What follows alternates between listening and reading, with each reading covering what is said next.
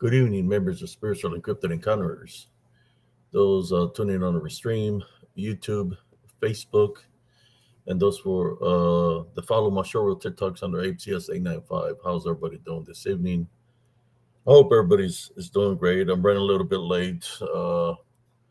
Had that appointment lasted all just about all day, and that I had for the VA, sleep study test, and which I don't like doing those tests because you have a lot of out of body experience, you could say, so, which makes you wonder if they're really trying to help you out or they're trying to take you out.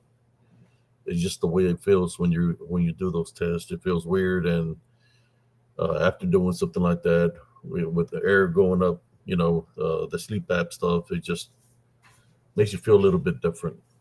So I'm trying to recuperate right now from it. That's why I didn't know if I was going to do a live or not, but here I am, still doing live. So let me see here. Let me invite cousin Jesse over. That's what he loves. Werewolf Wednesday.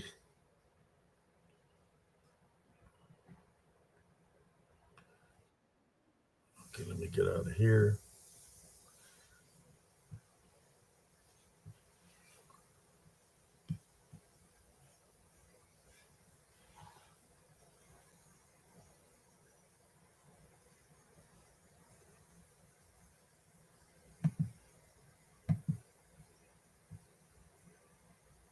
There we go.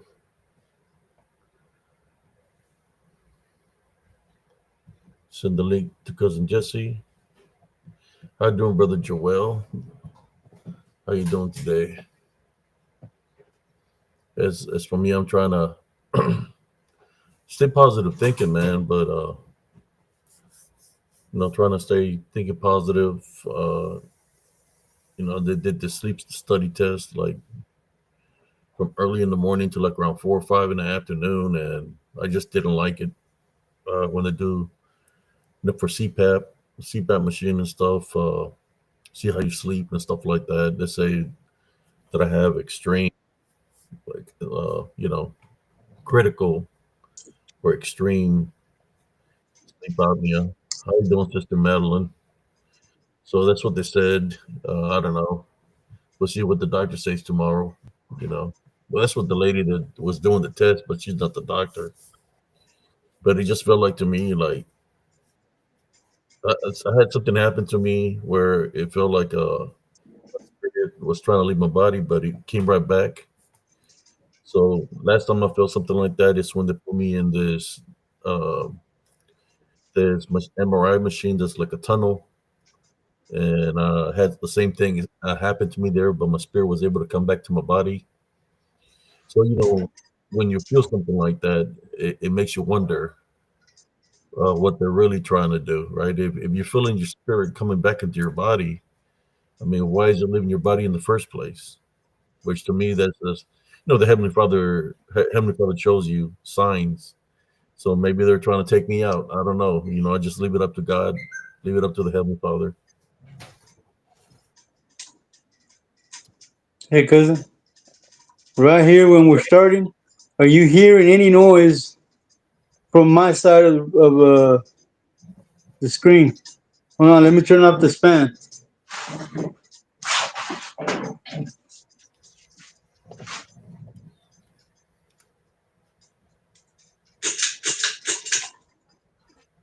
So it was a long day. Just I don't know. I just don't feel right about the sleep study test it did on me. When they tell you that they were trying to figure out what's the proper air to help you, and then all of a sudden they tell you that something happened, that they might have to do another sleep study test. It's like, what happened? What did you try to do? Because I did feel my spirit come back into my body, like literally, come back into me. So what were you really trying to do is a bigger question. So I don't think I will do another sleep study test. Either they're gonna give me a sleep app back, or But screw it. I won't do that again.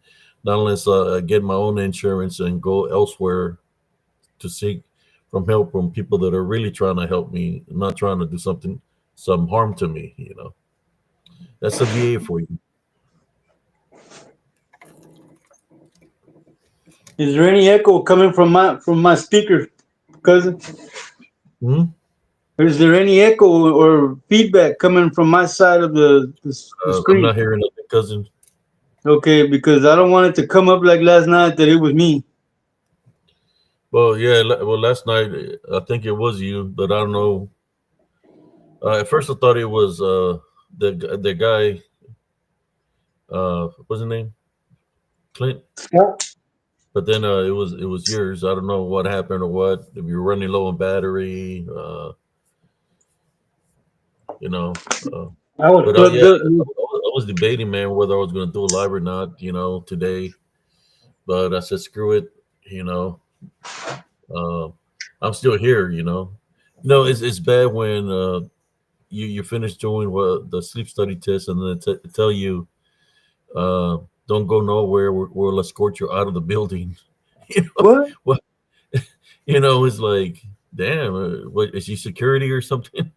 Like when they tell you they escort you out of the building, and they're telling me that something happened, but they're not telling me specifically what happened to me.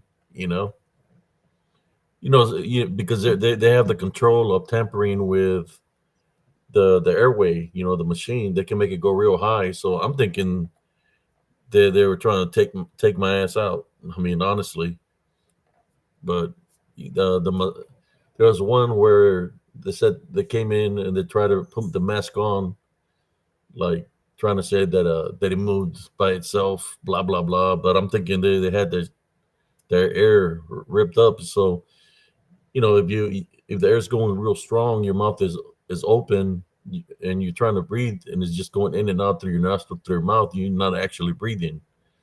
So, but I don't think I'll do another sleep study test after what happened yesterday. I'm just letting you know that be careful. That's all I'm saying. You know how I do here. I share about my experiences. I go with what I see, with the things that I experience. But yeah, I feel my spirit jump back into my body, literally.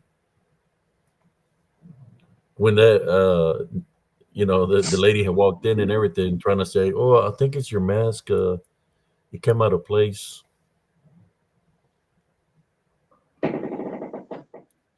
Yeah, I won't be doing another sleep. But if they cannot give me a machine with this sleep study test, because she told me it was severe sleep apnea. If they cannot give me a machine, then I won't use it. That's a sign to me to go ahead and just be the way you are, by the Heavenly Father. That's how I see it as. And I was in a sleep. I was awake when I felt that. Like my spirit, it's like my spirit was halfway out, and it just went back in me. It's crazy. I can't explain it, man. It's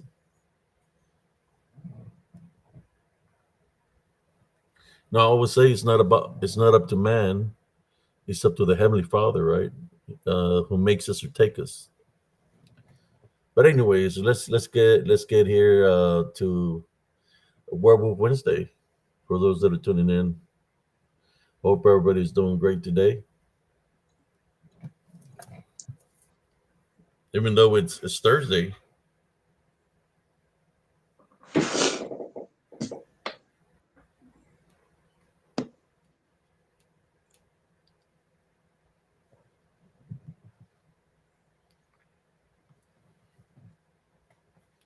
let me bring the mascot on, man. The mascot for Werewolf Wednesday. You already know who it is. Oh yeah.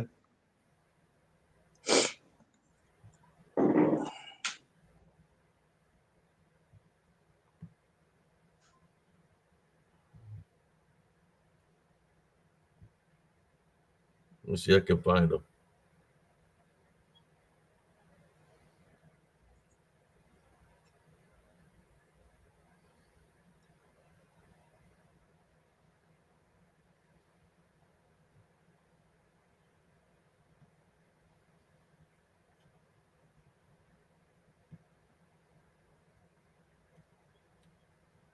Let's put on a mascot. Start up with a mascot.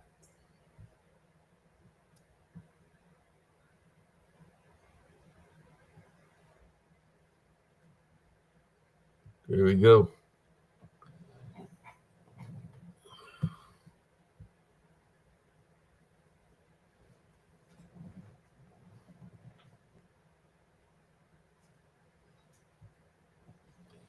Yeah, I got my shirt. Never worn this one before.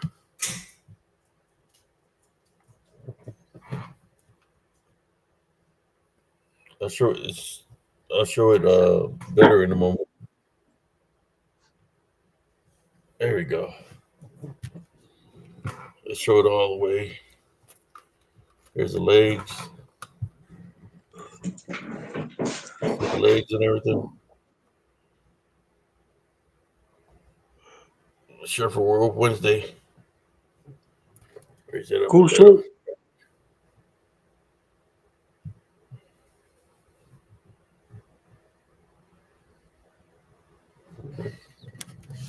Nope.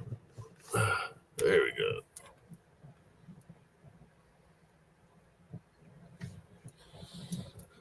Let me double check on that thing, cousin. Because I sent you the copy. Uh, let me see if it said 11:59 tonight.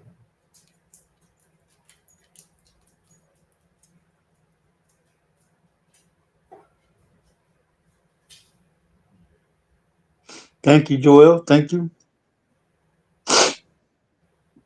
No, it's gonna start. I'll be right back.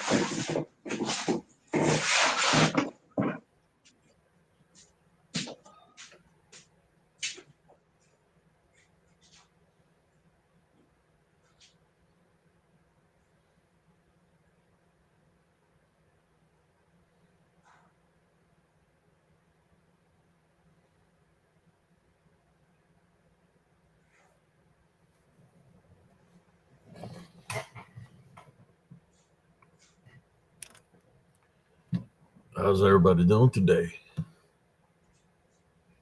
Let me catch up to the comments, brother and sisters. I think I might have backed up.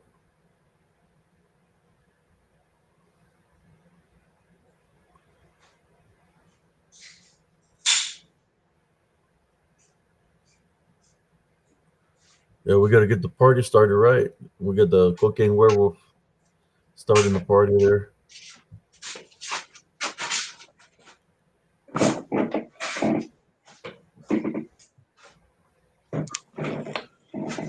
You got it, cousin? Oh, Let me check, man. Before we start, let me check. yeah.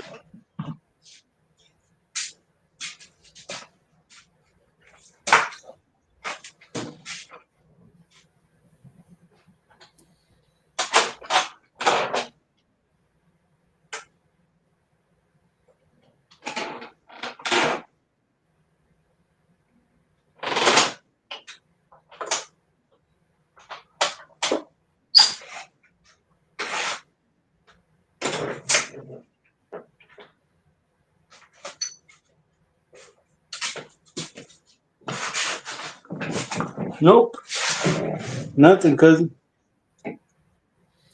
Yeah, I'll send you the receipt again. Maybe you can track it, see where it's at. Yeah, it's probably here for work, but they probably won't deliver it till tomorrow, man. Okay. Well, I'll send you the receipt. It's got the number and everything.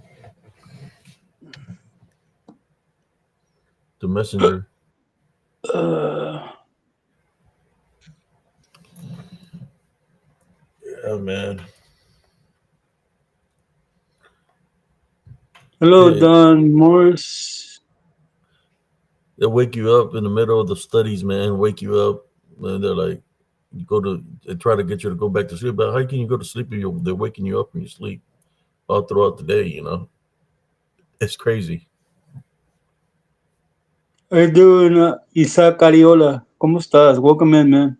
Thanks, bro. Thank you, brother. ¿Cómo se llama? Isaac Isaac Ariola. Ariola. Yeah. Hey man, that middle school Spanish class I took, it's paying off. I can read Spanish. I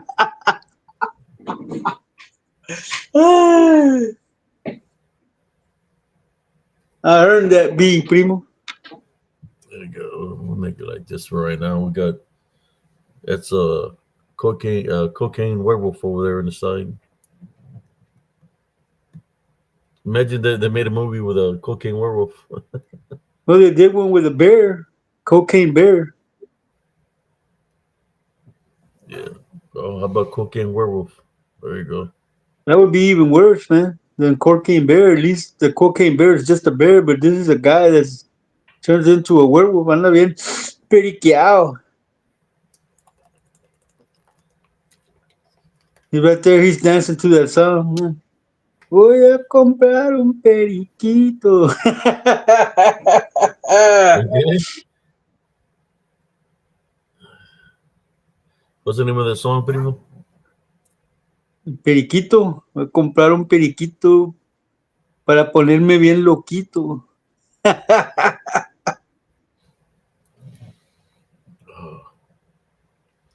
Yeah, last night's show, I had to stay awake, man. So I think we did like 6 hours and something minutes.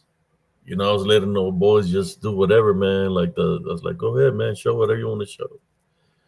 I was just Well, trying to. I I would stayed have stayed awake. longer, but if I hadn't had technical difficulties, man. Then I had to drive all the way to like 40 minutes to get to the sleep study thing. Oh wow. Then I'm there really tired, and they're doing all kinds of hooking up all kinds of stuff on me for about 30 minutes. It's like golly, you know. So yeah, I had a long day.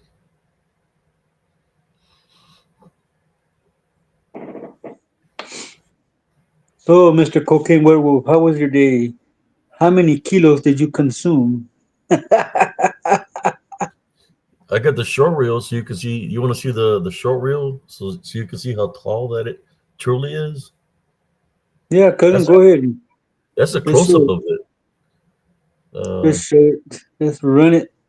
I think I can still keep on sharing them, and I might have to stop sharing, right, to share the video.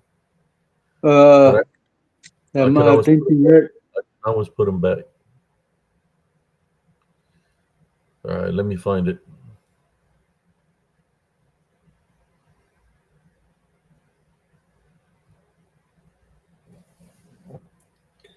Oh, you know what, cousin? I even for, I even forgot to share the live. Dang it, go ahead, go ahead and do all that, cousin. Go ahead and do that. man. The thing, man, it took a toll on me, dude. I feel like like something happened, dude. But thank God, he protects me.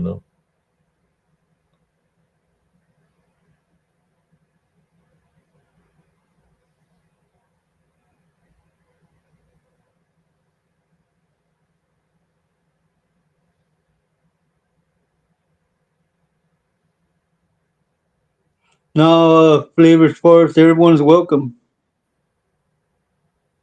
We are a bilingual show.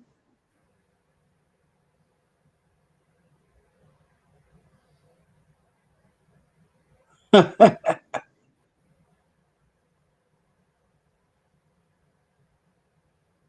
there's a new person in here, cousin.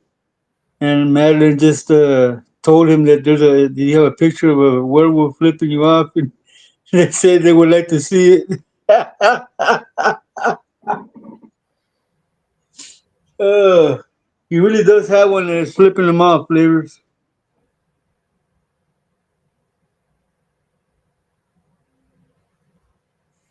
All right, let me. Which one you want to see first? The picture of the thing flipping me Yeah, off? show that one first, cousin, and then we'll go to the short one. I need to go find him. Dang it, drop my phone.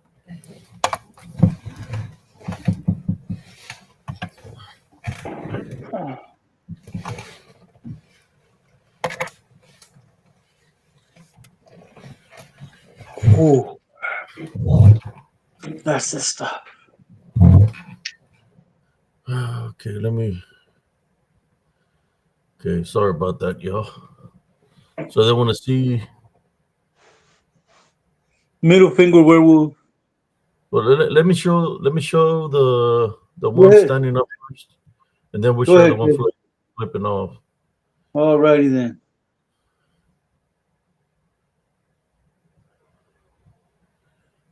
I think.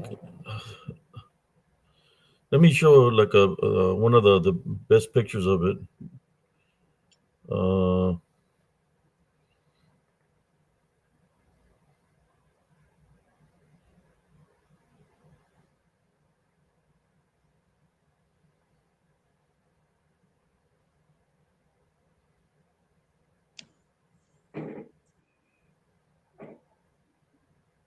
let me see You that. still out working, Madeline?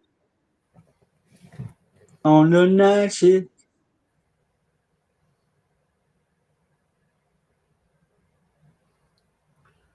It's just freaking weird, man. This messenger stuff.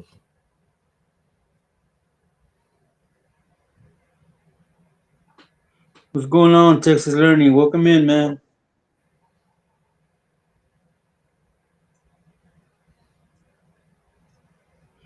Same to you, Learning.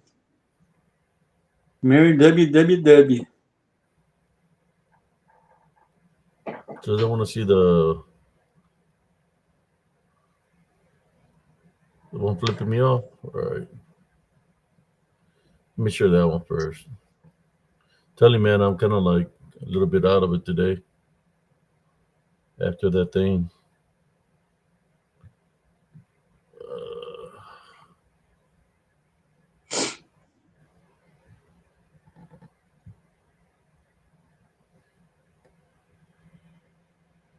There it is.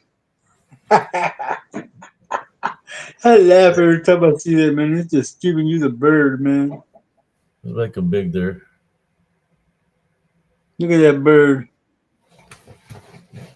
Flipping us off. And like, no chingues.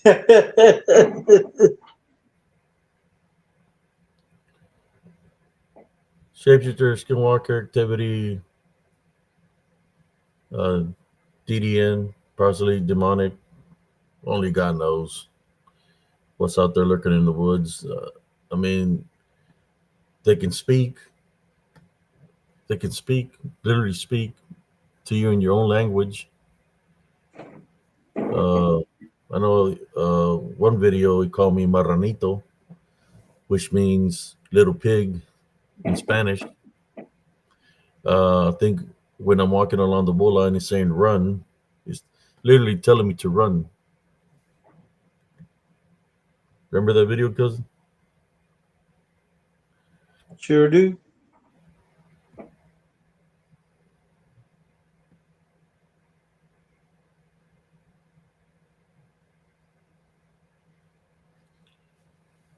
Flavors Forest. I have some awesome footprint photos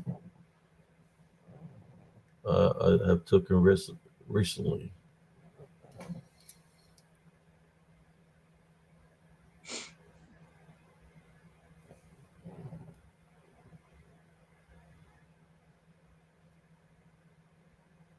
So there he is. For the one that Being wanted very to disrespectful. see Flavor it Force. flipping us off, there he is. I'm just trying to see if I made it big enough. Yeah.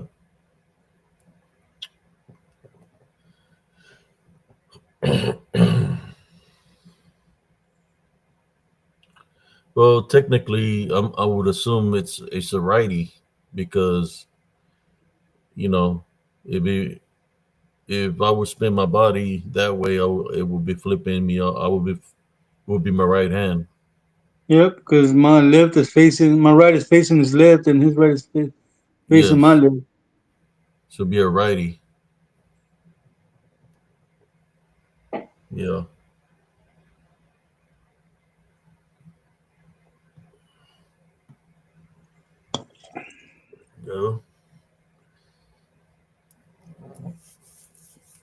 So I'm gonna show you the height of cocaine werewolf. Hello, the Wolf Den. How you doing, man? It's been a while.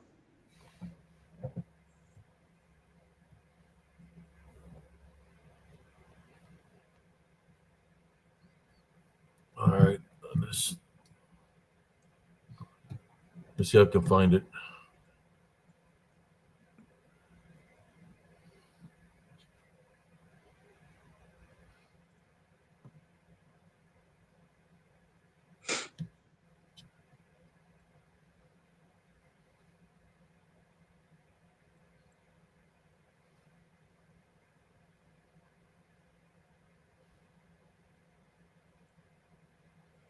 We're good, the Wolf Den. We're good. Cousin Abe's been a little down because he had a sleep study done today, but he's all right. How you been, man? I hope you've been blessed, man. Trying to hang in there.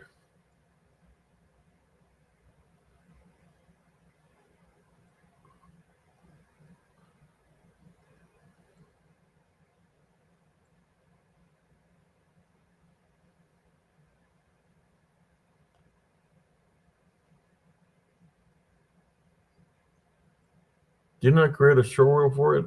No, I didn't create a show for it here. I believe I cre- I just shared it through Messenger. Let me find it. Came. Yeah, I'm a little bit sluggish right now.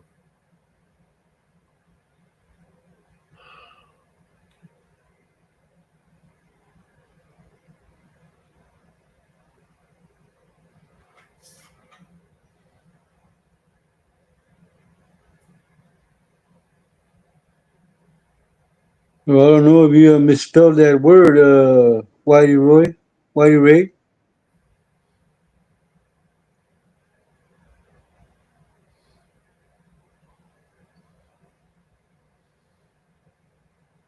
If it's misspelled, I can't tell you what it means.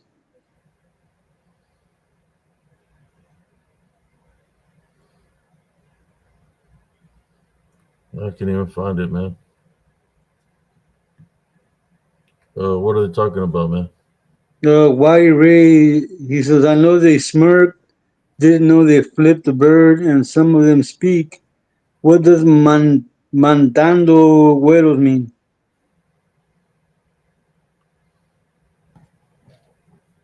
I'm not trying to whoop in. I was trying to read that question because I don't know if you misspelled that, man. What you been up to, whooped in? I hope you've been blessed, man. I know I said that before, but I really mean it. I think you spelled my thunder wrong, brother. Mandando is What's up, matando. Dick?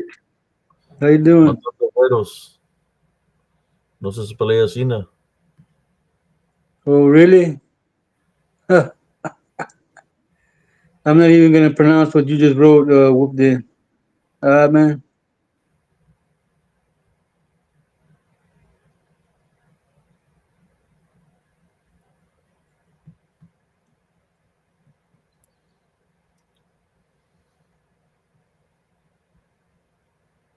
Exactly, Madeline. Nobody's talking about that here.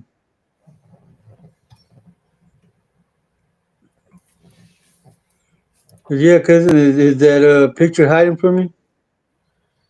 Uh, I have to probably send it to me through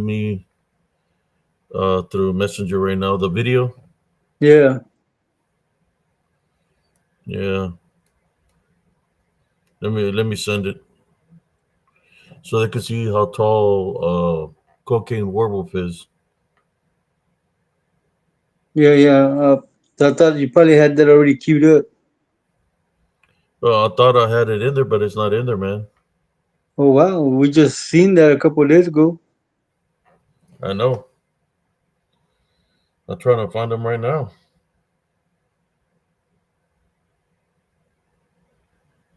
I think you misspelled that word too, whooped in. I think there's a G somewhere in there. Wait. I'll send it through Messenger again, and yeah, I couldn't make a video of it on uh on Facebook. I mean on YouTube because it took away from the video. I know we saw like a short reel of it, man. You were wearing that red shirt. Yeah, yeah, but it's I sent it through Messenger, so I Oh, sent it okay, okay. because I couldn't create the short reel for YouTube because YouTube takes a length from it and width from it, so you could only see like the body of the cocaine werewolf, but you couldn't see the face. Oh, okay, okay. I hear you. But on TikTok, I have it. I have it. That's why I say look for APCS 895 on TikTok. Maybe Sister Madeline could drop a link for me so people could check it out there because that's where I got it at. Oh, I okay. still Whooped in. Merkel. All right. Marika. So okay, let me share it. Let's do this like It Brutus. should be in there now. Let's see, let's see, let's see. That's you. I'm telling you, this is acting weird, dude.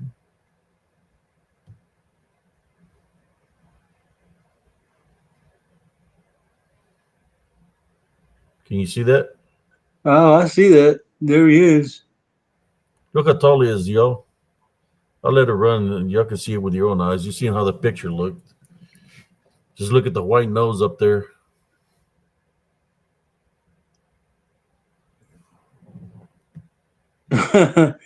Yeah, we gave our opinions on the Mothman one's flavors, and it didn't go well. So we're just gonna keep the opinion to ourselves about the Mothman. I'll make him big so people can see him right there. That's how tall he is. Pretty tall. Oh, it's the best. Wolfed in. Cocaine werewolf don't mess around with anything that been stepped on, bro. He don't like Diet Coke. He like he likes the real thing. Thank you for sharing, Madeline. Thank you. I got a question for y'all since somebody's talked about your opinion of the Mothman. Does anybody truly have like any video footage of the Mothman? Has it ever been captured on video, the Mothman, or is it just by drawings? Or you know how they made the monument like the statue, but they don't really have no footage of how the Mothman looks or is, right? Just description by people that supposedly seen it. So here in Spiritual Encrypted Encounters, when I post something, I have videos because I capture them in my videos. And there you go, Cocaine Werewolf He up there likes up the on real top. thing. Wolfed in.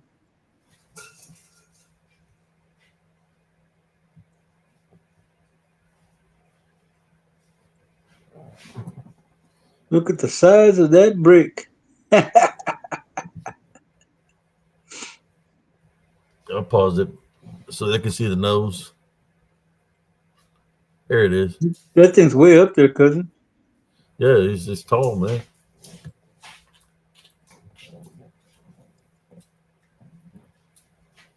Wow, look at those ears, man. They just stick up like nothing, bro.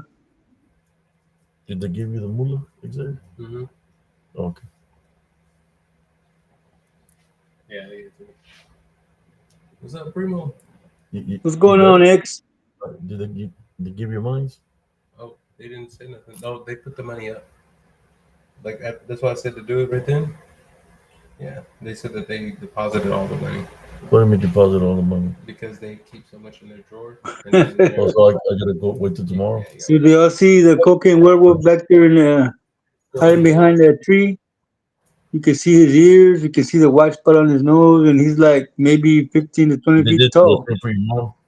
Well, yeah, they got hurt out because How? we You called see it that Flavors Forest? 11:30. Okay, my money's still in there. Yeah, yeah, we called early. Alrighty. Yeah. You found a footprint, a Bigfoot footprint. Are you sure it belonged to the Bigfoot or somebody just wearing some oversized shoes looking like a footprint? Yeah, Scott. When I saw him in this video, I was singing that "Hey There, Little Red Riding Hood" song. If I would go up to this tree, I'll probably be around this height, man. If I get a go backwards, I'll be around this height. If I would get close up to this tree, so they're way taller than me. Just letting y'all know. There's another one right here, Yep, yep, yep. right there. There's one standing right here, and you got the big one right here. This one's still right there, man. It's probably like 12 foot, Mm-hmm. Mm-hmm. 12 foot, 13 foot, and then you got this sucker, probably like a good 15, 16. Flavors Gotta Forest. If you want to share that picture, we have open mic night on Tuesdays and Thursdays. send it to my messenger, man. Abe, see us if you like. Yeah, or you can come on open mic night, which is Thursday, and you can share your photos. You know, you can talk about where you captured it, and stuff like that. Mm-hmm. Mm-hmm. But yeah, open mic night is Tuesdays and Thursdays. Tomorrow being Thursday is open mic night. If you want to come back tomorrow and bring your picture so we could see it, that would be cool. We would love to see.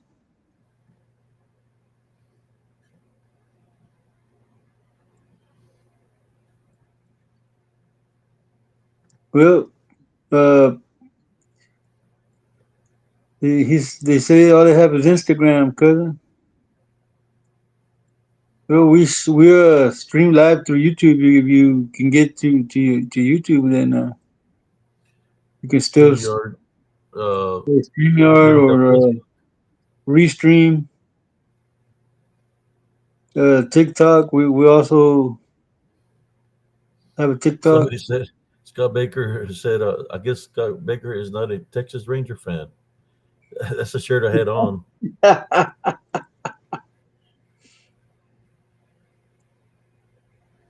That's the one that's flipping me off right there. I Yep, create yep. short reels when I capture something. Have a good night, Dick. Rest well, man. Good night, Dick.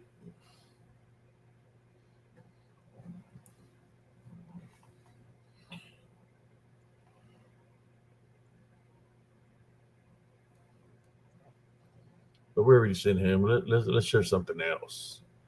Let me go find something else to share here from the archives. You can share a story, cousin, if you like, You own a or garlic seasoning you want company? me to share a couple more pictures. Yeah, man. If you, it's better if you share the pictures, man. That way, the people that haven't been here before can see them. Yeah, yeah.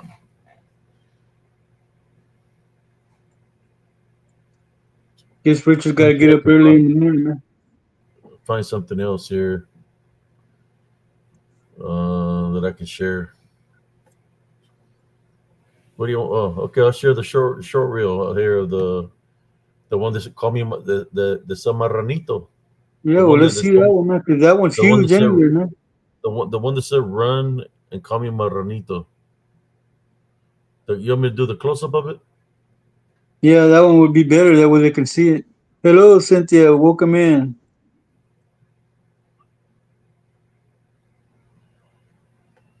I hope you're doing well, Cynthia. Hello, Prima and Beatrice. How you doing? Welcome in. How you doing, sis? Here you go. This is the one that call me Marranito. We'll let it run for a little bit there. Look at that. Look at that sucker. Open his mouth. Then he turns his head. That's cool. Flavors Forest. That's cool, man.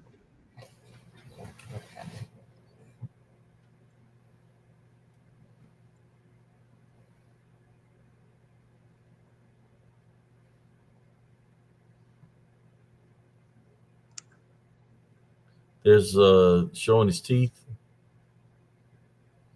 Here's the face.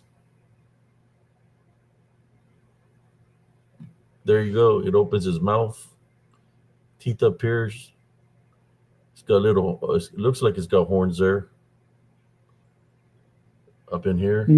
No, Whitey Ray, I've never come face to face with a Bigfoot, but I have come face to face with a Wolfman. Check it out. Check out the tongue, cousin, Oh, I see it, cousin. I'm looking right at it. and the horns.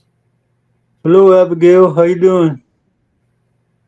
Kind of looks like a Wendigo now in a sense of a way. But no, it looks wolf-like. See the ears right there? It's showing all teeth right there, like it's pissed.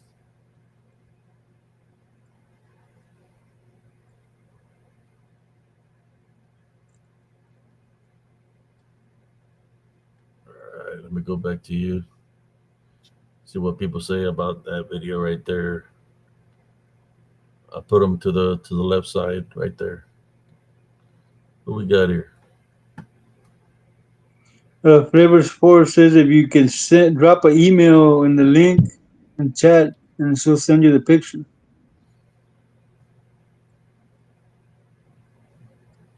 They don't got Facebook?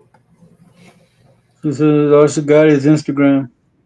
I got Instagram. Send it through Instagram. I'm under Instagram.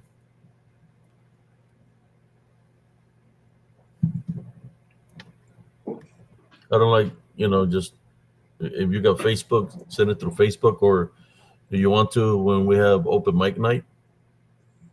You're able to jump in and share it. All right, Madeline, don't forget to wash your hands.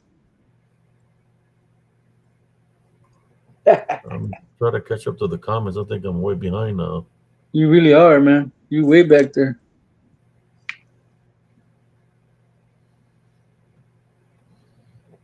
Looking at the comments.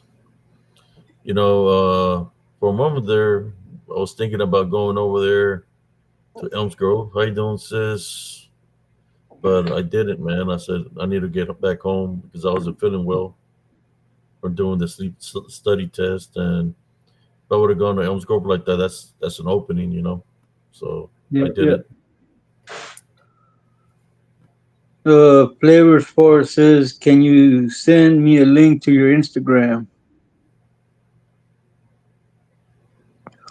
Abe Cias, Flavor Forest. ABE and then On SAIS. Instagram. Let me see. Let me check Instagram.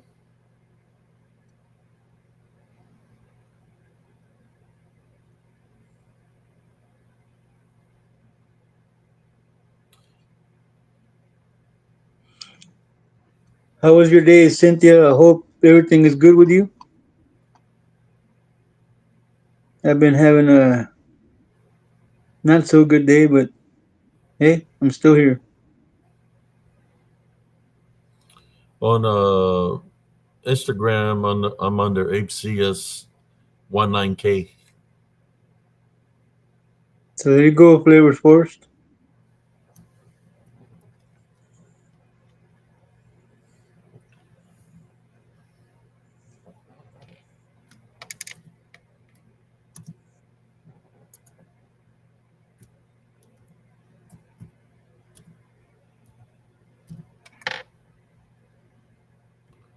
There you go. Wow, that's crazy, Ray. I placed it there. My Instagram, HCS19K. I've never had anything put thoughts in my head. Well, that's a lie. When I got possessed at church, yeah, something put thoughts in my head. I retract my statement.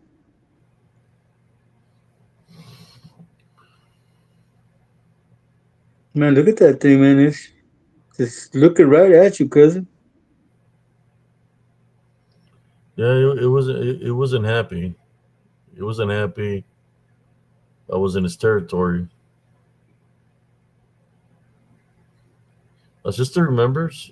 I would capture all kinds of crazy pictures and show them to her, and you're like, now we'll keep on going back to the woods. It's like they like you start getting attracted to the area, like draws you in, but that's part of their game plan. If they get you to believe of what you're capturing on video, that it's something real, then they got you. That's how the demons work, or the legion, disembodied demonic nephilim. They lure you in. That's what the shapeshifter skinwalkers do. They mimic voices and they lure you in into the woods. I believe that's why a lot of missing 401 cases of children and people disappear in the woods. Uh, that's what happens. They get lured in there. Cousin Jesse would have been one of them, especially Oh if yeah, the Cocaine Werewolf got some posse and shit back in the yeah. day. Much up the way. Going like that with a little bit white bag. I'll be right there going, woo.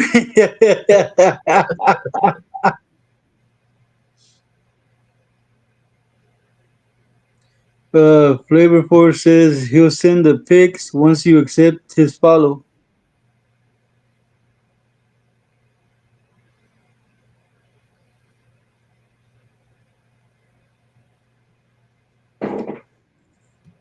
All right.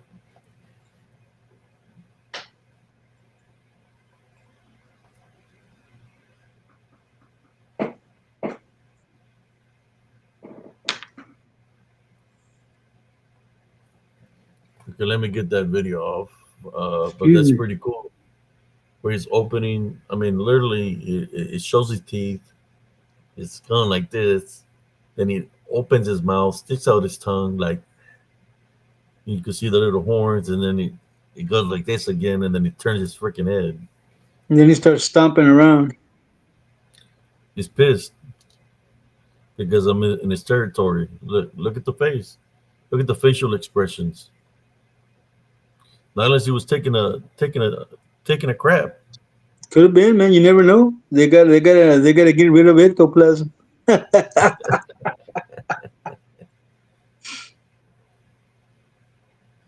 I mean, what do they eat? Imagine he was ate a deer.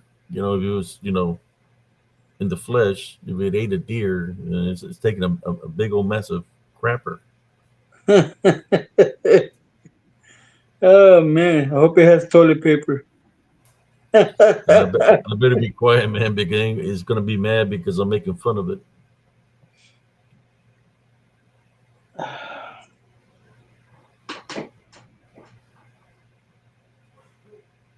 Flavors Forest. Let me go look. So let me stop sharing this real quick and go back to Oh, you, I appreciate you. cousin.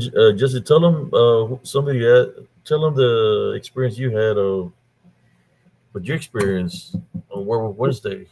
Sure, cousin. I'll tell the story. What's up, little brother? How you doing, Gilbert? I called you earlier, fool. I guess you were busy. What's up, Jaime Alanis? Welcome in, man. Yeah, ladies and gentlemen, back in 2018, I was working. I went to work up north. I wound up in Mississippi working at a cotton gin. And that's a cool thing, Flavors Forest. Hello, Sailor Nemesis. And I wound up working at the Ferris Gin. And my work was outside because I was working on a module feeder. And the module, the feeder, it feeds the whole gin. So the feeder breaks, the whole place goes down because without the feeder, there's no work. So it was like 3 in the morning, and I was walking on the catwalk. Every feeder has a catwalk so that you can see and make sure that the machine is running how it's supposed to run, and there's nothing being stuck. And I happened to turn, and I saw a blur, and I turned again. I saw it had reddish blonde fur. It had the head of a dog, a very muscular body, and real thick legs, but the knees were inverted. And I jumped off the machine and I hit the stop button and I ran into the gin and talked to the head ginner and said, "Hey man, I just saw something."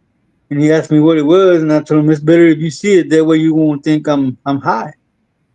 So he went outside and we saw it going toward the cotton seed storage warehouse. And as we were watching it, the rest of the workers came out because the gin stopped. How you doing? Beyond the box, welcome in. And all the workers, since the gin stopped, they came outside to see what was going on. And they all saw it when it came out of the seed storage warehouse. Good night, Cynthia.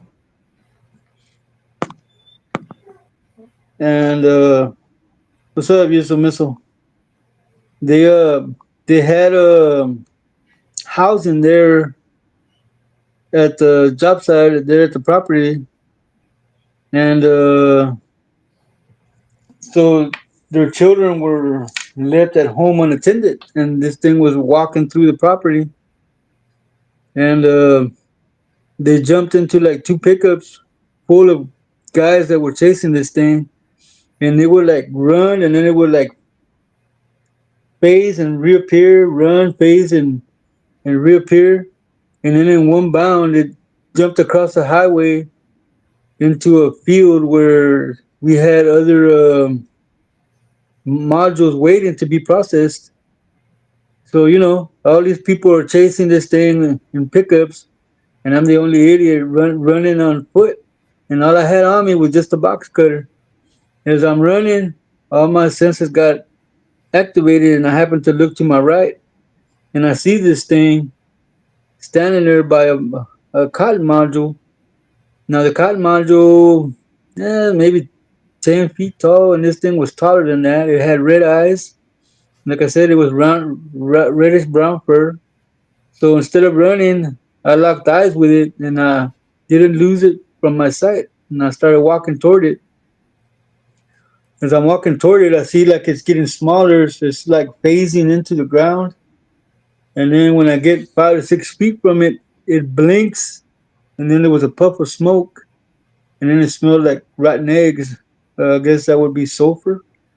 And yeah, that was my encounter with a dog man, a werewolf, lycanthrope, whatever you want to call him, Snoopy, Joku, Scooby Doo, whatever you want to call it. So yeah, I actually, like I said, I actually seen one up close. Luckily, I had a box cutter. So there you go, cousin. There's my werewolves encounter. Let me catch up with the chat.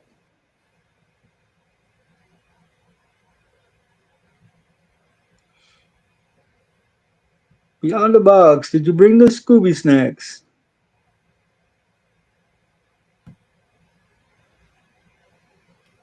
Tell them this. They want to know the story about the one that you were feeding, cousin. Huh? The one that you were feeding. Oh, that happened in 2019 in a different part of Mississippi at a different gin. Uh, I was working the day shift, and there was this really weird dog that would come around at night that I was feeding. I just thought it was a strange looking dog, but now that I know more about what's out there, I think it was a skinwalker because it was like the most deformed dog I've ever seen, and it would only come around at night. And like I said, it looked deformed. It wouldn't let me touch it. It would eat what I threw out there, but it would never let me touch it. The Legend of the Box Cutter. That's right, learning. Um, so yeah, this thing looked really, really weird, and it was like a messed up dog. Uh, it looked like it was deformed, but yeah, it was. I believe now it was a skinwalker. Yeah, man, but that wasn't the only thing going on in that trailer house. I had a black shadow that lived in the house, and the trailer house was haunted. It trapped me in a bedroom and locked the door from the outside where I couldn't get out. I had to tear the door off of the hinges. But yeah, that dog was weird, man, and it was kind of really big for a German Shepherd. I mean, it was big, and the face and head looked really odd.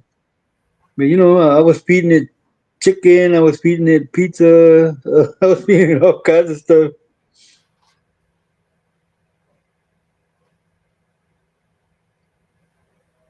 So now we're talking about food. But now, yeah, that's my skinwalker story. If y'all got any questions about anything I said, I would sure like to hear them and answer them for you.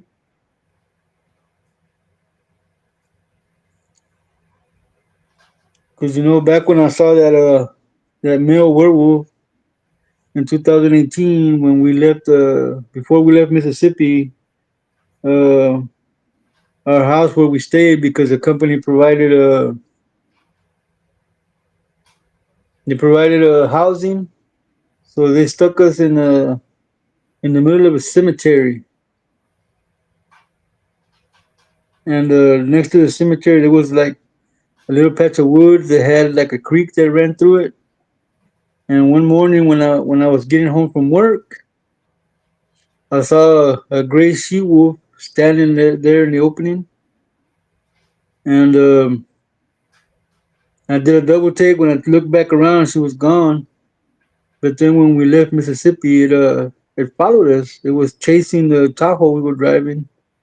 We were doing like 80 something miles an hour, and it was pacing us. It was looking through the back window, and the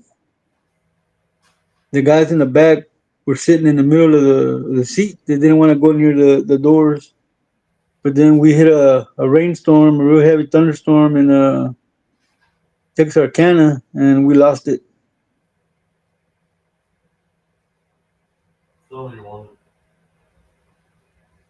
It was a pretty big dog, Scott Baker. It looked like a deformed dog. It just looked funny, man. It didn't look like a dog. It looked deformed. And yeah, I was feeding it because, like I said, it would only come around at night. When I would go to work in the mornings, it would be out there, and then when I came back home, it wouldn't come back till like nighttime. It was a really weird Prima Ivy, because I had never ever lived in a cemetery before, and like I said, this was a big house. It had a lot of bedrooms and it had like three or four bathrooms. But when you looked out the front of the house or around the side windows, all you could see was gravestones and that creek that was on the side of it down the hill. But they say that you ain't gotta worry about what's in the cemetery because everything there is dead. What you gotta worry about is the living.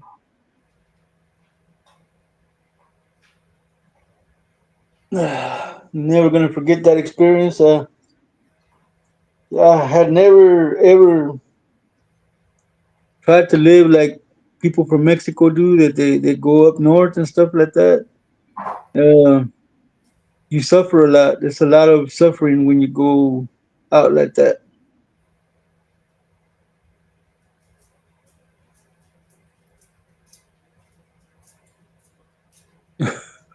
It is. That's a kind of drink question, Sailor Nemesis. Because if it's a werewolf puppy, it ain't never gonna be tamed. Just like you can't never tame a wolf.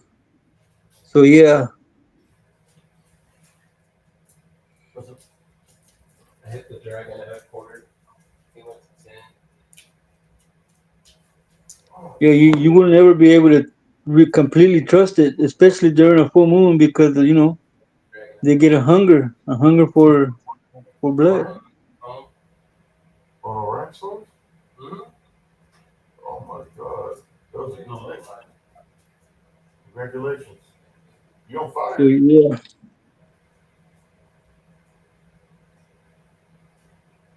Any other questions that I can answer for you? I mean, that was a good question, but I'm figuring that, you'll never be able to tame it completely and you'll never be able to trust it because it's a wild animal.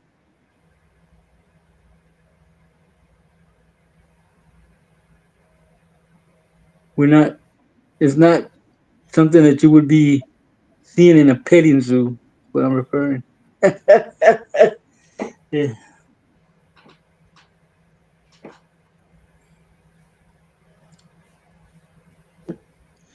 A coyote is a dog, basically, Sailor Moon.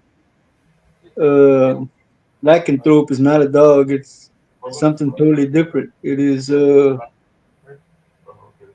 demonic. It's demonic. Coyotes are not demonic. A Here werewolf you is demonic. I'll do it. 166. Oh, let me pet you. Yeah, then you wind up with no arm. Extra money on it. Oh, Panda. Yeah. All right, let me go back to the truck. Oh,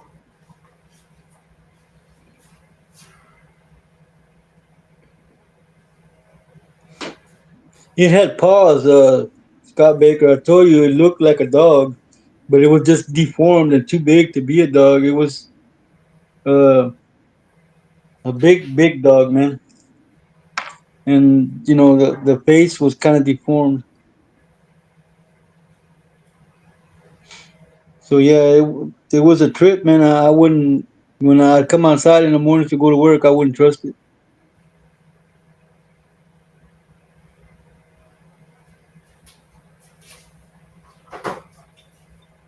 Why would we talk about pest control, Sailor Moon, and it's where we're talking about Werewolf Wednesday?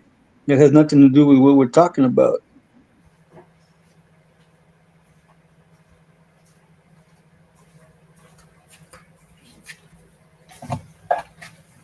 all right. Okay. Look at the comments. I'm back, cousin. There you go. Catch up on the comments. I was sharing your story from the distance. So somebody's talking about Yeah, something. they're they're posing a question, man. That what if they could find a werewolf puppy?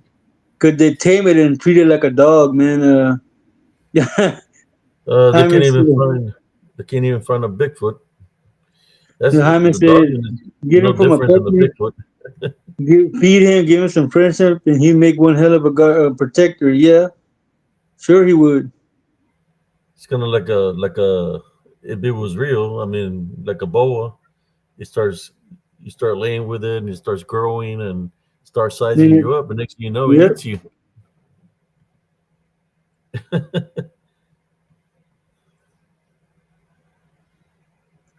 He He's a sizes you little up, and next tired, thing you know, it's too Gilbert. late. He went to a sleep study, man. They're talking about giving him a Batman mask like yours. Okay, now I know what you meant, Sailor Nemesis.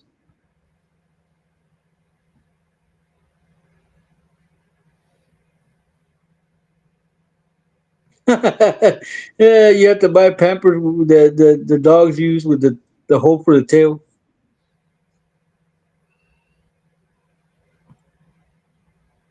You've been looking for Bigfoot, Gilbert? Well, you know where to find him. He's over there with Waldo. Exactly, Learn. Exactly.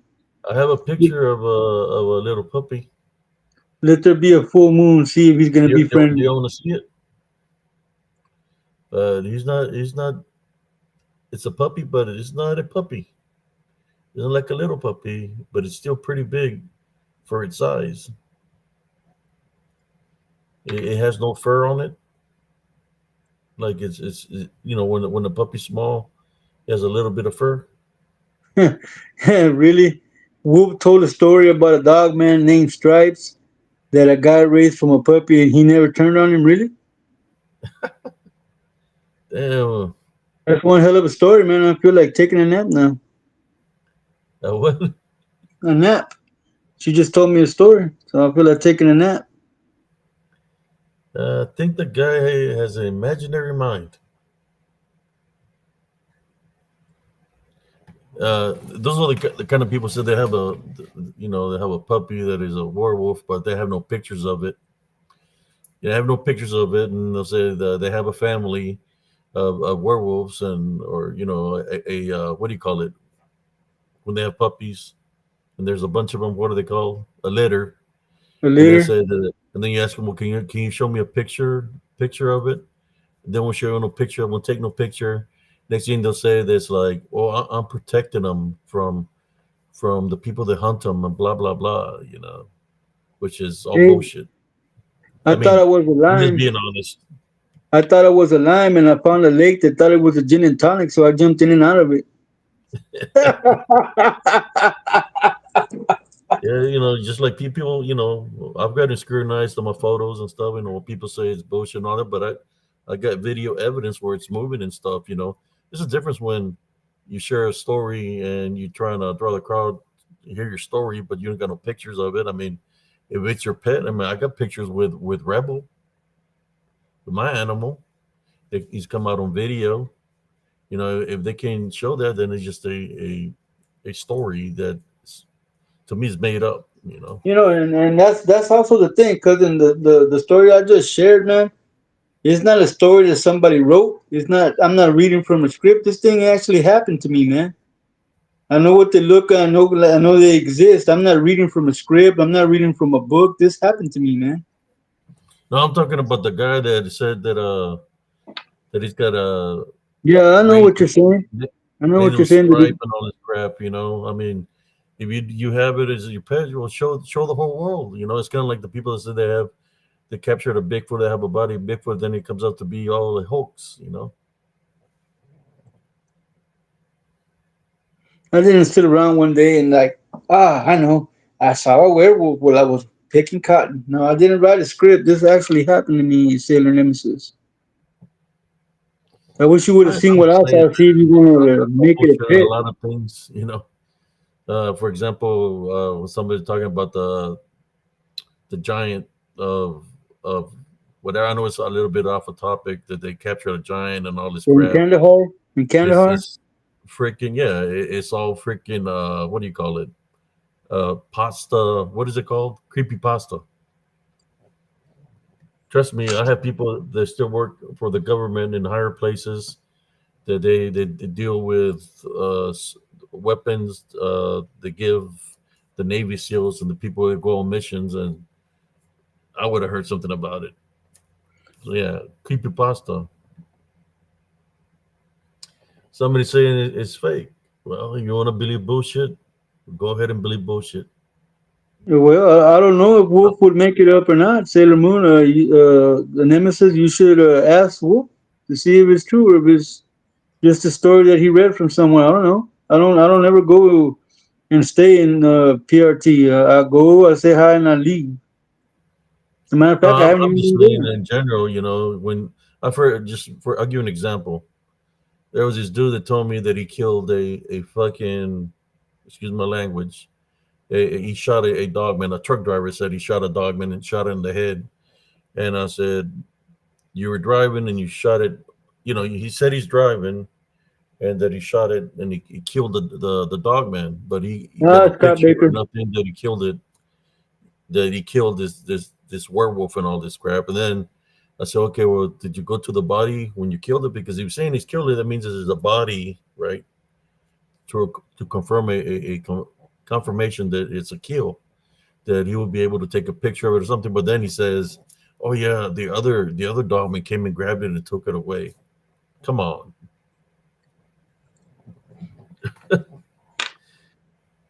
I was in the military. You can bullshit. What was it saying? You can bullshit a bullshitter. Exactly. I'm Game just being recognizes honest. game, cousin. Game can recognize its game.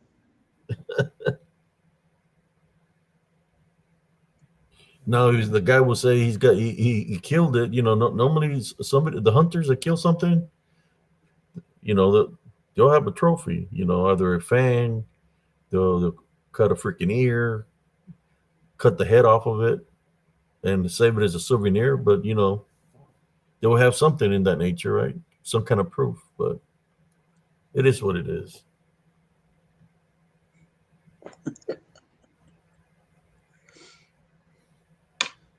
Yeah, there's a lot Not of a big people out deal. I there, just man. answered your question, Sailor Nemesis.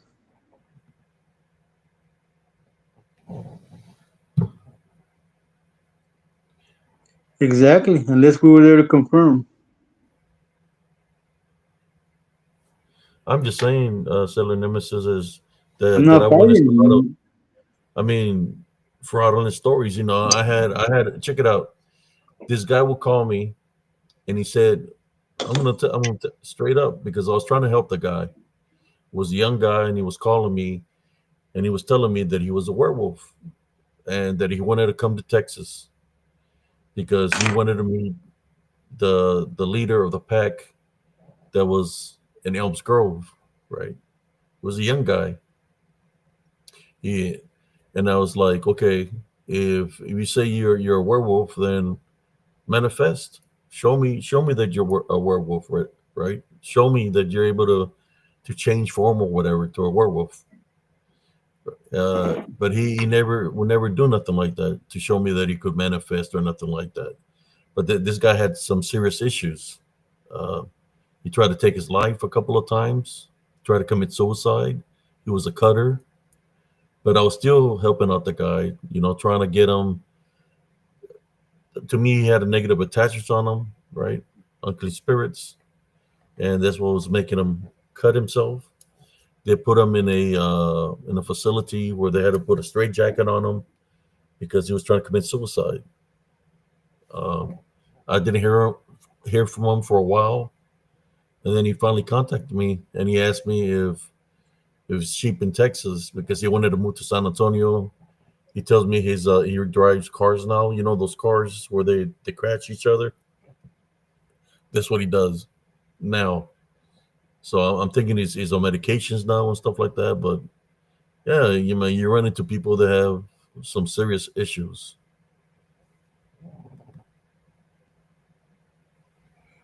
Monica, Sailor Nobody's Nemesis. trying to fight.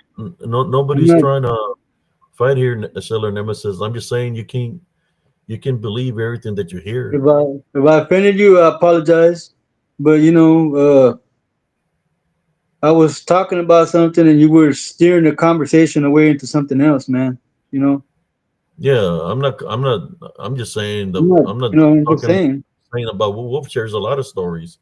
I remember one time there was somebody. I was watching Wolf, and he was asking the girl questions. There was a female, and then she says, "Let me look into my notes." Look, if you experience something, you don't have to look into no freaking notes because if something you experience, then you're gonna say it freely because you experience it. So when somebody says, "Let me look into my notes," it's because it's bullshit. You don't have to look into no, especially if you're young. I can understand if you're old and you have Alzheimer's or something, but you're freaking young and you said, "Let me look into my notes." It's big. If you look into a notes, it's because something that they wrote, which is make believe. Yeah, I wasn't making fun of you, Sailor. And like I said, I apologize. That's twice I've apologized. I'm not gonna apologize again. Yeah, nobody's making fun of nobody here. I'm just saying you can't believe everything that you hear. I'll give you another example. I don't know if you remember this guy. It was an old guy that lived in the woods, a hermit, right? He shared a story about a rake, and that he was sleeping in his sleeping bag, and that I don't know where he came out, but he was sharing the story. He was an old man with a white beard. He was saying he was a rake, and that it was like a shapeshifter rake or whatever inside his tent.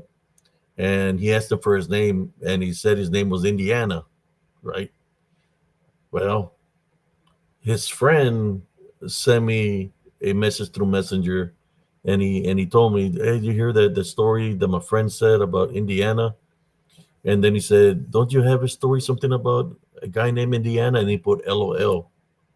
Basically, he stole my story and he spun it around and shared it his own way, and he named the creature that was inside the tent Indiana. So that's why you have to be careful.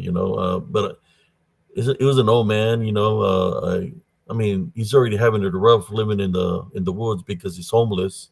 So I was like, fuck it, I don't care. You know, he can steal the name. I don't give a shit.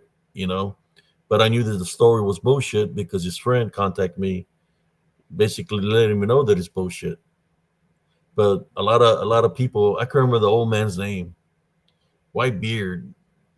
I think he might have come out on Sister Bettina's show, and I just No, left it you're alone, good. man, because I have the story of what happened to me. It was that story I had shared it a long time ago, you know. But what happened to me in Elms Grove when that reptilian thing came and he said his name was Indiana. This guy waited like 2 years or 3 years later and made up the story of Indiana, but he heard it from me, you know. But I just let it be, you know. That's how it is sometimes. But it's like I'm not worried about it. Anywho, let's get All, back all, on topic. all I'm saying is there's a lot of stories out there that are bullshit. I mean, it's just it's crazy, man.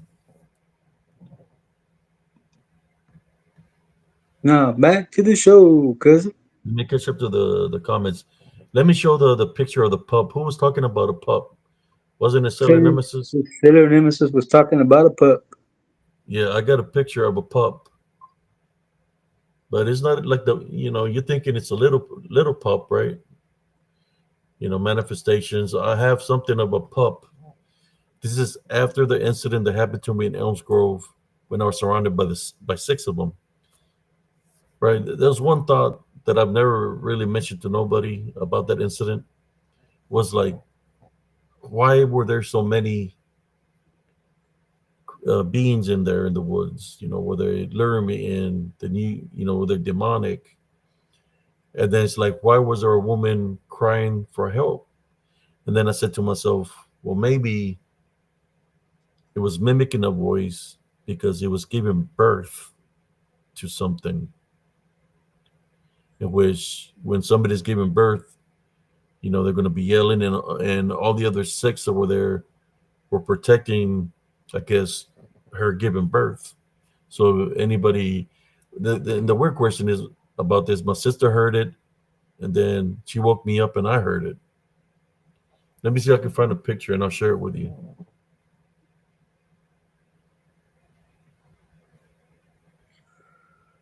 Ooh.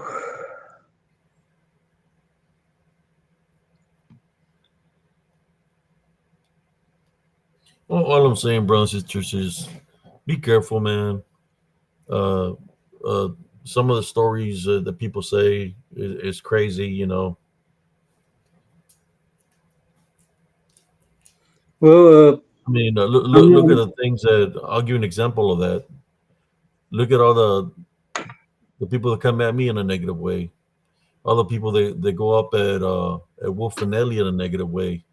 Are you believing what they're saying? I mean, are they believing the stories that they're saying about them or that they're saying about me? You know, there are people, you know, so you can't really believe everything that you hear. You know, that's all I'm saying, you know. hey, cousin, did you get those pictures that Forrest sent you? Uh, I haven't, I haven't yet. No, we've been talking. Let me share this picture real quick, if I can find it. Yeah, he'll get to them in a minute. Forrest, give us a second.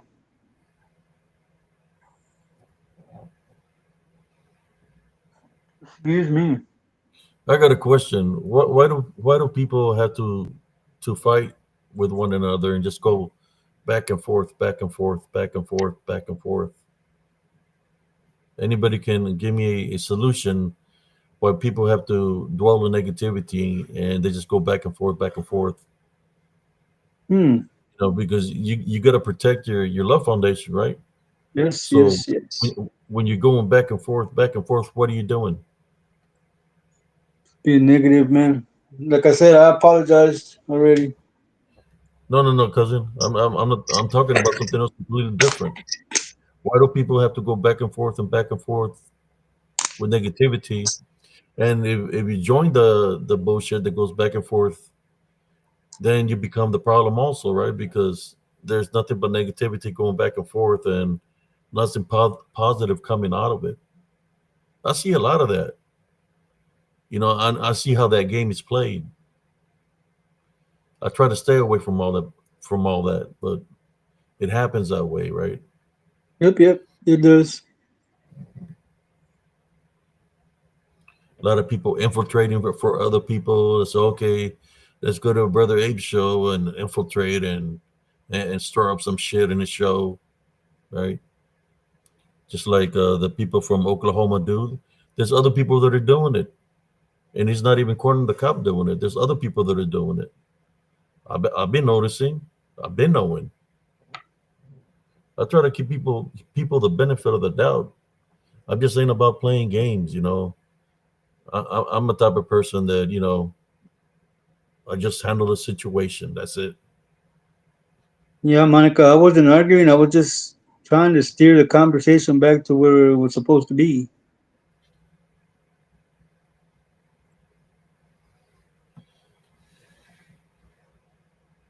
So here we go. Let me find this No, picture. man, I didn't get a fresh cut. I'm wearing my hair up in a ponytail.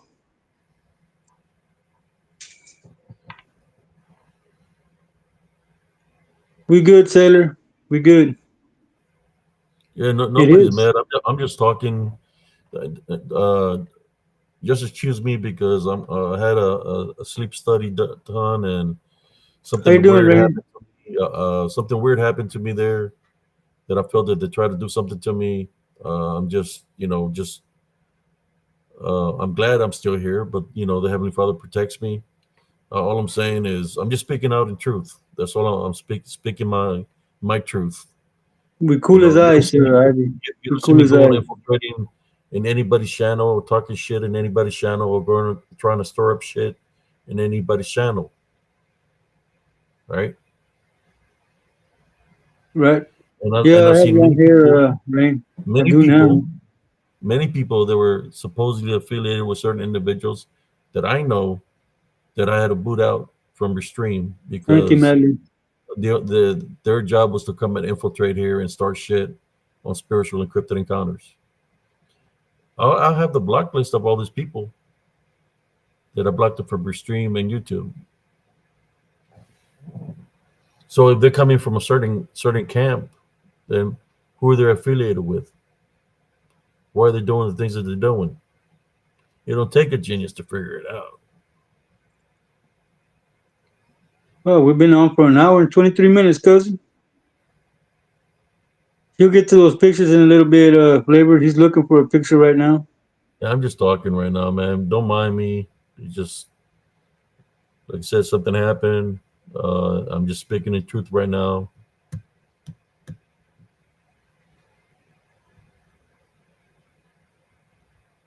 What's up, Josh? How you doing, man? Welcome in.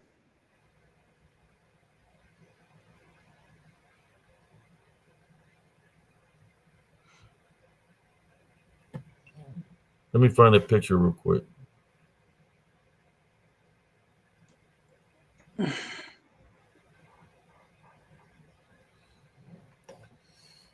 Yeah, my messenger's not working right, cousin. That every time I try to share something, it's it's acting weird. Yeah, no, man. It's been a couple of days that when I get my tablet, man, and I come out here to get on the live, it keeps turning on and off, on and off. I mean, right now I'm already down to 61%, and we've only been on for an hour.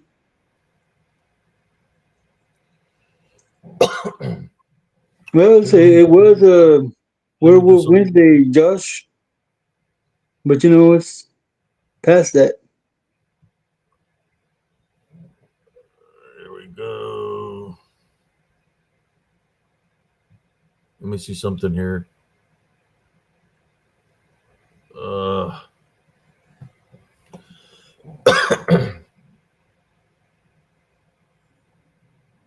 You all right, man? yeah, cousin, I'm alright. I'm just sending this picture. I'm just a little bit upset with what happened today with me at that thing, man. I would be too, man, if somebody took my soul out of my body. But it's not that it took my soul. I believe that they put that air in real high because they didn't want me to breathe. That it's kind of like a form of suffocation. Uh, but I'm still here, and they're talking about they want to do another test. I'm not going to do another test, but I know that what they try to do. You know, that's what Okay. I'm not upset because the Heavenly Father is my protector and avenger. But yeah, it's fucked up. Yeah, There's some really people. rough week, Josh. It's been a really rough week. Okay, let me catch up on the comments here. I'm way behind. How you doing, brother Josh Turner?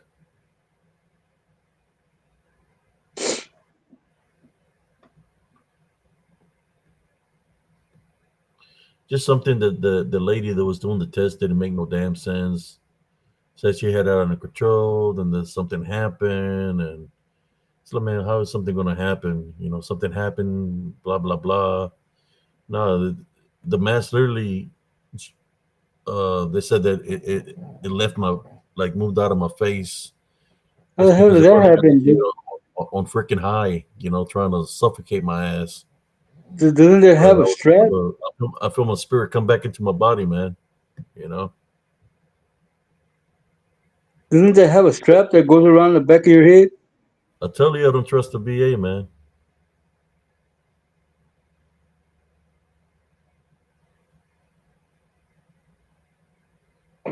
Yeah, yeah. I had a hard today, man. Just a weird day. Yesterday, a sleep study test. So let me share the photo. No, you think somebody say, "Oh, it's just a little puppy, a little dog, man." No, it's not going to be that small. I got proof here of how big they are. This one might be cocaine werewolf when he was small. The reason I say that because if you look at the ears. Before he got addicted. Oh, I see Forever has him. forever I has see the him. eye. See, I this see is a him day already. after. This is a day after the six dogmen had surrounded me in the path. That's why I went back. I went back to see if there was a purse or some kind of identification or blood or something that something had happened to somebody, right? Well, I see two, cousin. I see two. The one that I'm trying to show you all is this one right here. Yeah, I see that one, and there's one over there in the back. Don't they look like the ears of cocaine werewolf? Yeah. Look how tall the ears are. Mm-hmm. Yeah, I saw that little one first.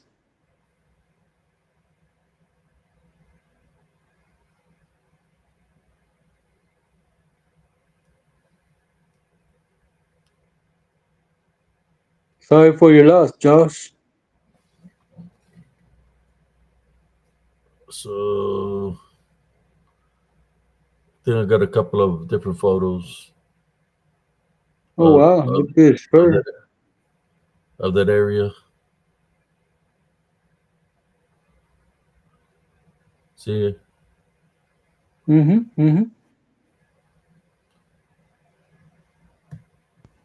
no cabello.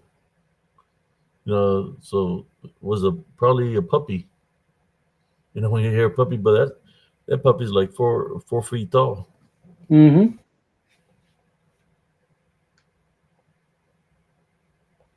The bad thing about it is I couldn't see it. What I was doing, I was sensing something in front of me, which I think there might be something in front of me right here. I was sensing something right in front of me using my spiritual senses. As you can see, my hand here, I have a walking stick in my hand.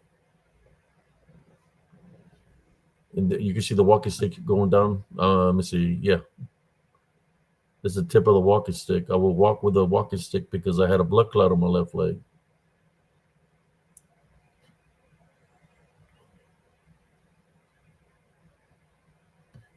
And if somebody's saying something in the chat, I cannot see because I'm over here in Messenger messing with the photo, so y'all can check it out.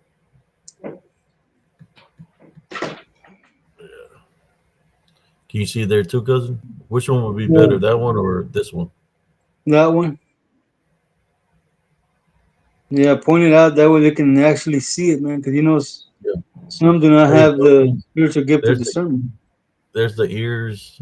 Here's the nose, Mm-hmm. the face. Got some big ears. Yep, yep. So let me go back to the chat. Check it out. Well, you can even see it there now. There we go.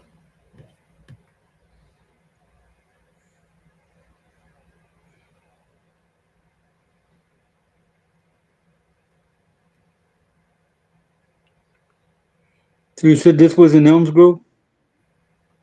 Elms Grove Estates. Yep. That's the This whole pack. the day The whole pack the is day there. the day after my incident I had in Elms Grove. You know, I I just didn't look at it as a spiritual thing, even though I thought it was demonic because of the time frame. Then I said, you know what? Well, maybe it was sounding like a woman because something else might have been happening, and the only thing I could think about that was happening could have been something giving birth, right? So I went back and I captured that one. Looks that would be a what do you call it? A newborn, right? Like imagine a newborn that's 4 feet tall because they're so huge. That's almost as big as you.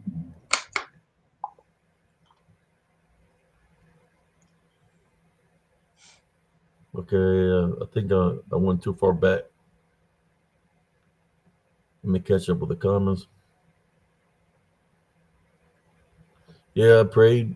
I prayed all the way to there, and you know what was weird is when I was coming back, I was making it back to where I live. Something came and hit my car, Oh wow. like hit it right on the side, like but there was nothing there, like that banged on my car. Boom. So I said, I prayed and I said, I tie bind and rebuke in Jesus Christ's name.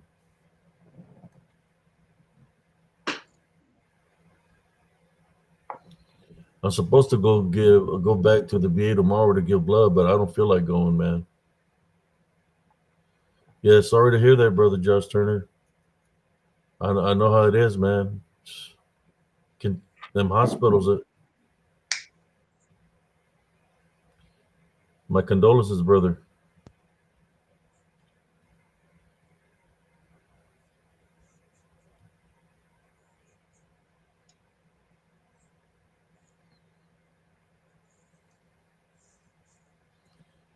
Yeah, and then after they did the study, they told me, she said, "Don't go nowhere. I need to escort you out of the building."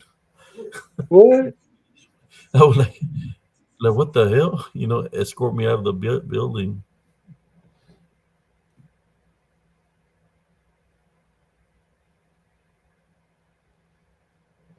Just put it this way: I felt my spirit come back. Like my spirit was leaving, and just went. Same thing happened when they put me in that the machine, like an MRI, but it's like a tunnel, and it has a big magnet. Same thing happened there. It's like my spirit was leaving my body. I guess they were trying to take me out, and it came back into my body. That's two times. Well, of course, what happened to me at the hospital, but I just thank the Heavenly Father. I'm a little bit distorted right now. Uh, so I'm sorry, but I'm talking about certain things a certain way. It's crazy when people come at you in a negative way. And this people. I mean, I understand maybe if somebody trying to mess with you or talking crap, but when somebody's coming at you and their mission is to take you out. That's fucked up, right? But there's always a price to pay for that. 7 times fold. The Heavenly Father takes care of our enemies.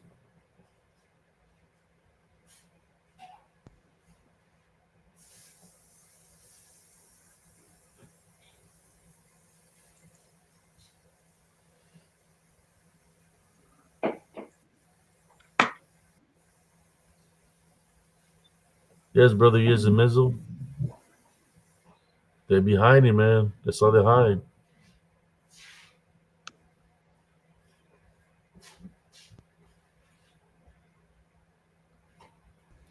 Okay, Flavor Forest. I will look into the photo now. Sorry, I got a little bit. I'm gonna leave the cousin Jesse's here. Share something with y'all because I went a little bit out of Werewolf Wednesday. Well, right Said, now, man, like I can't even see the chat, man. Like I can't see anything, dude. or you can't see nothing. No, I can't read the chat or nothing, man. Not even with my glasses on.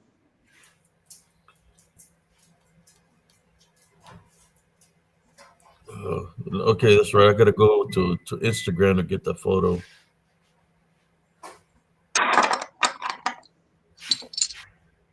Okay, I got him.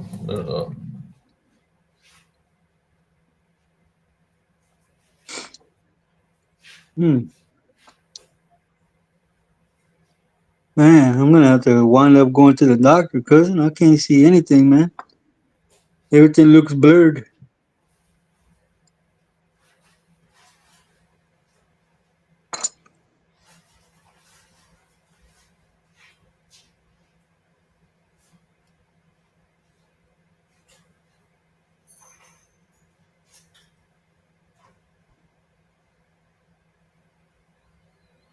Everything Um, seems blurred. yeah, I think Yisel Missile wants to come on. Uh, I'll drop a link here. Uh, Don't know what the heck's going on, cousin. your eyes. If you don't you want to call it a night to rest your eyes, cousin. I Yeah, I'm think gonna that have to. yeah. You check one more time if the packages out there. I'm about to go do that because I just heard like a tee going on outside. Oh, it's probably it.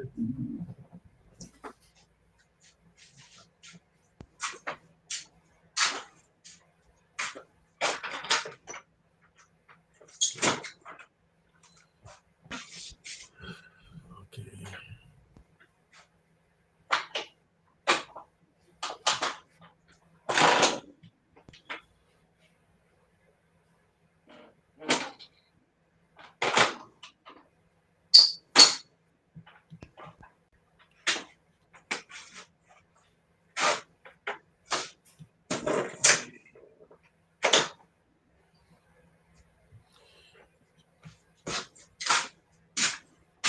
Yeah, I didn't see nothing, man.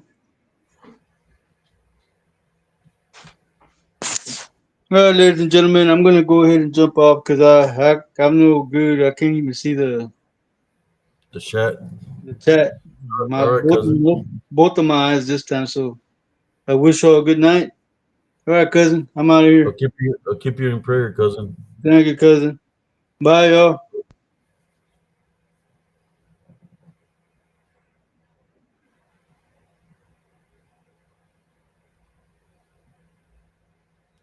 Yeah, he's not feeling good. I don't know if brother Jeff Turner's here or not. Who's here? Use a Mizzle. I'll place the link here. You want to jump on? Uh, but I'll place the picture back up there again right now of the one I was sharing. Let me put it back up there, and then I'll share the other photo. I can share the photo of I guess the foot that supposedly is a Bigfoot. I don't know the footprint. There we go.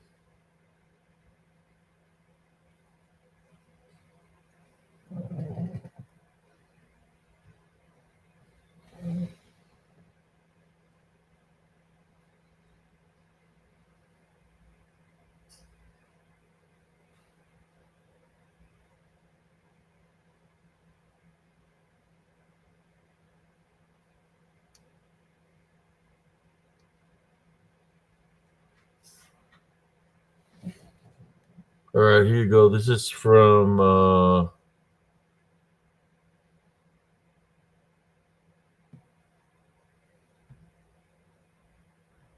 do a paranormal Oz. This is from Flavor Forest. Let me share this picture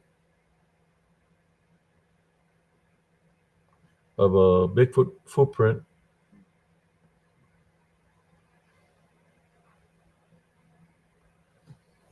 I'll send the other two pictures that they sent me.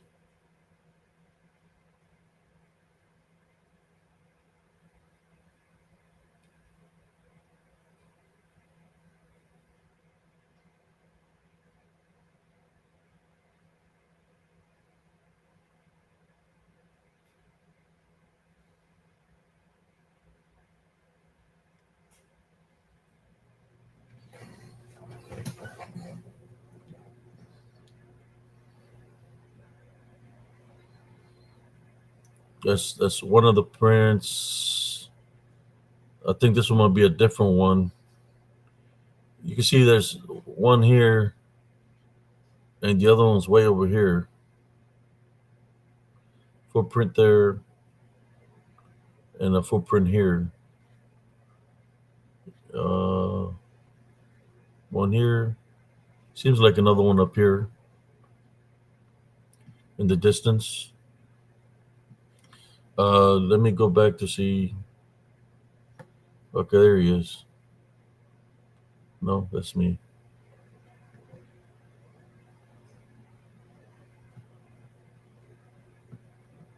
And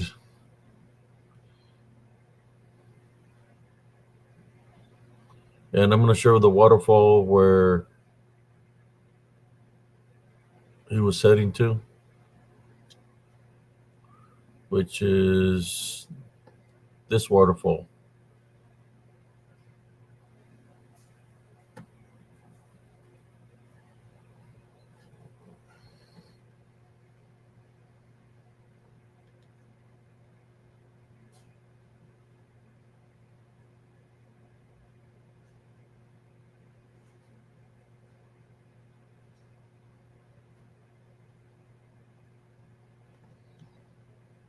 One here. There's like another one up here. I don't know how far of a stride that is. You know, it would be good to measure, like, if there was more than one footprint. Looks like another footprint up here. How long the stride is from here to there. Was it a Bigfoot? Was it somebody that was swimming in the water that might have possibly made those prints? I don't know. But here's the footprint.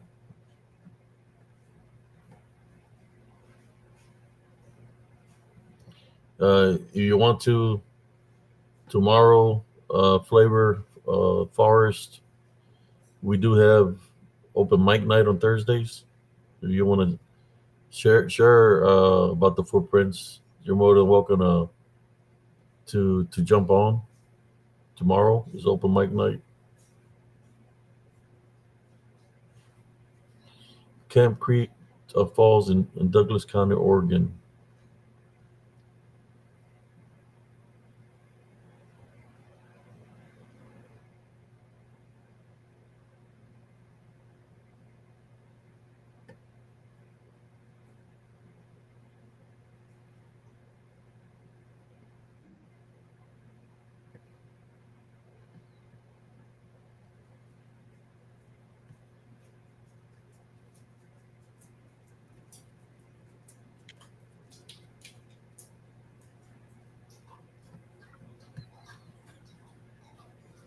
How you doing, brother? Hey, I'm doing well. Oh man, I'm trying to hang in there, man. The study was from like got there 7:30, 7:15 to hook me up with all kinds of stuff, and I didn't come out of there till like 4:30. Oh wow. I believe they tried to do something to me, man, because it felt like my body jumped back into my body, like it was out and came back into me, you know, and they're trying to tell me that they might have to do another sleep study because something happened. they didn't tell me what happened, but I'm thinking that they had the freaking the air to the fullest or to the highest, so I won't be able to breathe. It's kind of like a form of suffocation. That's why I kind of like do not like sleep app machines Hmm. because you can suffocate. Yeah, my dad has a fear of using those because I've heard him stop breathing in his sleep, but he always wakes himself up, or he gets back to breathing eventually because he's a heavy snorer. But I recommended him trying to look into that, and he's just like flat out no, he's not going to do it. So I'm like, all right, What do you think about the footprint, brother? it's a wide, it's really wide. I don't think uh, I don't think that was made by a person. Did they say it was? Is that the same one that was being talked about? It was like by a waterfall in the middle of nowhere, or that might have been a I'm not. different one. I'm not sure. I know some people were showing a picture of something like a couple of days ago, but I don't think that's the same one. The other one looked like. I mean, it might be. I don't know if it is or not. But the other one would look different. It looked like somebody made the print, but it was pretty deep. I don't know. Well, we were talking about like the weight of the manifestations of these things, and that looks like it's pretty heavy, to be honest.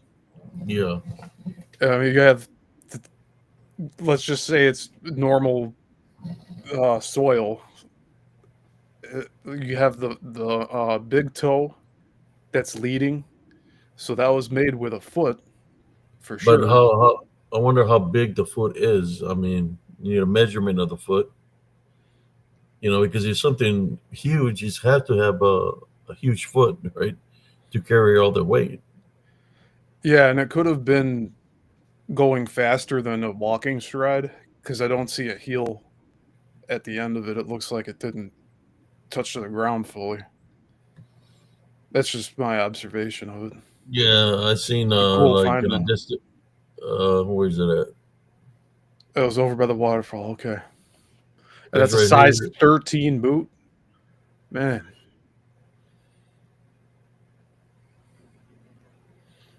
Yeah, I mean, and then the other one's way over here. so like the So next question is, if it's a person, who would be walking around like that? You know? I mean, if they're swimming in the lake, but I don't think that if that's in the lake or not, or swimming in the waterfall. And did that have six toes? It looks, yeah, it looks like there's a extra toe on it at the end. There's another foot over here, so that's a long stride That is a very long stride. because the other one's up here. But that one, you got this one. So I don't know. Were they running? Like you said, they were on the toes. I mean, let's just say I'm playing like objectively here. Let's just say it was a person running. Like they'd fall on their ass. Like if it was all muddy and everything, you know. Like I wouldn't want Yeah. to be running before going into something like that if it's all muddy. But if it's a Bigfoot or a cryptid, that also the hocked legs. We're talking about possible like Dogman, Mm-hmm. even though it doesn't have pads on this. They Yeah. they don't touch their heels to the ground all the time, so it could even be. Oh man, yeah, the wideness of the foot is just getting me, and I got some pretty wide feet myself. Flat-footed. It could have been a flat-footed. Somebody that's flat-footed. They don't have an arch. Yeah, I mean, I don't know. I was told I was flat-footed, but I feel my arch. Like I have one. It's not a full flat foot. Maybe I maybe I unflattened my foot from all the running I used to do. But Yeah. that I mean, for a bare footprint, the toes are so close together. The smaller toes that I wouldn't say that was a human's toe because it looks Mm-hmm. really long too, Yeah. long and very close together. Also, All the right. back end on the bottom, you can actually see where the heel kind of touched. Maybe because we have to think about the terrain too. The mud could have been higher up where the heel was, and so it just kind of squashed it flat and didn't get a proper footprint at the back end. So there's a lot of things to consider with it. All righty.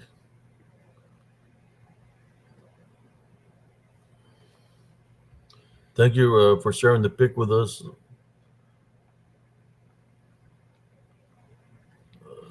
There's a Bigfoot running to go do a cannonball by that waterfall pond. There. It was ready to take a shower. It's Flavors Forest. They shared this photo here. Thank you, Flavors.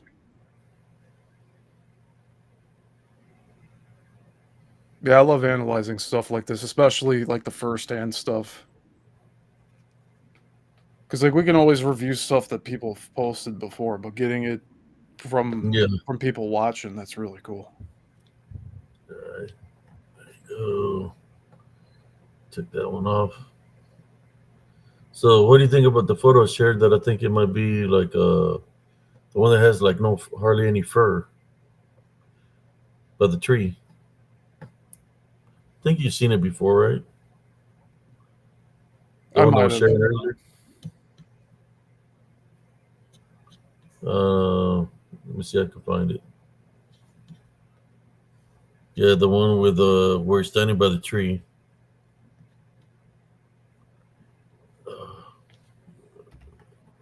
Oops. Uh, That one, yeah. Yeah, I see something to the right of the tree there. yeah, It's a lot darker than, and the twigs outlining it kind of help, but you could see that it's a lot darker. yeah. I can share it. Well, there you go. This is a tree here. You can see the lines of the tree. You know, the bark. Mm-hmm. It's pretty. It's that's a good like 4 foot. This is a day after. I guess around about the six in the path of Elms Grove that I want to go investigate to see if there was anything there like a purse or an ID of the woman that was crying for help. Then when I seen this, I was like, man, it looks like a no. I think the only reason I was showing it because Sailor Nemesis said about wouldn't it be cool if we find a dogman pup and we raise it or whatever. And I said, I don't think the pup would be small. So I shared this photo. If you know, if if it was a female dog man, right, or dog woman gave him birth, then this then there would be a little baby somewhere, right, of a dog man or a little pup, right. But Yeah. since they're so big, then the pup will be pretty pretty big too, the baby. So what? Yeah, that's a really tough question because I'm torn between whether or not they even reproduce in that way that like we do. Yeah, Because when you have like the skinwalkers, those aren't those yeah, people that have been corrupted pretty much. yeah. You can see the ears. Look at that, pretty tall ears. Now, unless it's something. If it would have been a bobcat, right, I would be able to seen it. But the weird thing about this is the only thing that captured it was the camera because when I was there, I did not see it there. But the camera captured it. You know. Yeah, I definitely see the snout, the eye. Yeah, here's a snout. There's look how tall the ears are. Yeah, it's crazy, man. And like I was telling everybody, in front of me, there's something here. but it's translucent, and it's like it's right there by me, looking at me. You know, because I could feel something right there in front of me that I couldn't turn. You know, I was like I was praying with myself. I would have to work on a picture to see what's this in front of me here. Just wanted to share that. There's a old photo from Elms Grove Estates. But basically, I'm saying that if there were a pup, then the pup wouldn't be a puppy. I mean, it was a newborn. It wouldn't be that small. If they're like 15, 20 feet tall, you know, they're huge. It means the baby will be huge too. Hmm. All right. Yeah, for There's the an most old, part, yeah. Go like ahead. I don't hear like about Bigfoot, like children or anything like that, or if it's Well, ever come up. yeah, I think they have people that are dressed in costumes. I think there was this guy that I would always see his videos where him and his children, he had a little boy and a little girl, and they'd be dressed as Bigfoots. And then the Bigfoot community, they grab his videos and make little short reels and saying that, oh, look, there's a Bigfoot in his family, but it's really a guy that pretends to be a Bigfoot in costume. I just can't remember the guy's name.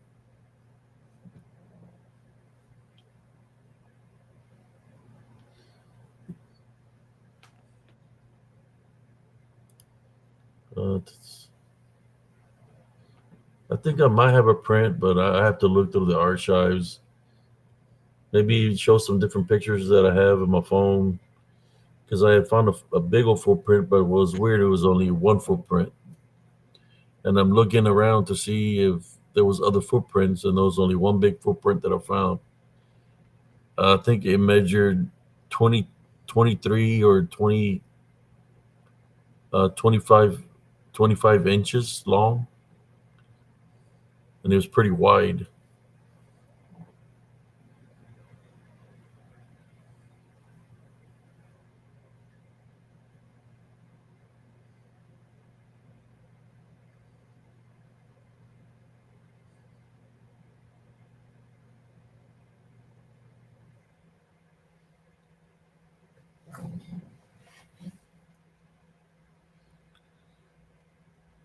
Right. Yeah, that was really cool. You pointing out the overhead maps that we were looking at yesterday in Elms Yeah. Grove. Like it was cool to get the location in mind after you sharing all the stories you've been sharing here. Yeah. I wanted to go. I was going to stop by there, but I wasn't feeling well because I didn't feel like my spirit. I think they had the CPAP on I full think blast, and it's good you yeah, didn't go. they were trying to suffocate me. I believe because the lady said that something happened, blah blah blah. But they said we might have to do another sleep study. But she had told me during during everything that I had severe sleep apnea. Uh, but I already knew that, you know. But it felt like they had it on full blast, trying to freaking. It's kind of like putting a pillow in your face. If you just have air and it's going through your nostrils out your mouth, and you're not able to breathe in it in your lungs, then it's like they're trying to suffocate you. You know, Yeah, it's like kind of like putting a pillow. Well, not a pillow, kind of like that because it's air that's not going in your lungs, but it's going in through your nose and coming out your mouth. But nothing's going inside your body. You know. that's really weird. But also it sounds like it lowered your vibration a bit too, and it probably opened you up to attacks. So I'm glad you didn't go to Elms Grove today. Yeah, I was gonna go, but I didn't. I'm still, like I said, trying to recuperate. It was just weird the way the lady spoke to me and she said that something happened during the thing, right? And like I said, it felt like my spirit came into my body. She opens the door and just, oh, your mask came loose. Your mask came loose. But that's not what I felt. I could literally see my spirit coming back into my body. And then she's like, something happened, and we're gonna have to. We you didn't go back to sleep. That's what she told me. I was supposed to be there till like 2 o'clock, right? Mm-hmm. It was 4 o'clock, 4:30 when I left that area. Wow. So I don't know why they kept me there so long. Then she's talking about they didn't get to finish doing the study, but I slept all that time, right? Where she said they didn't get to finish study, that I'm gonna have to go back. I said, hell no, I ain't going back.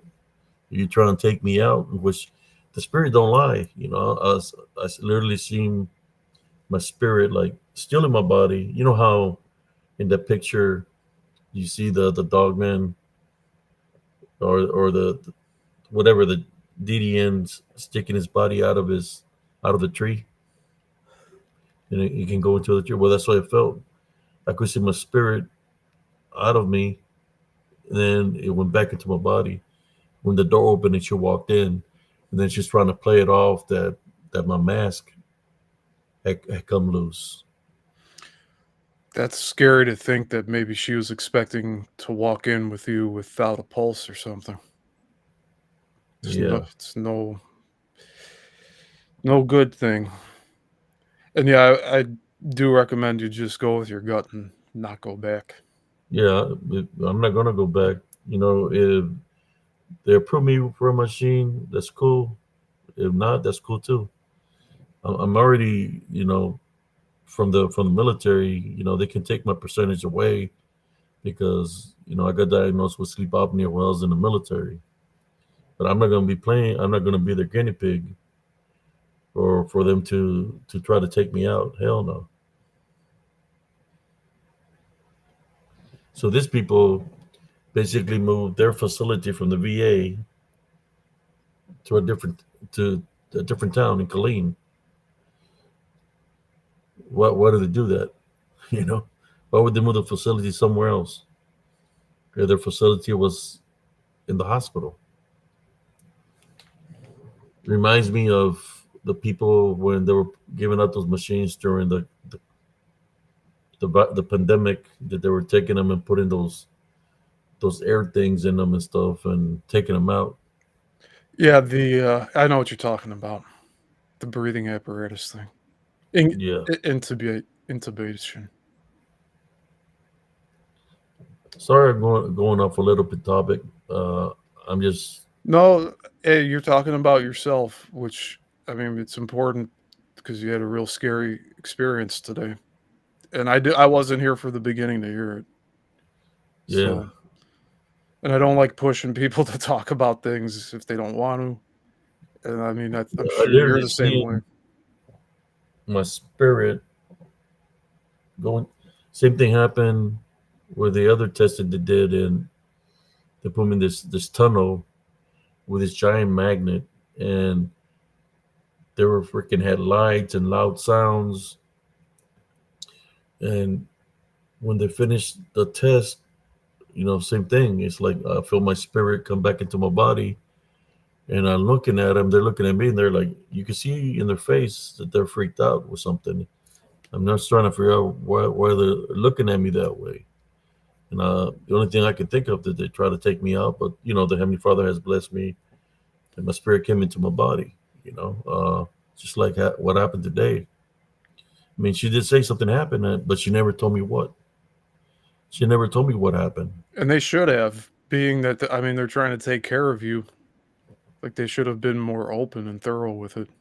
And I asked her what happened, and she didn't tell me. And they were recording everything. They had they made me sign a piece of paper that they were going to record everything and all this stuff.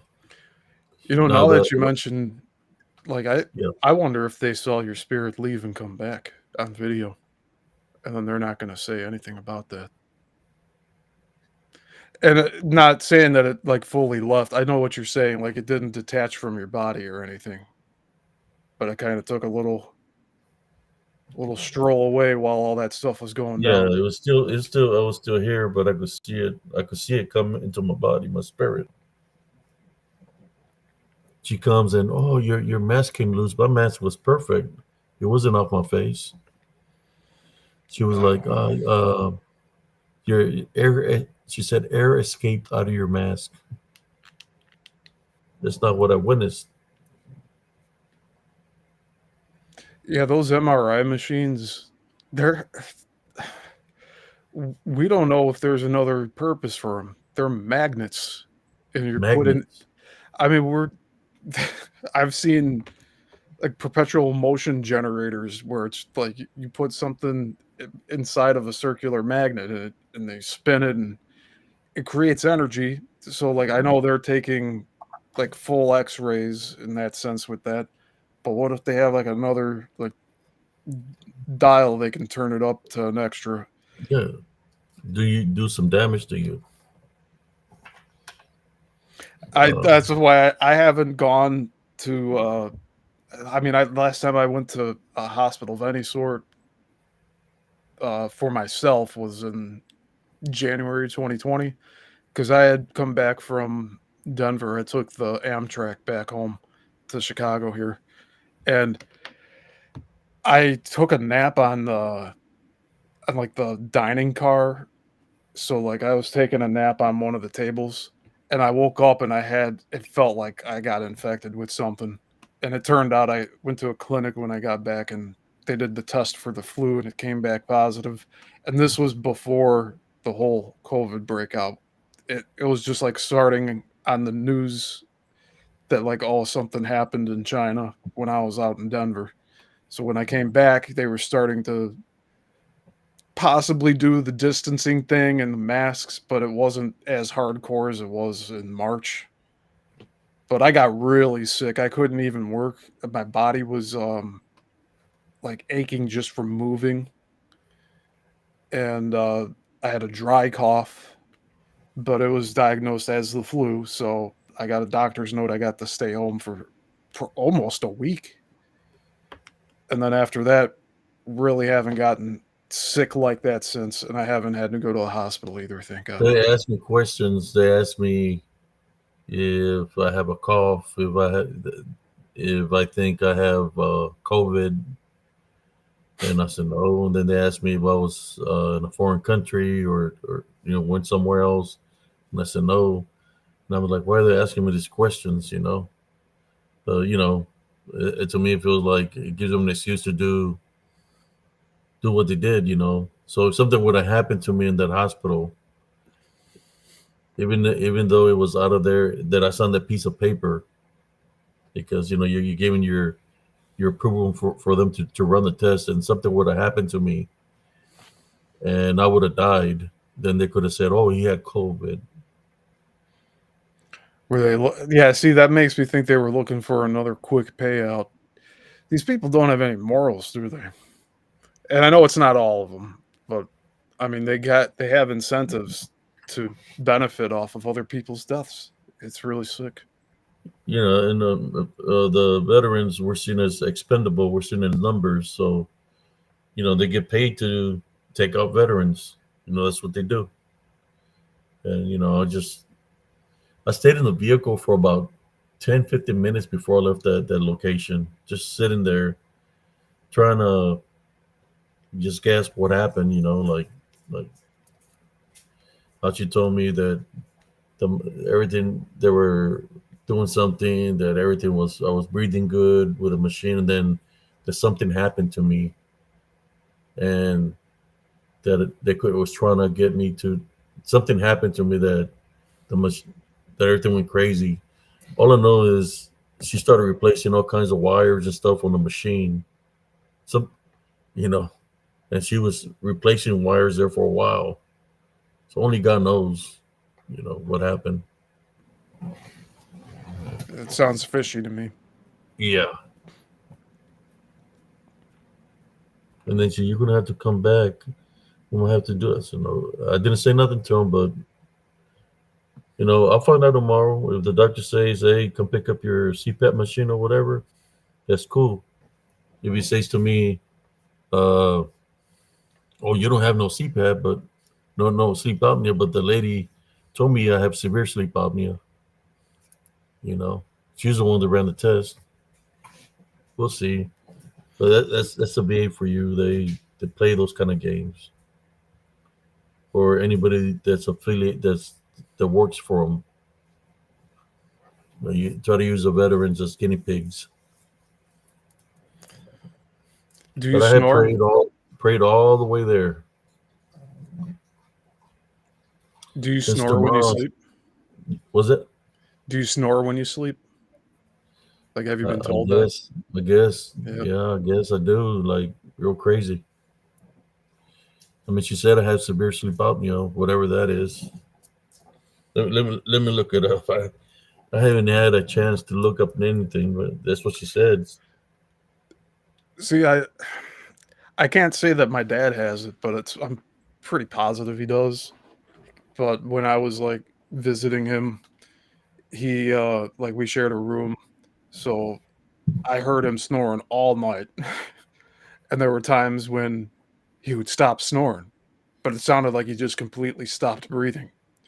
But then he would gasp, and then like so you could start hearing him breathe again, but then he'd go right back to snoring really loudly. And I think I might have had an episode dealing with my epilepsy because I asked him did some because she said something happened. I said, did the epilepsy get triggered or something? And she couldn't. She said, oh no, this is just for a sleep study. But I believe something happened, man. But they're not going to tell me. unless And they there were was, just being foolish and they messed up on recording the all the data, and then they ended up having to restart it. And maybe I'm just I'm just spitballing with this. I don't know. yeah, it's just crazy, man. So I'm trying to do the live here, and cousin Jesse can't wasn't be able to see because he's being affected by diabetes, and Oh man. I'm still trying to just what do you call it, take it all in or what happened, because I have to go supposedly tomorrow to the VA for to draw blood for what I don't know because they didn't tell me for what, so I have to go back tomorrow, and it's like I don't feel like going to it. Yeah, I Just, don't think you should. And like really, there's a lot of natural remedies you can take to really fix it. I just saw Flavors Forest talk about lion's mane mushroom in the chat. He says you can take it for epilepsy. I had no idea you can do that. But there's a lot of like food that you could yeah. introduce into your system, and it might take care of your ailments. But it's But really what was weird about it is at the very end, they have a shower point. Took a shower to take the glue off, where they had all the wires, and she let me have just the hose. She said you could always use it when you get your CPAP. You can use it as an extra, and she had told me to fill out this paperwork, and then she came to the room and she was there. She said, "I'm here to escort you out of the building." You know, it's like I know how I got into the room. It's like why she has to escort me out of the building. That right there, the way she said it is like escort me out of the building. What do you think about that? sounds like they were trying to make it sound like you were going to cause an issue. Like maybe they thought you knew what they were up to and they were scared of getting called out about it. Like why yeah, why would you need an escort out? Like you weren't being unreasonable. Yeah, I was being uh, complying with what they were trying to do, and I mean, on the piece of paper.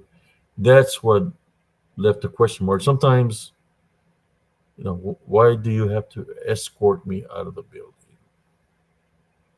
that is what stayed in my mind. Like she said, well, let me escort you out of the building.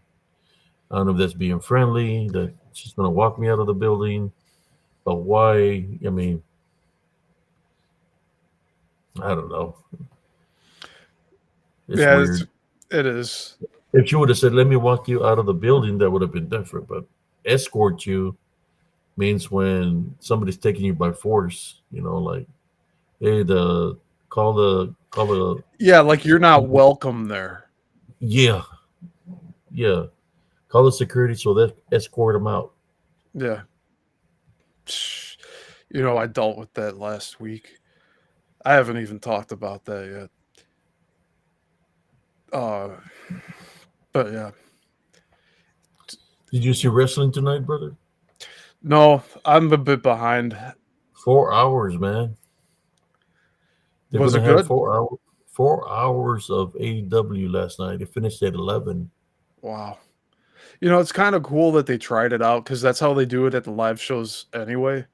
The ones that I've gone to, they've combined Dynamite and Collision on the same show, and they just act like it's the next like it's Saturday, but it's actually being filmed on Wednesday. No, this was literally a It 4 hour was all show, live. Yeah, that's what I heard. live event, and they're going to do it next week too. I think they're gonna be doing it during the summer.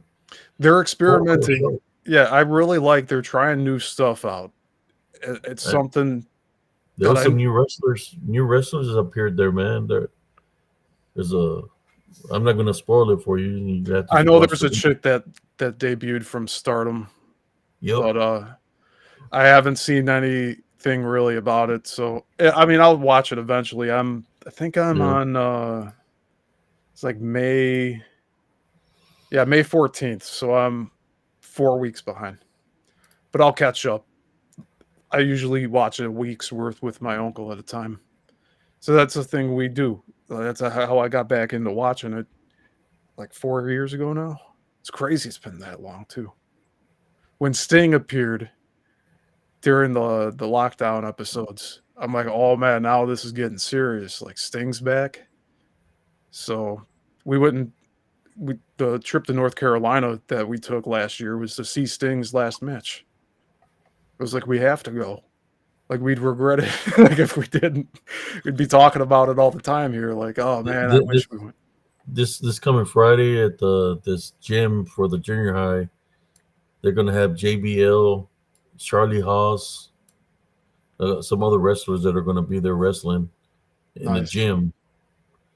I was like, man, I don't know if they're struggling or that's part of the business. The indie scene is kind of like that.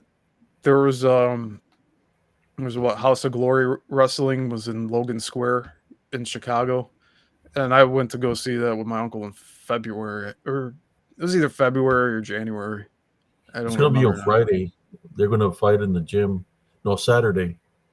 They're gonna fight in the it's a middle school. It's right beside, like 2 blocks down. I might go check it out. I think it's like $10 pre-sale tickets or $20.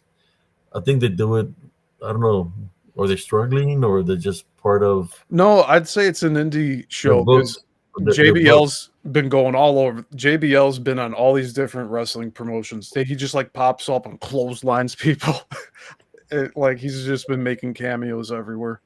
But a lot of the indie shows, they tend to operate at the smaller venues, but like it's a fun time. Like if you're Yeah, there, they've been coming around here a lot in Central Texas now. Freaking JBL had a thing. Come on, drink out with the boys. Blah blah blah. He'll sign pictures or whatever. Rikishi, the nice. Hardys. They've been coming to Central Texas now. It's crazy. Yeah, I know the Hardys went to TNA, so I try to watch the pay-per-views when those pop up.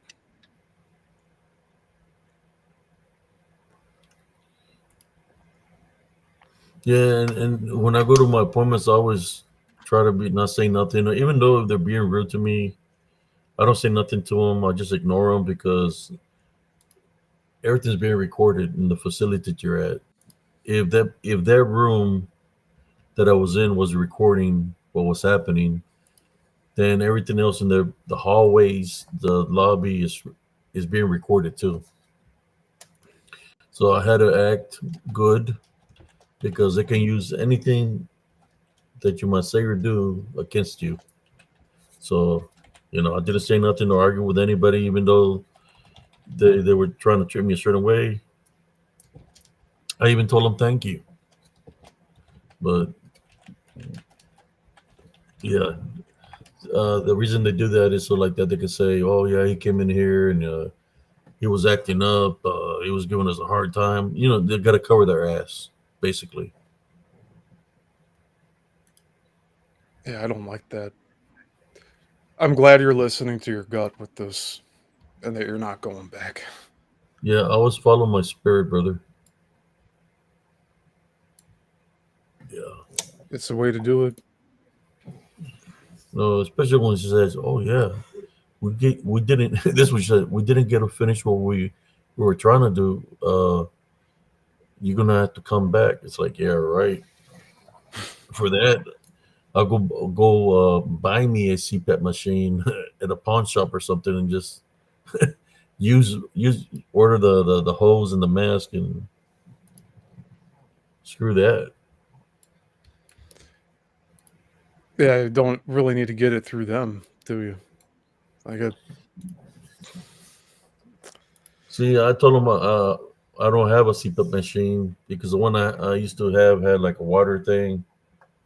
I told him that I had lost it, but I just wanted to see because they had done a sleep study, but they were making so much noise that I couldn't sleep. So that study came out all fucked up because if you're awake, then it's not going to show that you have sleep apnea because you're awake, you're not sleeping, so it's not going to register as you got anything. This time I did get some sleep, but I guess when I did my sleep study last time, I was the same way. I don't trust them. I was like, I was worried they were going to try to do something to me while I was asleep. What is people talking about? Global flood? I'm not sure. The chat's moving so fast, and I'm caught up here talking with you. It's been happening lately. I haven't been able to follow the chat, but I saw Yeah, someone ask about my film work. So, I made a short film 12 years ago for my directing 3 class at Columbia College, but it was all shot on the Red camera, Red Gen 1, so 4K. I had a really good crew. There's some clash of egos with some of the stuff, but overall, I made sure they worked as a team, and I think we made a real cool little short film. I just wish it was a whole hour and a half and not 10 minutes. I'm going to make it public because I have it unlisted right now, but I have it in my playlists. But I'm going to make it public so people yeah. can find it. Random files. I used to have a CPAP machine in the military when they diagnosed me with sleep apnea. I mean, shit. I was when I was out there. We got hit. We were in those. We're in the area where all the burning oil wells were, and we can wake up with black stuff all over the tank on our tarp. We would make a little canopy. It was all black, or where the gear would be black, and you couldn't even breathe right. You wake up with pain where you're in your lungs because you're oh, the air is not clean. So I started sleeping with my protective mask on. At least it's got a charcoal filter to filter out the air. So I would sleep like that. I even have it on during the day.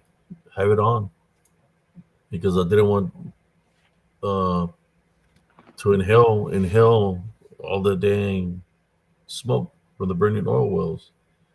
Of course, there was smoke from the burning tanks, smoke from the burn pits. I mean, so much exposure.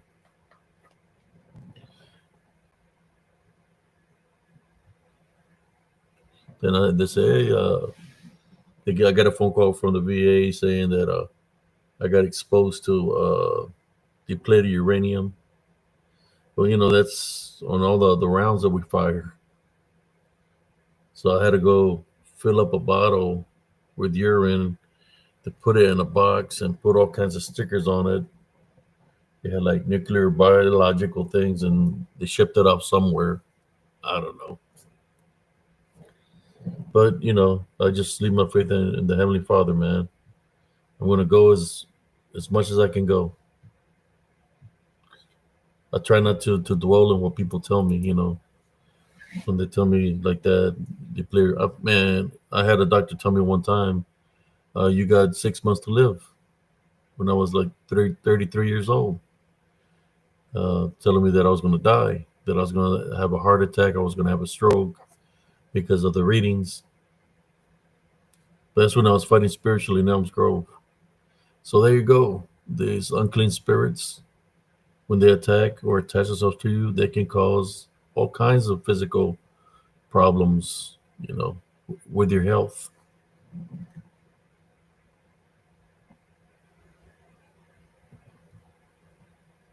Okay, let me see something here.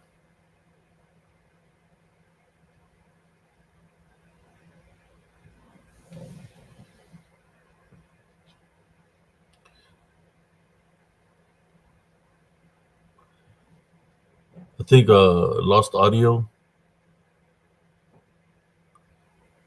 Oh wow, sorry about that. I don't know Oh, how like long that's been off. I thought you were making a silent film, like back in the day, like the Charlie Chaplin ones and stuff. Like, Yeah. whoa, I those were was the films. Those were the films, the good films from back in the day. Yeah, When I'm they, actually talking about Charlie Chaplin right now on my channel, the Chicago film industry, when he was with SNA Studios. He was only there for 2 weeks. He didn't like the owner of the company, just didn't treat him right, he thought. oh wow, But he was asking for like 150 grand up front as a bonus, plus like I think like 2 to 4 grand a week. This was back wow, in like 1912, 1914, something like that. And then he had another studio out in California, end up giving him what he was asking for, so he didn't stay too long. It's yeah, kind of so you did a ninja move on everybody. They're like, oh shoot, let me get my foil paper. Aliens are interfering. They're making them talk, and we don't understand what he's saying because we can hear him. Danger, Ray Robertson. Danger, Ray Robertson. There was a story in the book I'm reading from for that where Charlie Chaplin was taken to get new clothes, and he ended up just buying himself a $2 suit coat that was all like Mhm. tattered up, but that wasn't in anything related to like the character he was playing, because he was playing like just like there was a word for it, like a tramp, so just like a homeless guy. And but it was like it was reflecting into his real life too. He was just being really frugal with things. So even though he was making 150 grand bonus for signing on for like 4 years or something with that other company, he was still just spending $2 on a suit, and that's it. And back then, I don't know what that would be like, maybe 40, $50 today on a suit Yeah, coat, which still that's not that bad. I'm sure they were expecting him to spend a lot more, but yeah, it's you kind know of what cool. reminds me of Charlie Chaplin, the actor, freaking what's his name? The guy that plays Iron Man, Oh yeah, I can see that. uh, Robert Downey Jr. Robert Downey Jr. He reminds me of Chaplin. He does a lot He of could probably, slapstick stuff with Iron Man. He does a lot of that. Yeah. I think he could play the part if you know when he was younger. He probably could play the part as Charlie Chaplin. He reminds me of him. That's a really good comparison. I'm sure he would have nailed that role too. Oh hell yeah, man! It's Charlie Chaplin. I was when I was silent and trying to talk, I didn't know I was muted. I was saying about Flavors Forest that Somebody put Jim Carrey. yeah, Jim Carrey would be a good one. No, I think Jim Carrey could play the other part of the big guy and the skinny guy. Laurel and Hardy. There you go. Yeah, What was the name of the skinny guy? Laurel. There you go. He could play him. He could play Laurel. And Harley, well, sure. Who could play Harley?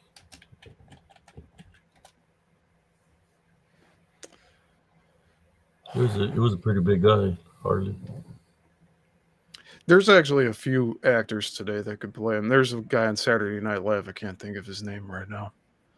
If it was in the '90s, I would have cast Chris Farley and David Spade to play Laurel and Oh, Hardy. That would have been perfect.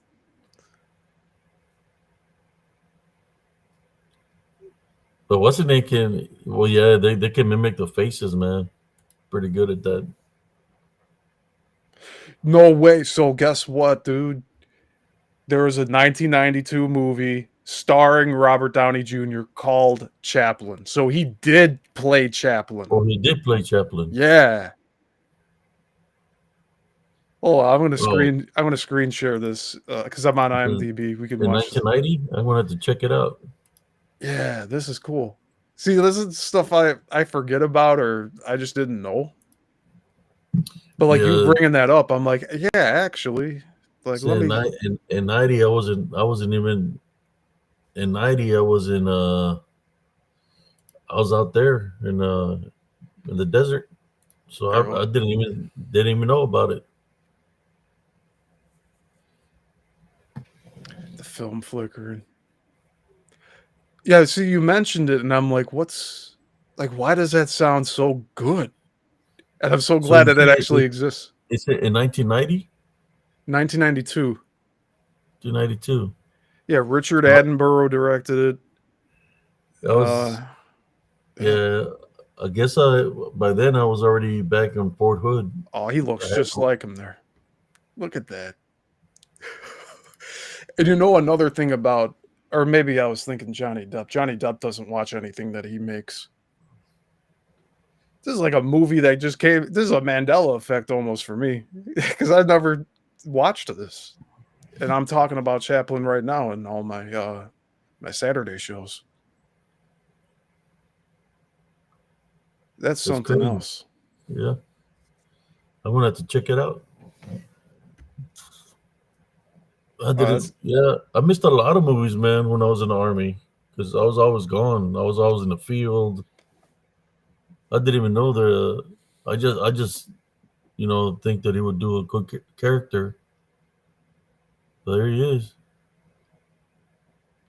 and see, even though I've studied the film industry and I'm in it, like I try to be actively involved, like independently at least. I don't watch everything. I don't have time to watch everything. So it's cool when these little things pop up because then it's like, oh wow, I got something real cool to look forward to and watch. Lerny said in '92 he was getting born. Wow. Madeline says I was in a twinkle in my mother's eye yet. Eh,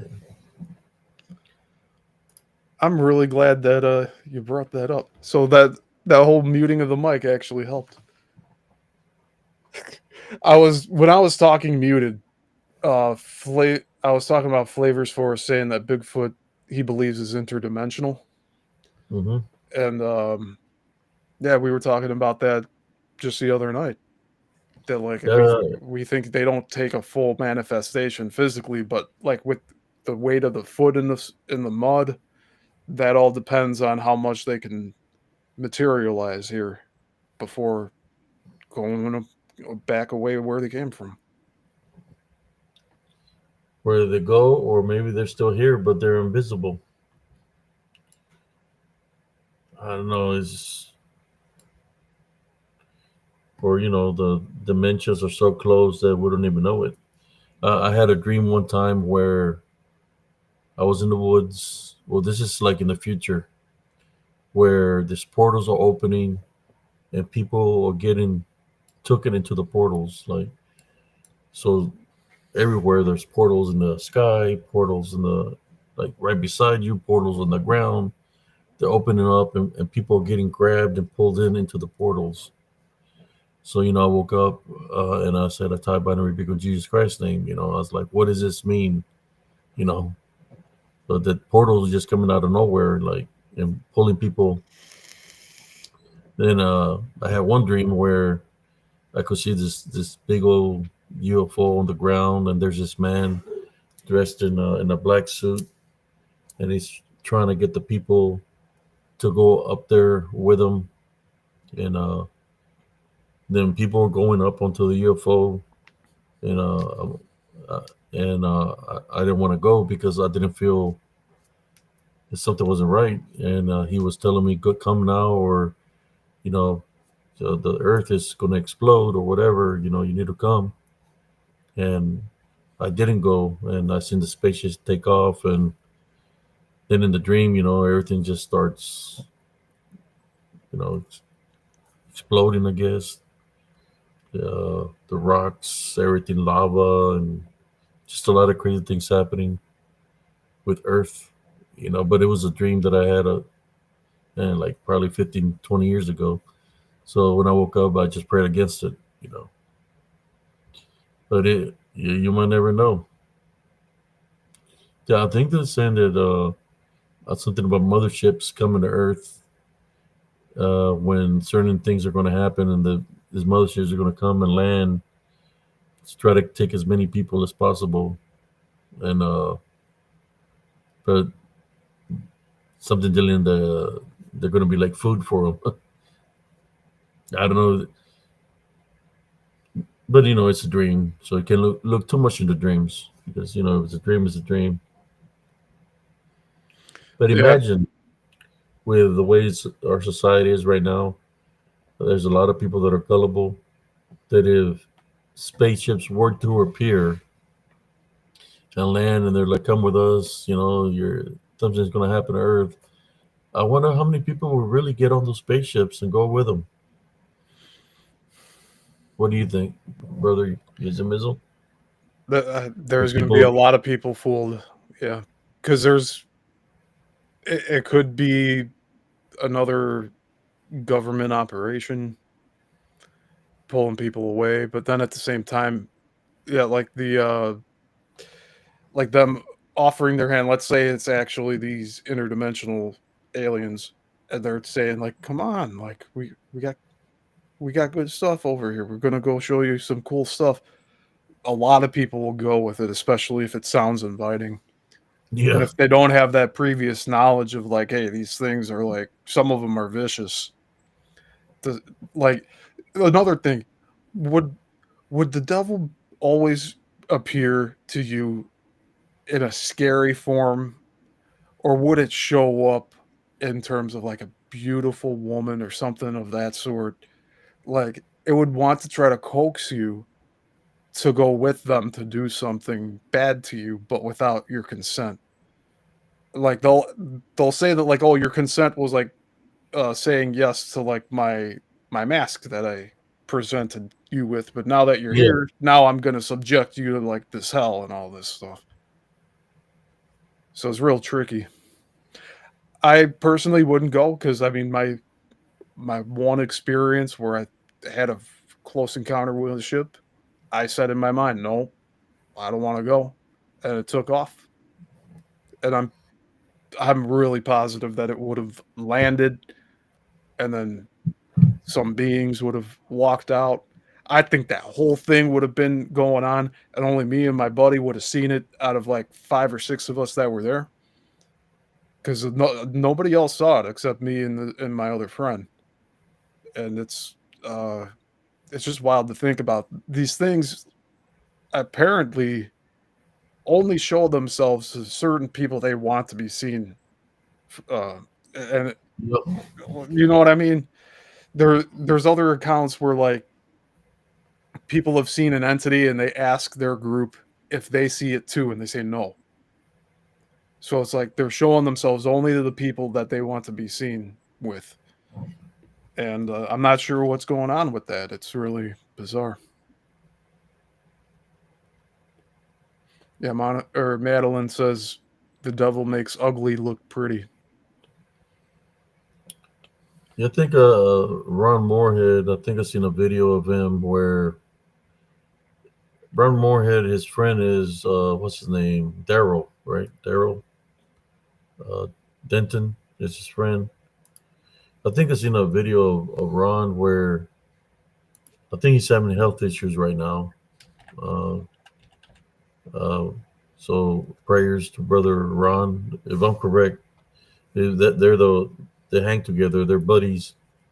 I seen a video that I was concerned where he's in the woods and he's got the staff and he's saying that he's commanding things to something, like some kind of order.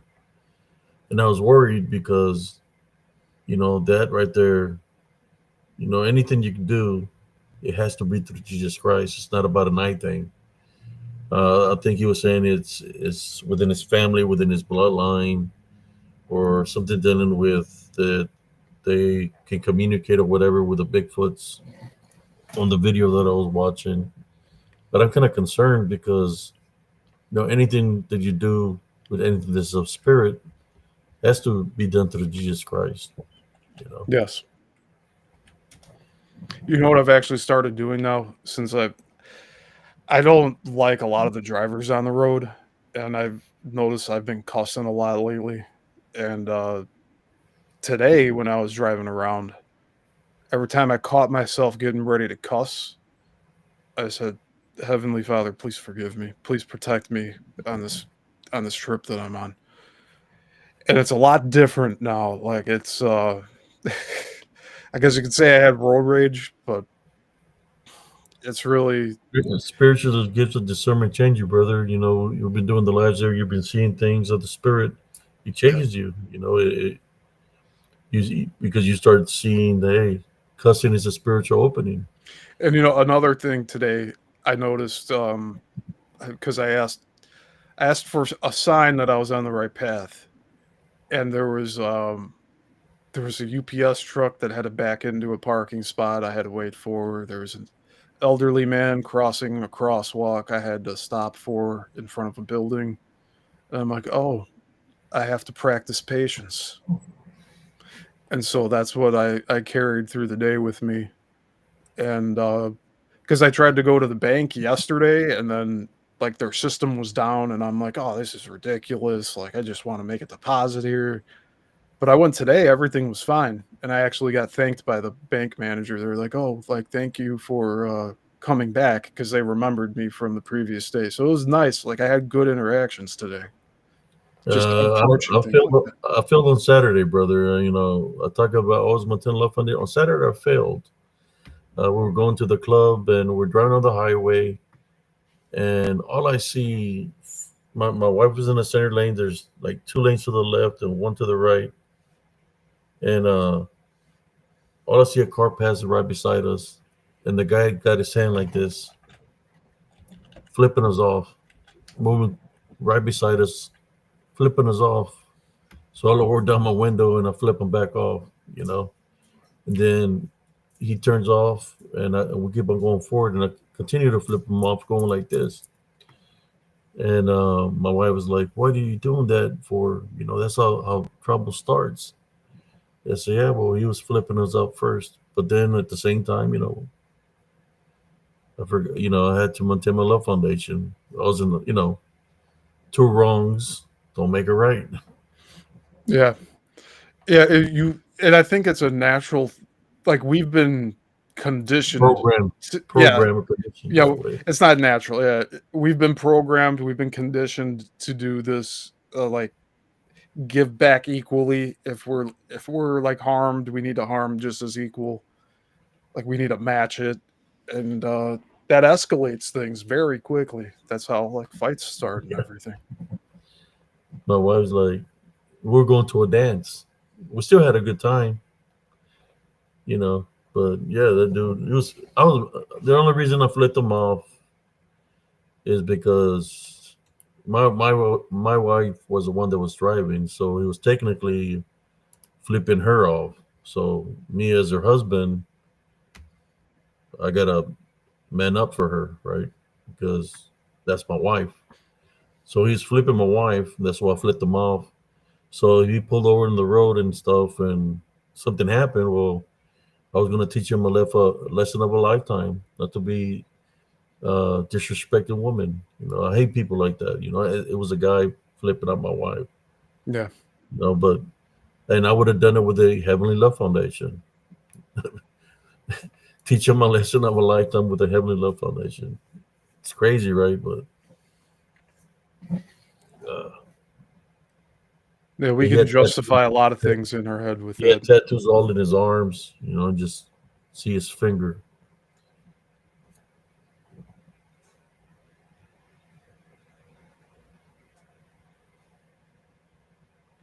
No, I probably would have broken his finger, man, if something would have happened. But I don't want to be that way, man.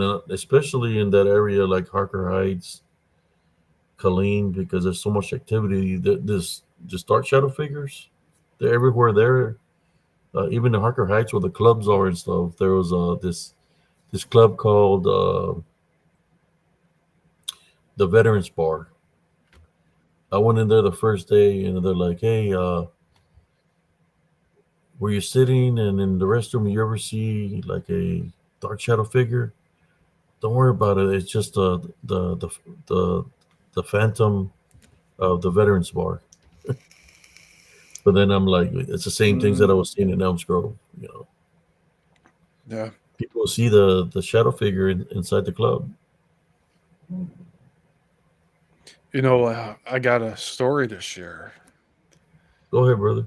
Oh, when I was a teenager, my family wanted to go to a haunted Chicago tour, and I refused to go. A lot of them were really upset that I didn't want to go. They came back with a very high resolution photo, and I wish I knew where it was. I'll have to find it. But they got a photo of an entity with a face and everything, and I remember it being red in color. And I just didn't want to go. And I'm sure I would have been subject to being attacked or have an attachment put on me, because Yeah, at that time in my life, I was really angry with the world. I mean, being a teenager, that's just how it was. Like I was like 14, 13. But I remember I didn't want to go, and they waited for me outside, thinking that I'd change my mind. And so, like, some of them were upset that they waited for nothing, and I was solid in my decision. I'm like, no, I don't want to do this. It was it sounded like a cool idea at first, and then I'm like, oh, actually, no, I don't want to go to a haunted tour. And I think it was with Ursula Bielski, who she wrote a lot of the local Chicago haunt books here, and she made a Bachelor's Grove book too, which I do have, but I haven't read that yet either. And it's a combination of all the stories that were already online for the most part. I've skimmed through it, but I haven't sat down and read it. But I think she was the one doing the tours, and she was doing them quite often over there. And to connect it to Bachelor's Grove, uh, the other person that I met there that was taking care of the place, Pete, the one that ended up taking his life later on, he said that he had dated her for a while, but then one day he saw her black robes, and he's like, "What's this?" And he found out that she took them with her with a group of people to that cemetery to do seances. oh wow. And so he wanted nothing to do with Ursula after that. And it's just like you get this behind the scenes type of deal, and then I just don't want to have anything to do with that author now. And it's like I felt those vibes with that tour if she was the one running it. It's like I would have read her like a read her like a book, and I don't read her books. But I would have read her. Like, I would have known that, like, something dark was going on here. Like, she's trying to summon these demons to do some bad stuff. Yes, that's what they do. Psychics, mediums, people that open themselves up to the spirits. Uh, they're not really talking to the spirits. I'm just here to tell you. You're not speaking to the spirits of your father, your mother, or siblings that you might have lost, or a relative. When they open up to the spirits, the only spirits that are here are unclean spirits. So Yeah, I that, wanted to ask you this now. yeah, How go ahead, bro. there's I know people who have this gift of having Yes, entities like come in and out and stuff. They say that there's some that are confused that don't know that they've died and that they're still lingering here.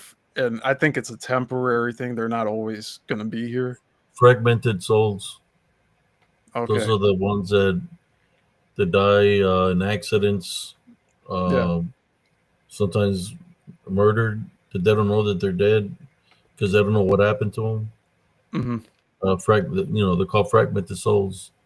In which you see a fragmented soul, then you put the spirit to the test. You if they're trying to need help, you pray for them. And what I would do, I would light up like a white candle and pray for them, that if they're a spirit, for the Heavenly Father to open up the heavenly gates and guide them with His heavenly light into the kingdom of heaven, right? So it's got to be done through the Heavenly Father, through Jesus Christ. Uh, that's what I would do if it was a spirit. But there's times that the majority of the times, these unclean spirits, they mimic the manifestations. They mimic their voices, but it's not them. Yeah. They're being mimicked by something that's unclean, something that is demonic. So there's people that think they're psychics and mediums.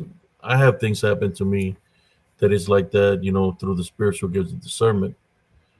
This that the Heavenly Father showed me something in spirit, right? That He's blessed me with His spiritual gifts.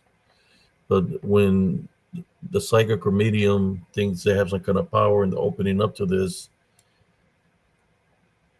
what they're opening up to, and if they're not using, the Heavenly Father, Jesus Christ, then what are they really opening up themselves to?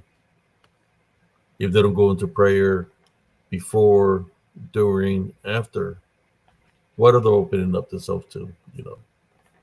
That's where you could tell if it's like you said, when she was doing the science and all that.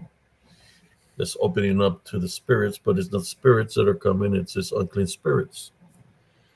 Uh, Yeah. And they're mimicking what they're assuming they're looking for. so the spirit, when they say a name, right? The unclean spirit, if they were saying another person, spirit knows the spirits, right? So they mimic the voice. They can tell them something because they know their past. Knows they know the spirit, so they're going to say something that the other people that are asking the questions they might know of, but it's not necessarily them. It's the unclean spirits just trying to find an opening. So if they start believing what the psychic is telling them or the medium is telling them, then the unclean spirit or demon, whatever, can enter them because they're believing it's their loved ones because they're getting the answers that they want, kind of like a Ouija board, no difference. All those are open. You got to be careful. Ouija boards, tarot cards, the spheres. What do you call the other one? Man, I've seen a lot of things. What is it? Channeling or something like that? Yeah. Spiritual channeling. Spiritual channeling. You just got to be careful. You know. And of course, there's a lot of Wiccan, a lot of people that believe in other things that do not believe in Jesus Christ. that that's what they use, but are they really accomplishing something? Are they really doing something positive? Not really, because they're they're they're being used. If they're allowing that in the body, and they're being used in that way because they're allowing it and they're sending a message, then they have a bunch of negative attachments, right? Because of those unclean spirits. They're supposedly using them as a point of they're being used to send information. Just got to be careful. What do you think, brother? When they did the science, what do you think about when they do sciences? Uh, very dark, because like they're dealing with burning things. Um, Not so much chanting, but like standing in a circle, all the hoods up.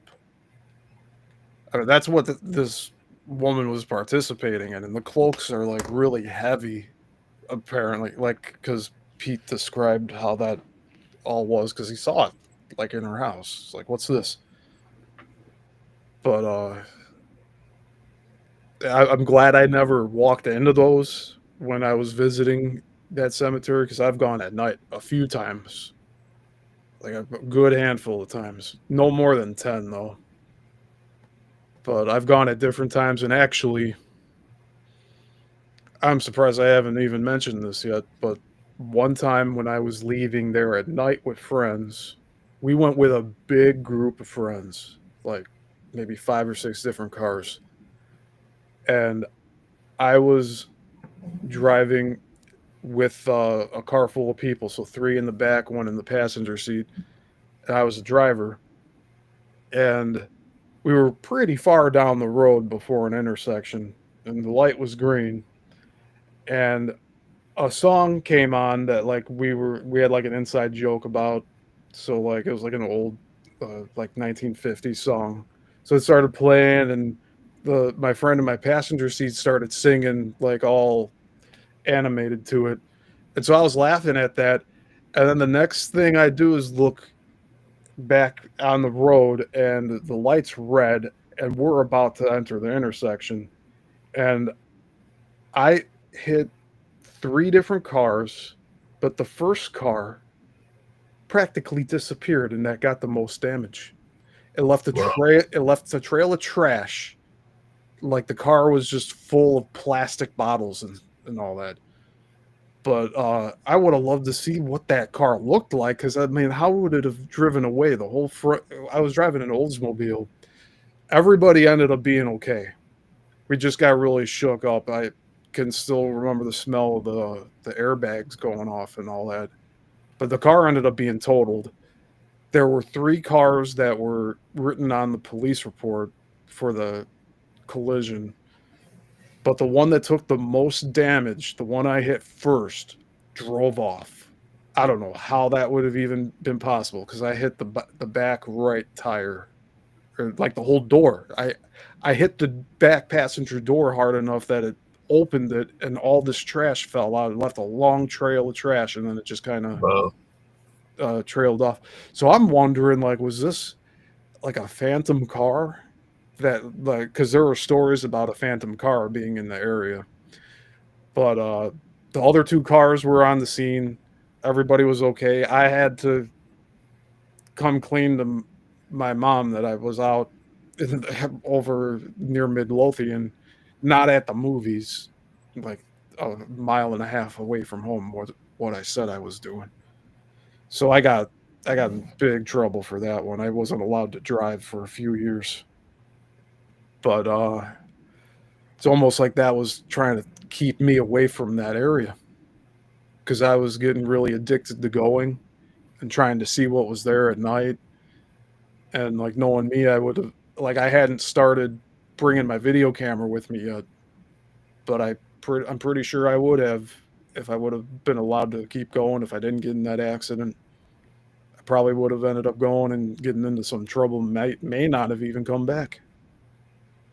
So Yeah. I'm glad that it The, ended up the way it did. You talking about cars? Uh, I bought a truck. It was a Chevy Silverado 1500. I bought it off a junkyard, because it had a brand new paint job. It had chrome rims. It looked nice.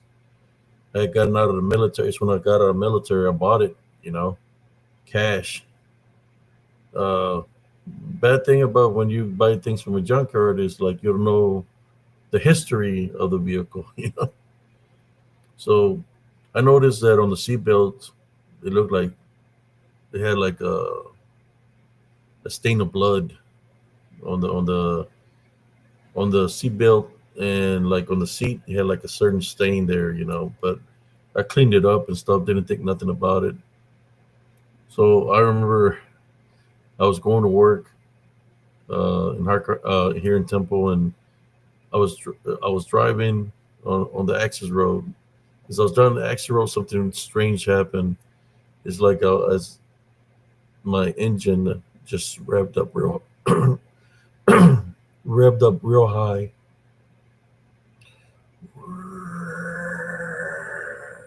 It sounded like something was screaming, man.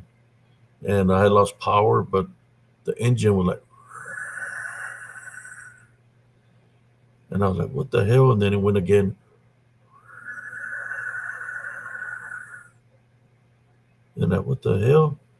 And then it's like you just ran normal. So I prayed, I got some holy water and a blessed truck. After that, it stopped. But it happened one time. It was weird because it sounded like something was yelling, man. Like with using the vehicle making a sound like something was yelling. Like, but it was the engine making that sound. Is it possible that something could attach itself to even equipment?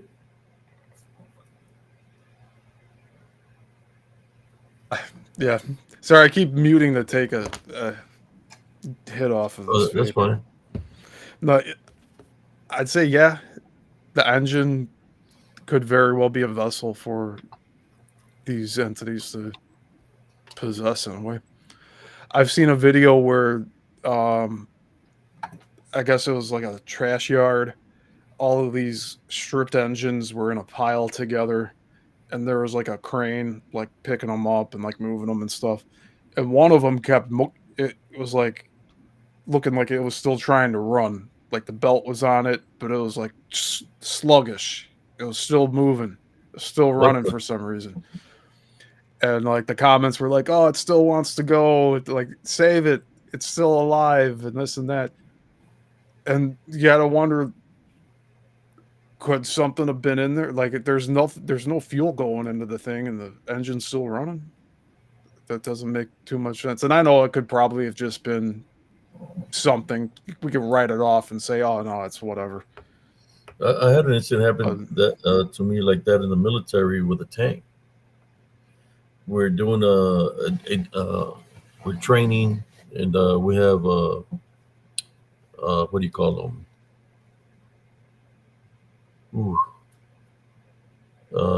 We got what are they called? Evaluators that following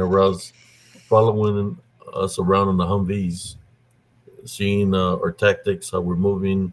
It's a platoon and stuff, and we had we call it the mile system. It's kind of like playing. It's got like a light, and it's like laser tag. So you have a little machine.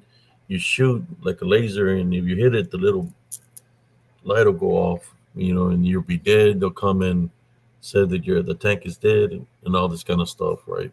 Mm-hmm. So we were doing that, and I started traversing.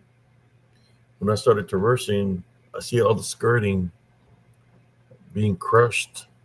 From inside the turret, there's like fence. Something was sucking it up, and then it grabbed my freaking my Nomax, because they're fireproof. It grabbed me, started taking my arm where all the fence was being crushed by the turret, by the teeth of the turret. I had to stop the turret from moving. I locked it, and I had to loosen up.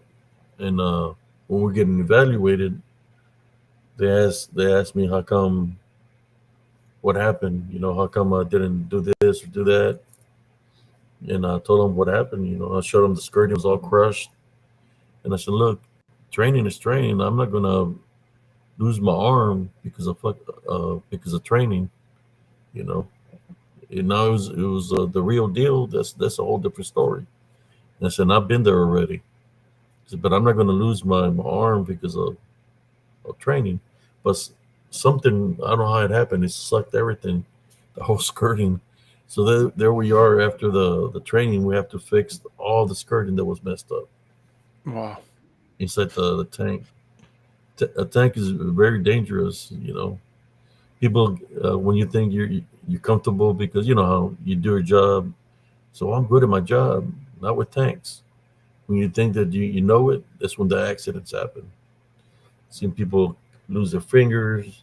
Uh, it's dangerous.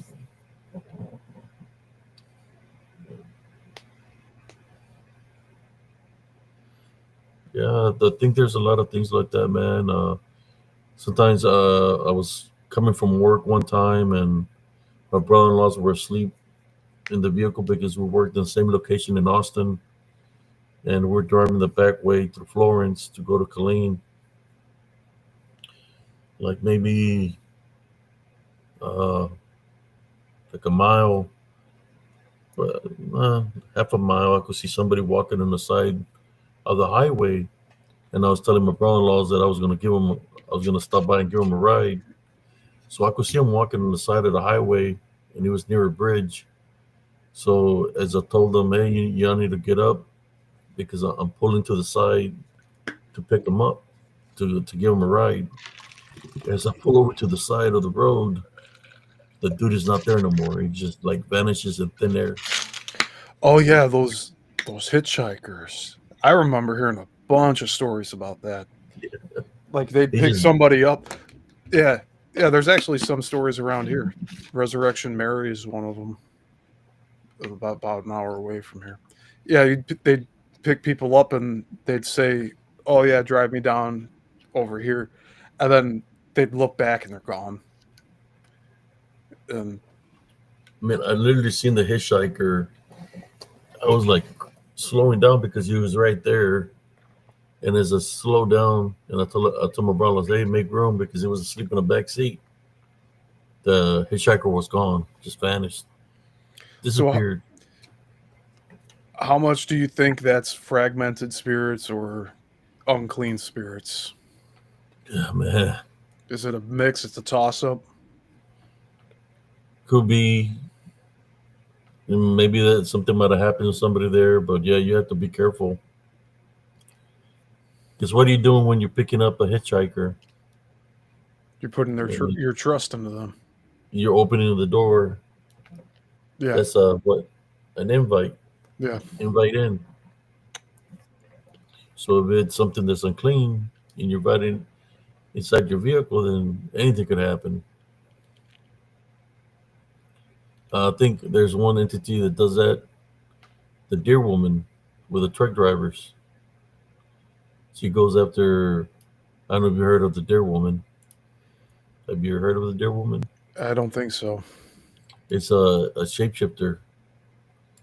The she used to be I believe like a princess or something. I can't remember what state it was, but the deer woman, she goes after men that are unfaithful, that they're cheating on their wives and stuff like that. That's when she comes after, and she targets a lot of truck drivers. Uh, she's very beautiful, uh, beautiful smile, but pay attention to her feet because that's where the beastly feet are.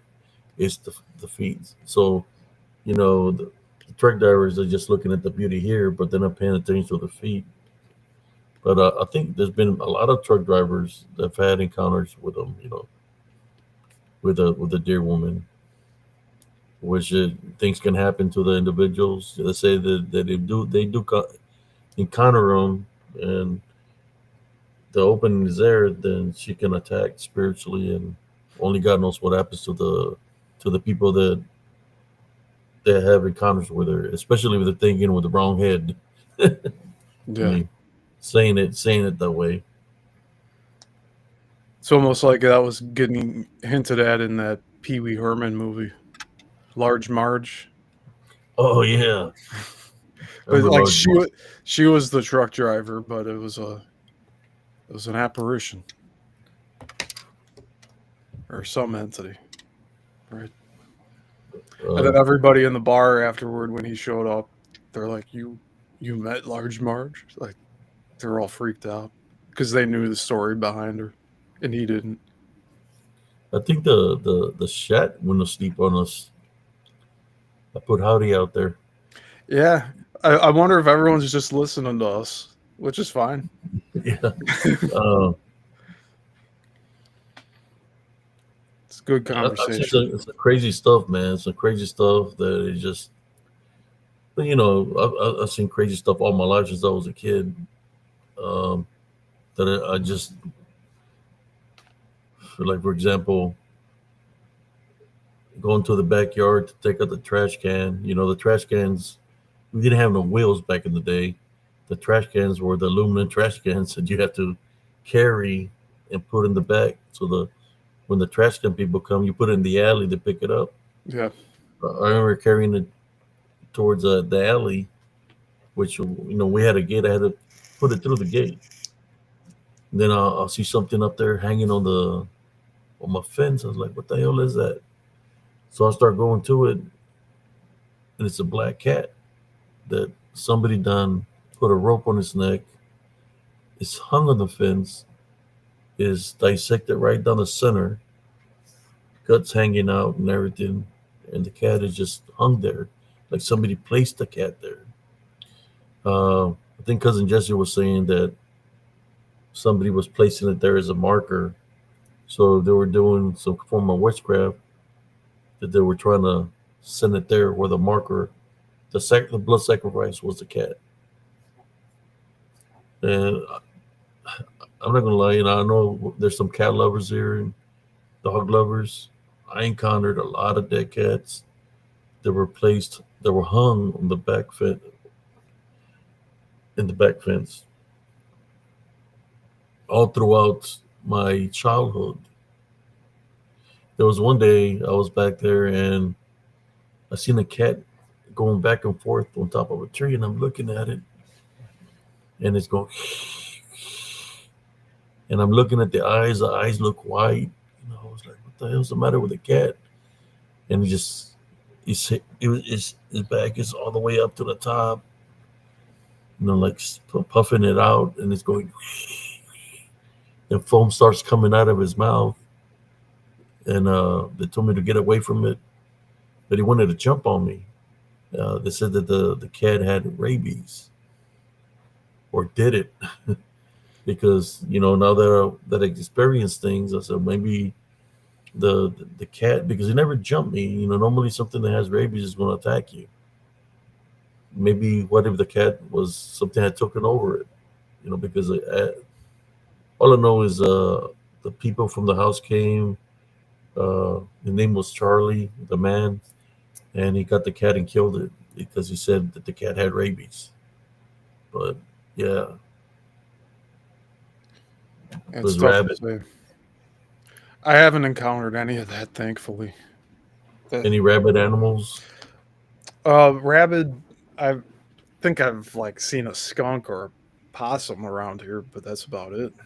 I had another incident like that, but that was weird because it was a black cat. You me and my brother got attacked by a Saint Bernard.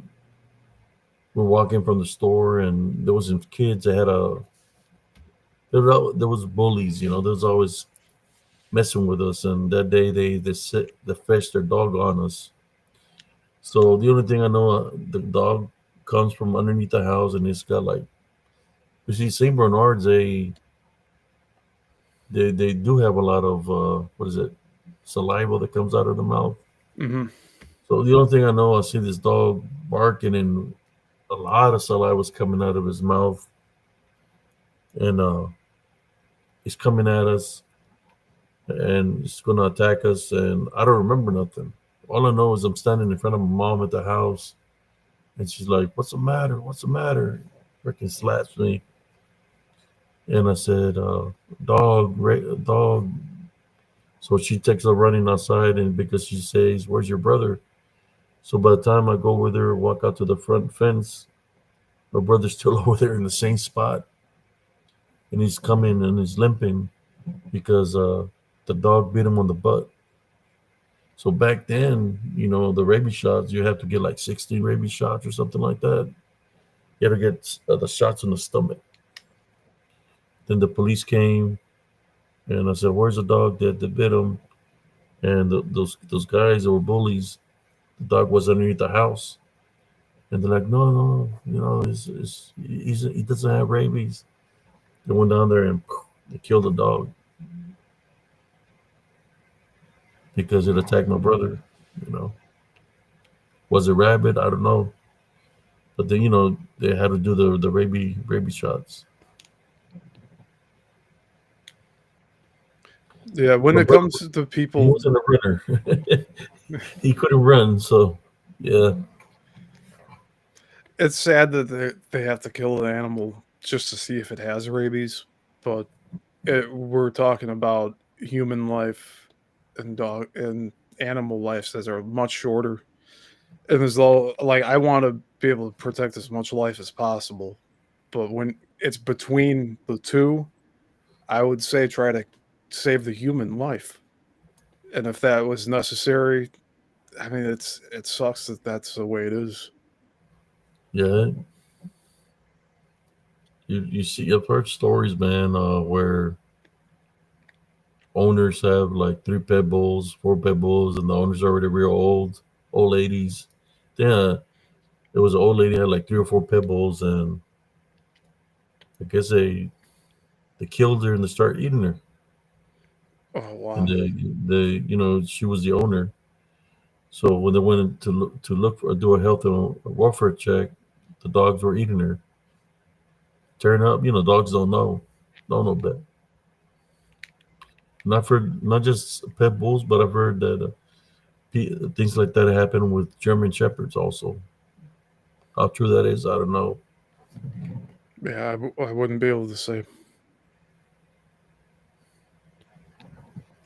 It was Werewolf Wednesday. Now we're just talking all kinds of things because Wednesday already passed by. Um, That was the first time I shared my Bachelor's Grove car accident story live. I kind of just stay away from those, but it's part of my life. Like I think I shared when I fell asleep in my vehicle and it jumped the curb, and there was a big median, and thankfully I didn't hit any of the trees in the median, because I probably would have been dead. So I feel I have my guardian angels around me all the time,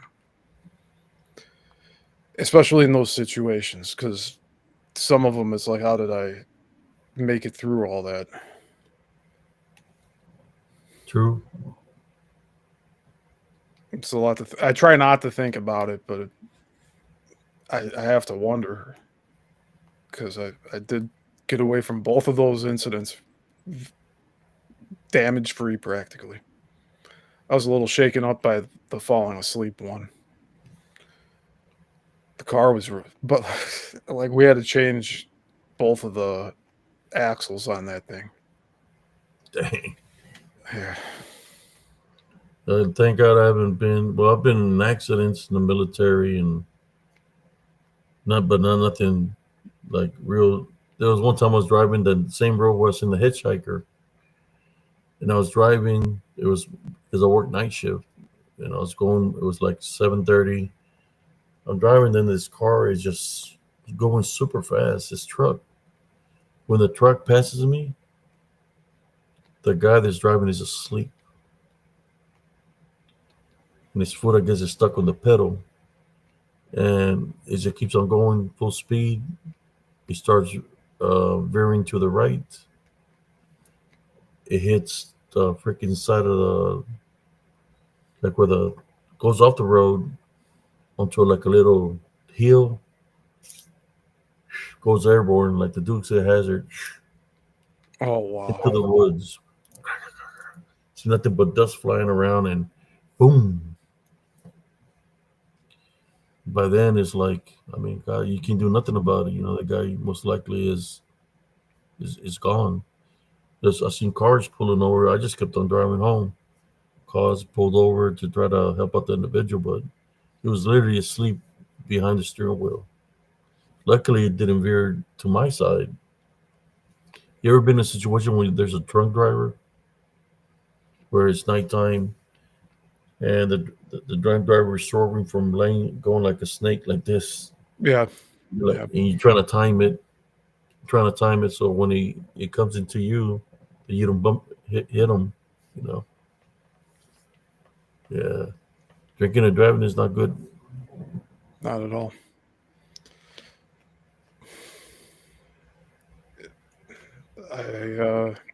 I'm so thankful I don't drink anymore. Because just seeing all the, I mean, alcohol really is opening up you spiritually to these attacks. A lot of openings, alcohol, drugs, uh, people that have hatred, vengeance. That's why I don't like going back and forth with people, man, because like I said before, two wrongs will make a right. I removed someone from one of my Facebook groups today because I have a local town group that I run, and Mhm. what was it? They said something like, "Oh, like what a tragedy!" It's like something I said. They were mocking me, Mhm. and then they made like 5 more comments after that, and I'm like, you know what?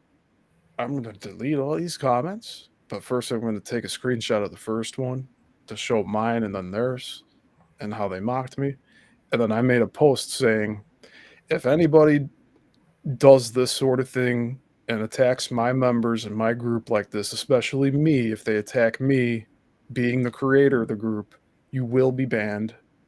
And I'm not going to deal with, I don't have the time or the energy to deal with this back and forth.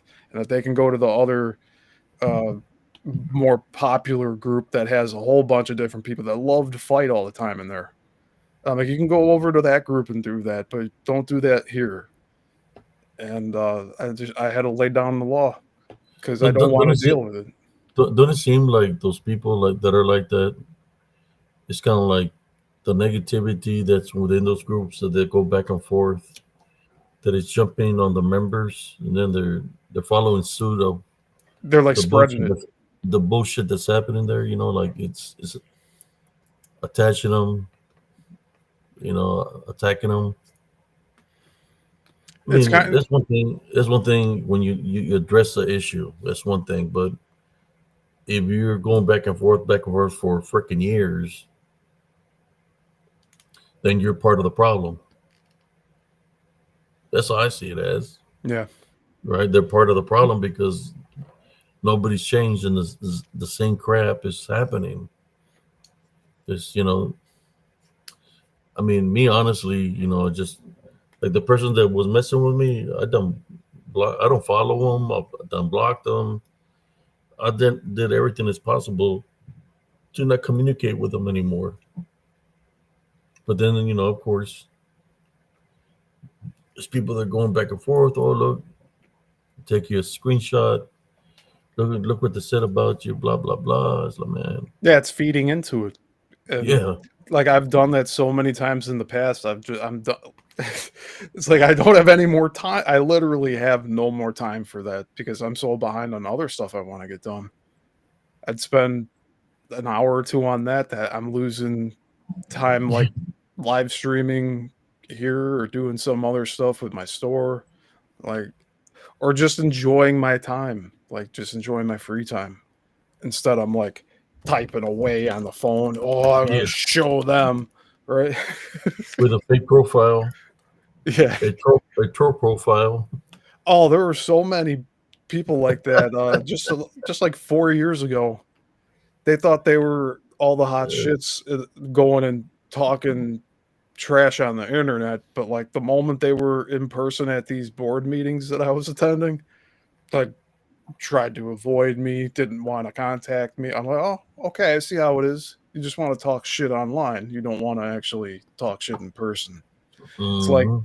there's this video of like two dogs that are barking at each other behind a gate, and then the gate slowly opens, and then they start like licking their chops, like, oh, nothing's wrong. Nothing's wrong. And then the gate closes again and they start snarling and that's basically how like the internet is. Once you take the internet away and it's the people in the same room together, they're gonna most likely get along and not start shit. There was a dude that contacted me through Messenger because I made a comment on one of the, I think UFC things, and I made a comment of that UFC is staged. You know that, I mean, you got a referee, you got a cage. That a real fight is not going to last that long. You know. So then I get contacted through Messenger by this guy that's saying he's a UFC fighter and that he's going to kick my ass. And I told him, look, man, I'm a combat veteran. I don't play games like they play in the UFC because you don't need no referee for a real fight. So this guy said that he was going to come to kick my ass here in Temple, right? So then a couple of days passed by, and I told him, I'm not nobody to play with. I work out and everything like this.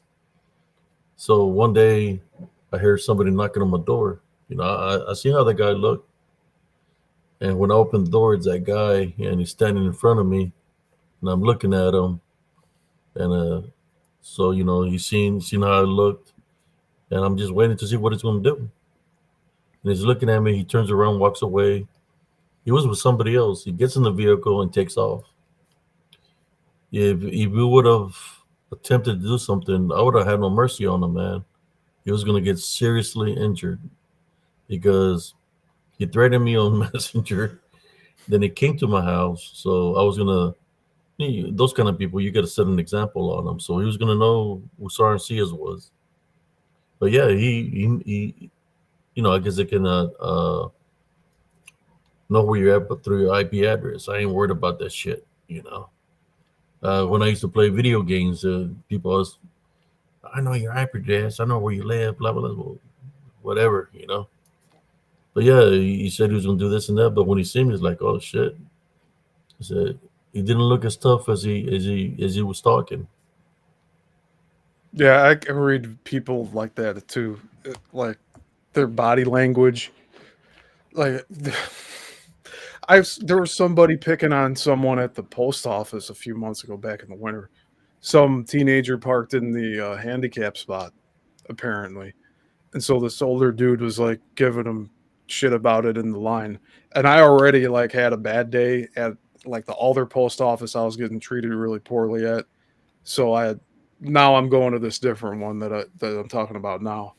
And it's a lot better, very friendly staff. But this older dude was just ripping into this teenager, like trying to just break him down and belittle him. And I spoke up. There was like a whole line of people. I was near the front, they were near the back. And I'm like, hey, like, you don't know what everybody's going through today. You don't know if somebody's handicapped or not. And I had a pulled back at the time too. So I was like dealing with back pain for about 6 months before I went to the chiropractor. But I'm like, you guys don't know what people are dealing with internally with medical conditions. And you're here going and just trying to tear this guy apart. Like, you're not going to do this. And it's a kid. You're picking on a kid. Like, can you just drop it already? You don't know what conflict is. You clearly just want to start shit. So stop it now, or else I'll make it a problem. And they stopped real quick. And then all like the other people in the line started having small talk with each other, and kind of drowned out whatever was like those two guys were doing. And like the teenager apologized to the dude that was bullying him, and then the other dude that I told him to stop, he kind of backed off finally. And but man, like some of these people, nobody's put them in their place, and that's why they bully others. And I feel like I'm here to to do that to set people straight and be like you need to treat people better. You can't be thinking everybody's out to get you. You can't be jumping down people's throats over like the littlest things, like a parking spot. That same post office over the next few months, because there was construction going on. It's in like the same plaza as like Village Hall, and the post office had all of these temporary handicaps. They only had, I think, 2 or 3 tops. There was 3 different spots for normal parking. Everything else was handicapped. So it's like, why would you be picking on this kid when you know that like it's out of the norm? And like I didn't have to go into that detail with this dude because like I kind of made my point there in the post office with what I already said.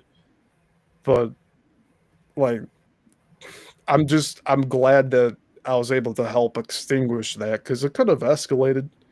The dude could have gotten physical with the teenager, and that's it's not right. It's not necessary. Yeah, I remember my stepson. We were at a dance, and he was walking outside, and me and my wife were dancing. And when he was walking outside, there was 2 guys following him pretty rapidly behind him. So I got off the dance floor and I went outside, and they were catching up to him. He didn't even know they were behind him. And one got in front of him. When the one got in front of him, the ones behind him, didn't know I was right behind him. And I said, "What's going on here?" And they're like, the other guy looks, and then the other guy turns around. I said, "Nothing's going to happen here tonight." And I got the guy on lockdown already. And then my stepson's like, "Hey, what's going on?" I say, "Is that your car?" They say, "Yeah." They said, "I just bought it." And he said that I guess a guy had beef with the person, the owner of the car, but he had bought it for somebody, and this car had the emblem of the Dallas Cowboys. It was like a Cadillac. He had the emblem, but I guess they had beef with because he had traded his vehicle for that car, and I guess these people had beef with the owner of that car, and they thought it was Oh, the same person. Yeah, but yeah, they were thinking to try to do something, but they didn't. They backed out and got in the vehicle and took off. that's good. Yeah, you gotta. But yeah, it's crazy, man. Especially when like here podcast, or doing a show. Uh, the one time somebody threatened me. They said they were gonna come kill me from Houston. Oh wow. They sent me a video of them with the weapons, locking them, and all this stuff, And then I said, "Well, bring your ass over then." So I won't grab their weapon and handle business, but they never showed up. You got to be careful, you can't leave those spiritual openings of anger because things happen when you're angry. Either they're going to do something to you or going to do something to them, and by then it's too late. When you can talk about it, come out to a solution. Yeah, talking is well. There's a saying of like, when the talking stops, that's when the fighting starts. So like, if you run out of words, you're in big trouble. That's why I'm always trying to talk things out. Yeah. And like not talking, letting things stew, making assumptions off of people's actions without actually talking to them. That's one of the worst things to do. Because Yeah, you got the person that might have a problem with you. Like here on Facebook, YouTube, you got the people that you might have a problem with, and you're trying to address those individuals, and then you got other people affiliated with the individuals that come at you also when it has nothing to do with them, but they come back the individuals up because they say they're loyal to that individual. See a lot of that with the podcasters. People that are loyal to them, or they send people to come to you, right? To give you, trying to continue the beef, you know. Yeah. I mean, Oh, I guess I could share something like that recently, just the other day. It was just over the weekend, I think. I had this commenter on one of my interviews that I've done in the past. One like the very first one. And they made a comment like sympathizing with me, asking me to reach out to them, that they have more information I'd be interested in. So I went to their YouTube channel, I found their email, and I emailed them. And they got back to me with this long response saying how they'd love to talk about what they were saying in the comments on my channel, but they're going to hold off on that for now. And then they went on to try to convince me to work together with them and then sell my footage to them. what the And, hell? and then they were threatening legal action if I didn't take it down off my channel. And I stopped all communication with them. I tried blocking the email and it goes to the spam folder, but I haven't looked at the last email they sent and they haven't sent any more. But they were just assuming based off the first interview that's like you think I haven't like given updates on the situation, because they were saying there were false things said. And I'm like, I'm calling this person out that I had as a guest, but I'm not taking the guest footage down because it also includes me being subjected to this lying. So if I'm going to go ahead and do anything about it, I'm not going to just take it down and like sue them and go to court about it, especially if this other guy's not doing it that's like trying to threaten me now. I'm like, why are you coming after me? Why aren't you going after that guy if you're so concerned about him? They said they're too busy working on other artistic projects. I'm like, well, then you're not serious about like prosecuting to get the truth out. Like, I got my channel, I'm already exposing what's going on. And I think I know, you know who I'm talking about. Like my short reels, my recent ones is calling out this guy. But I went a long time giving them the benefit of the doubt until they treated me poorly, until they flipped like that. And then they were going on other shows talking bad about me, like I'm the worst person in the world. How could I Man, have done this and that? there's And somebody from the cryptic community. no, no, this is from like the Hollywood industry. Oh man, Yeah, it's. I knew getting into it, like I might attract some real negative stuff, but surprisingly, I haven't. But it's funny to me now that this is happening well after I'm finished with interviewing them, and I have a different opinion on it now.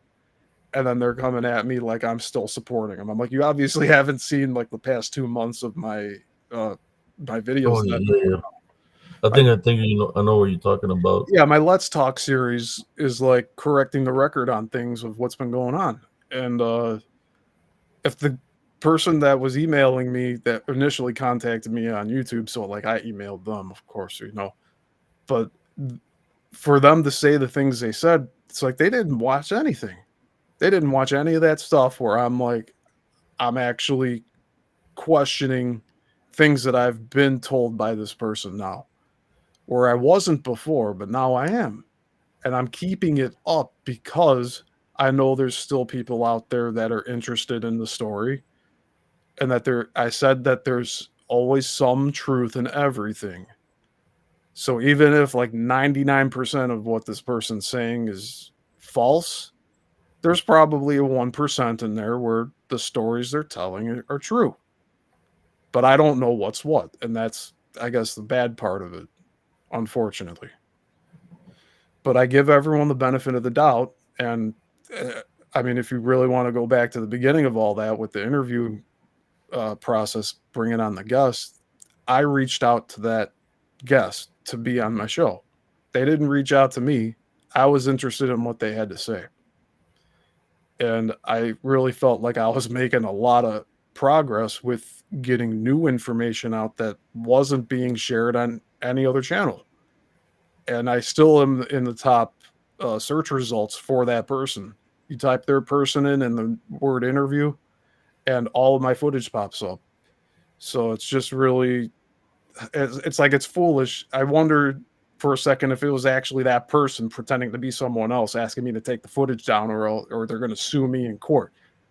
It's like, it's my footage, first of all, and then you want to use it for a documentary, and then you're using all this like similar language that this other person would use.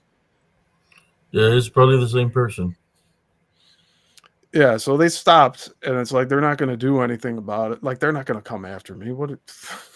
I'm like, why don't you go after these bigger channels that are interviewing this guy now, that are more prolific, that have been in the industry and have been cast out, but they have huge YouTube followings, much more than you and I. Like, like we're talking hundreds of thousands of subs. You can wonder if how many of those viewers are real, man, that they have. Yeah, that's who. If they're real or they're all a bot. That they buy the viewerships. Zigzag. Yeah, this is a Be Excellent to Each Other shirt I got in Denver. And I got it because of the Bill and Ted reference. But I think it's also a good saying.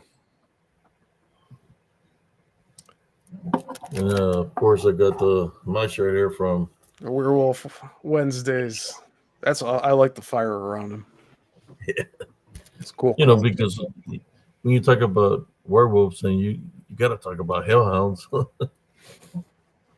know, how many people you've known? I've heard of so many stories, you know, of people seeing hellhounds like in cemeteries. I think I seen one that was based off a true story where the girls go to a cemetery and they start messing around and with the Ouija board out there, and this hellhound starts appearing, and they're trying to get out of the cemetery in the vehicle, and they're speeding away onto the highway. You know, as they get hit by a car, and the person that was there, she disappeared. Like, the other 3 girls died, but the other person was never found. You know, it's kind of like the person was like death or something. I don't know. It was just a weird show, but yeah, hellhounds, cemeteries.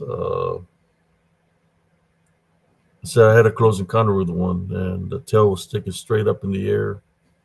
And he had red eyes looking at me. Turned around, he leaped like 30 yards, like he was leaping in, because he's moving in spirit, right? And he smelled like sulfur. When the hellhound, you know, that happened when I lost my mother. But you know, I'll share that story another day. But yeah, with the hellhound shirt on. It was like right in front of me, looking at me. I was looking at it, but I was praying. The only thing that was in between us was a water barrier, irrigation system that goes around our town for the fields.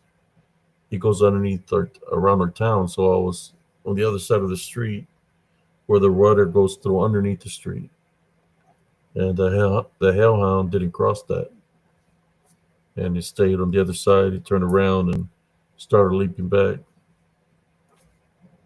You ever witnessed the hellhound, brother? I don't believe so.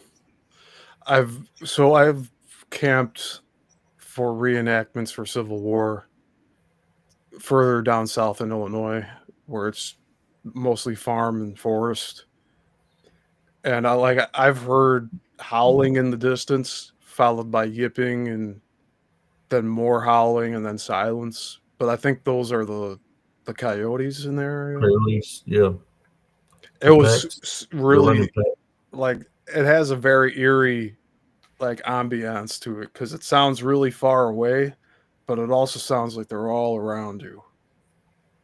And it's like they're communicating to each other, but then once the kill happens, then it's like they're celebrating, and then they start feasting, and that's when they get quiet. But like, you hear all of that, and I'm in a canvas tent, and I'm just like, I'm keeping those flaps closed, tied around the stake and everything. I'm just making sure that I'm secured inside my tent, but Hell no. I don't see any shadows walking around the tent like of a Oh dog. man, you'll be surprised. I used to see them all the time in the army, man. I just wouldn't tell nobody about it. You know, whether I could see shadows right there beside some of uh my comrades, you know, and whether we're training at nighttime and the shadow sees me and I'll see the shadow and the shadow takes off, you know, it'll be like right there beside them while they're board sighting because we're still training and doing night fires. And I mean, they would appear. Just people couldn't see it, I guess, spiritually, but I would see them. Very tall man out there, a lot of activity on Fort Hood. I know that if you were to be with me or, you know, anybody, that we're going to capture something because it always happens. Not saying that I'm a magnet for that, but they don't like a love foundation. That's why they manifest in their beastly manifestation because they don't like me. I think the only thing that I've ever gotten out of the woods was I could feel something around me, but it was a little dog that I saved. That I had gone and did my investigation, and when I was walking out of the investigation, there was a puppy, a little black puppy, and I got it out of the woods like somebody had dumped it there. I think I have a picture of it. I'll have to look for it so y'all can see what I'm talking about. You ever save like an animal or a bird like that falls out of the nest? You ever? I recently saved a rabbit that got caught in a trap. Oh Almost, wow! almost lost its leg. It kind of limped away. The bone was showing on its right hind leg. When I found it, I'm like, "Oh baby, I'm so sorry." It's like I have affection for animals, so I wanted to at least try to save it, but it ran off before I could. I had bandage that I wanted to wrap around the wound, but just kind of it wanted to go have a have its moment to recover. I hope it's still alive. But yeah, that was very recent, just like 2 or 3 weeks ago. Wow! The trap Uh, was set up to catch a rat, and I didn't set it up. Someone else I know did. But when I was told that there was a rabbit in there, and I'm like, we gotta go save it. I actually went out there with my uncle. My uncle held the light, so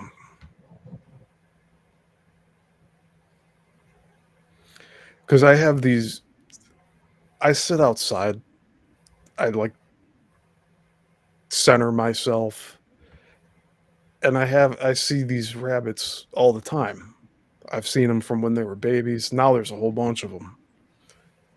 So just seeing that, that's why I called it baby, because I knew it since it was a baby. So just hanging out around here, likes to eat the grass, likes to eat the dandelions, not harming anyone.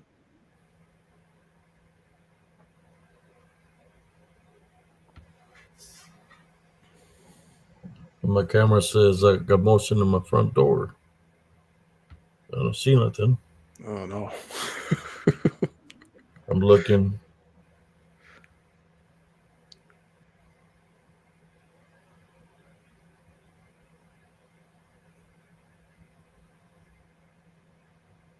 Yeah.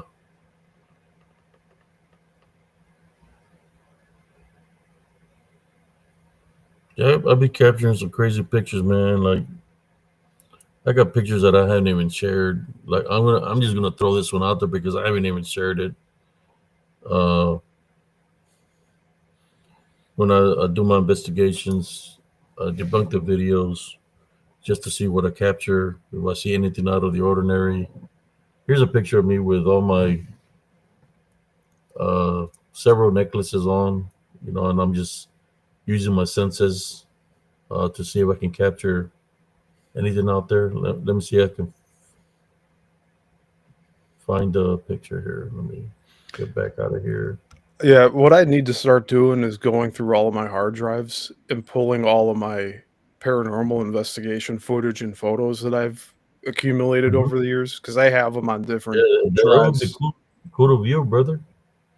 Yeah, because I do have stuff. I've captured orbs, and I have pretty extensive footage from some places where I've just gone and explored, trying to see if anything would pop up, show itself.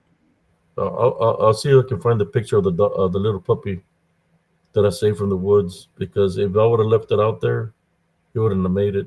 There's the wild animals would have eaten them. Coyotes, wildcats, cougars. Yeah, and all the animals that I've interacted with, for the most part, they really take to me. So I do think they can read energy. They know I'm not going to harm them. Yeah, like right there. I got my necklaces around me, and I'm sensing something over there to the far left. Uh, Let me see if I can take a crop it. Normally when I would sense something or hear something, I point to where I'm hearing it. So like that when or if I get the camera, I'll angle the camera to that direction. So if there's something there, I'll be able to capture it. So it's a little bit crazy, Like there he goes again by himself over there pointing at something. Now you got your method. Who cares what observers are seeing? Yeah. Let me see if I could. There's something there, but I don't know. It looked like he's looking at me. Uh, so we're gonna take a close look at what I'm pointing at.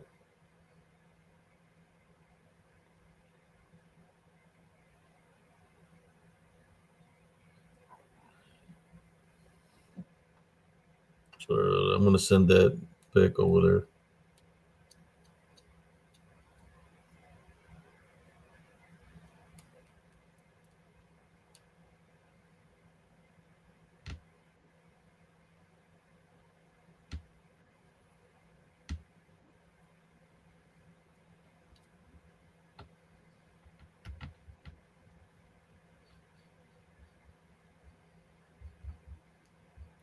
And this is just looking at, I haven't even worked on it or nothing, so I'm just sending it.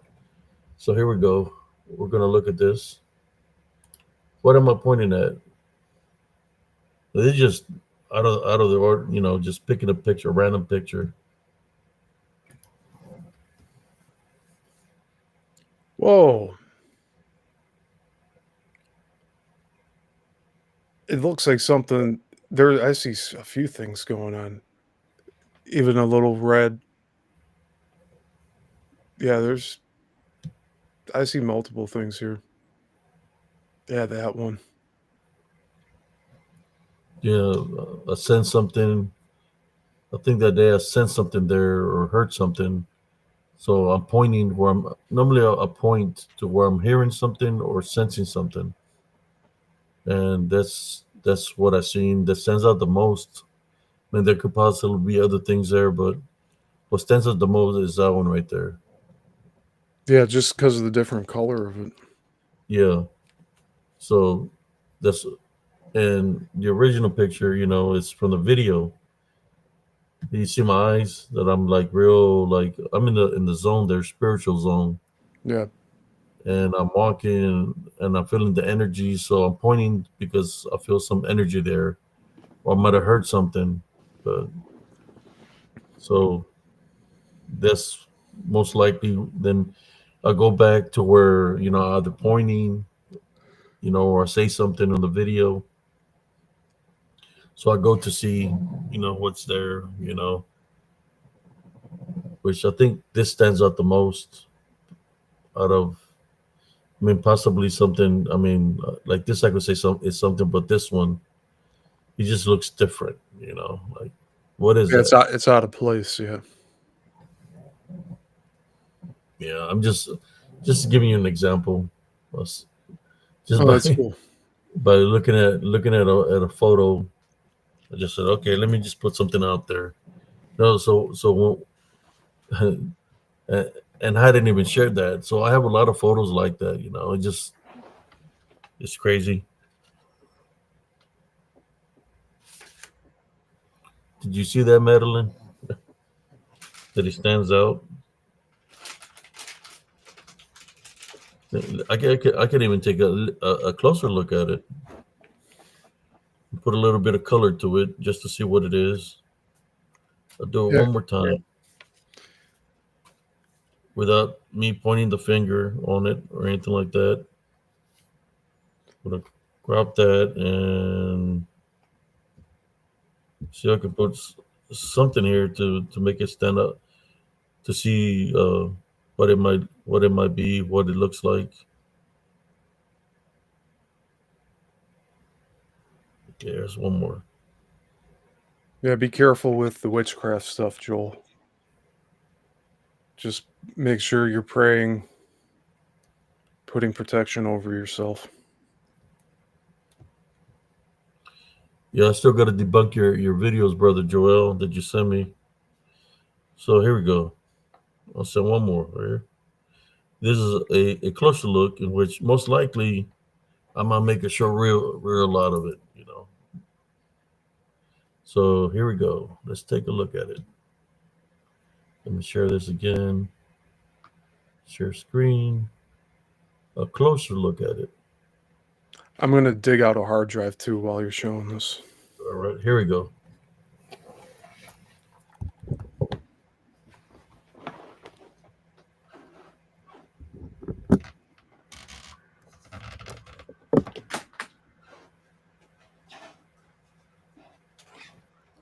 That's a closer look at it, yo.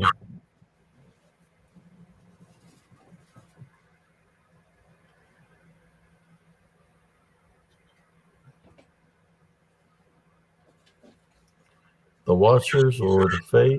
Some people say it might be the Fae, Washers. I mean, there's somebody demonic Nephilim. Something here definitely looking, watching.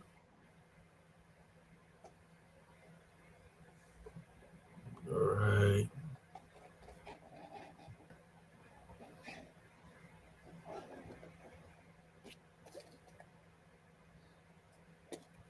Okay, brother Joel, I'll check it out, man. I had an appointment yesterday. Uh, trying to get, um, you know, my hours back straight. Probably go to sleep. Still got a little bit of time. Man, we've been hours for 4 hours. Golly. Let me take that off. Just wanted to share that.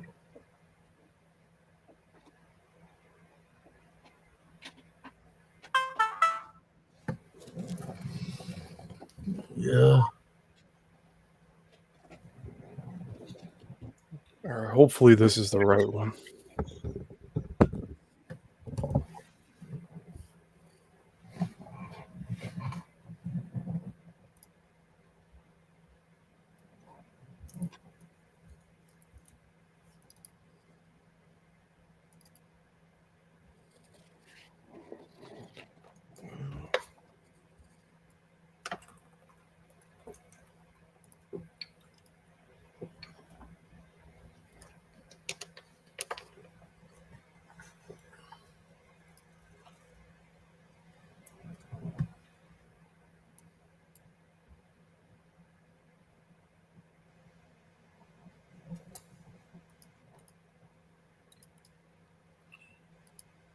And I'll go look for the picture of the little dog that I saved from the woods real quick. All right, I have a picture to show. Go ahead, brother.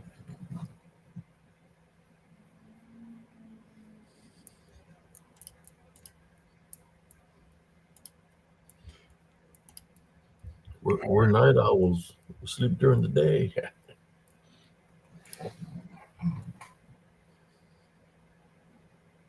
Yeah, my whole sleep schedule is reversed now. It's all good. I'm wide awake.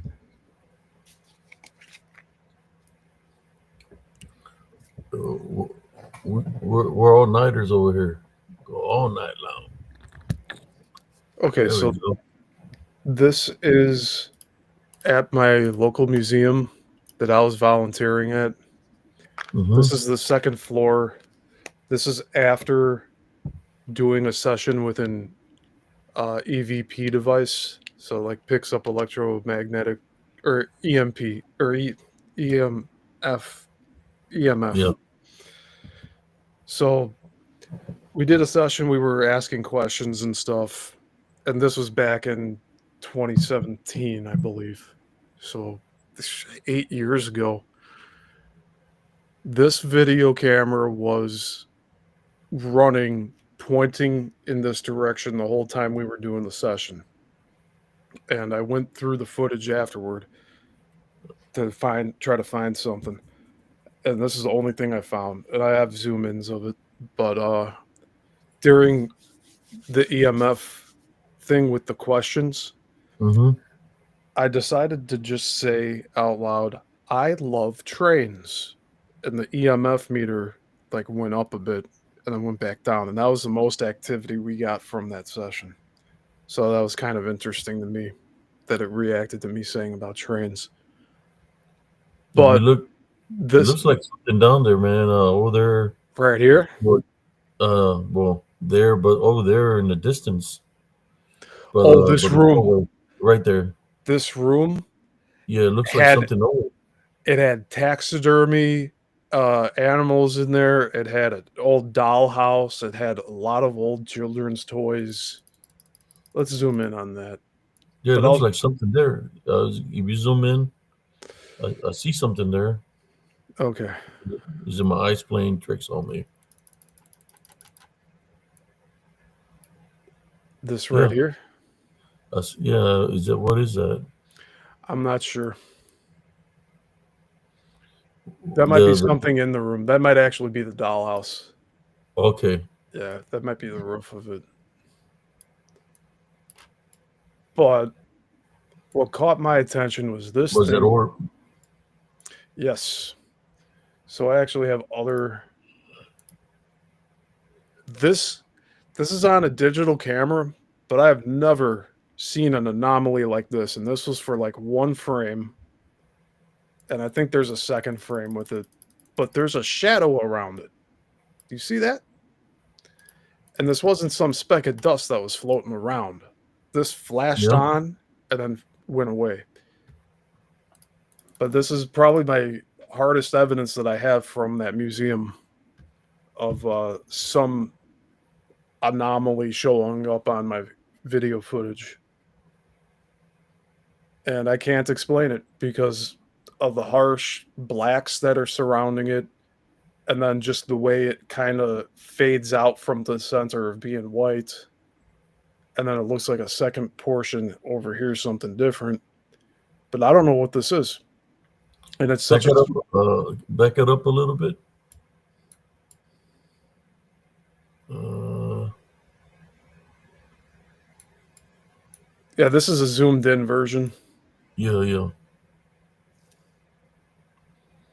Yeah, it looks like a little rod or something. Yeah, that's crazy. And it was one frame. It disappeared in the next frame. I overexposed it just to see what I would get from it. Here's the second frame. So it was only there for 2/30ths of a second. But there's something up here. There's something over right here. I don't know what this Yeah, is. yeah. Look like yeah, that's crazy. Kind of looks like a head right there, like a figure. Where you were pointing that one. This one, yeah. Yeah, I could see how that would be. Yeah, it almost looks like a little face there. Yeah. It's bigger on my screen. Let me zoom it in.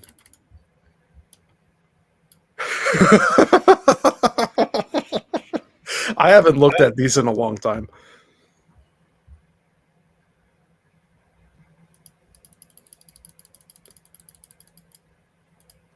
Yeah, zigzag. It Right did there, change right shape. there. It looks like it looks like a spirit with a form.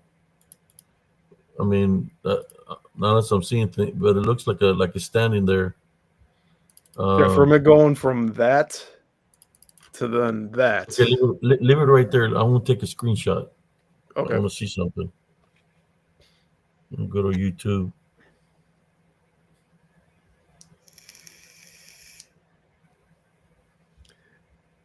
Hey, Beyond the Box. Good to see you still here. See, I like knowing that everyone's just mostly sitting back listening at this point.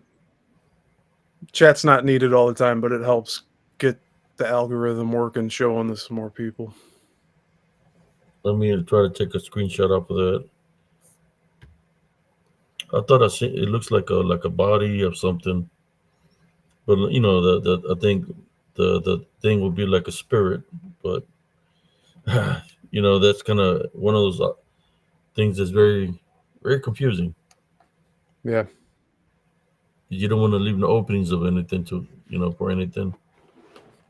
No, and there's stories that from that place of. You could move it around. I took a Okay, you screenshot got out it. of it. Yeah, I'm just gonna see what I see here. If you guys were talking about this thing here, that's a stairwell. This little thing in the corner. But someone said about the flowers that something was peeking out by the flowers. Okay, so this is the bigger version of the second one. So that thing moved in 2 frames from this portion of the doorway down to over here. So it went downward.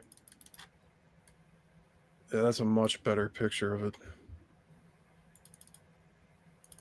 of it being wide. All right, let's go back to the first one real quick. Said it looked like something was by the flowers. So there's a whole bunch of doll cases in the back here. So this was the dolls, I believe.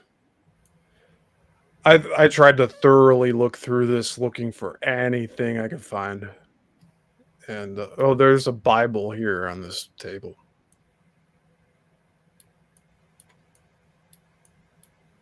But yeah, it moved from here down to here within 2 frames of a 30 frames per second video. So I went through this footage. It was up for, I think I had it running for an hour, hour and a half. And I sat back and watched the whole thing. And that was what I was able to capture from it. Something there definitely, like he's looking at you, like it's speaking. Yeah, this is what all the contrast and resolution put up.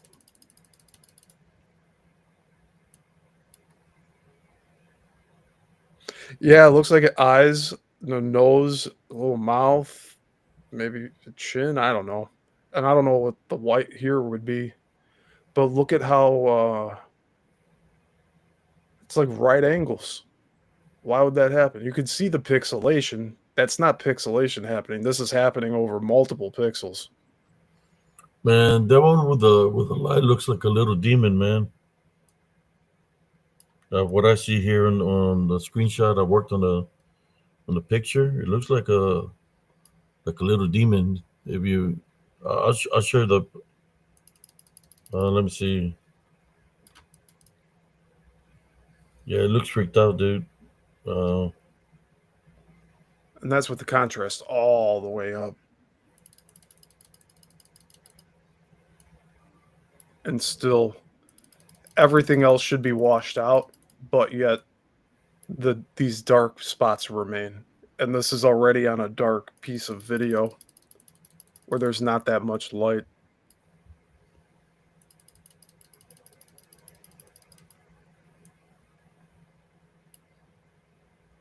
But everything else should be washed out, including these dark spots, and they're not.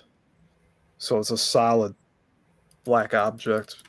But it happened so quickly on the video footage. It would have been so easy to miss. And then there it is back at normal. All right, let's see. Rain's asking to zoom in on the flowers. Let me make sure I went through everything I wanted to show here. Okay, that was it. Let me go back. So this one, Rain wants me to zoom into the flowers, but on the side of brown on the door entryway.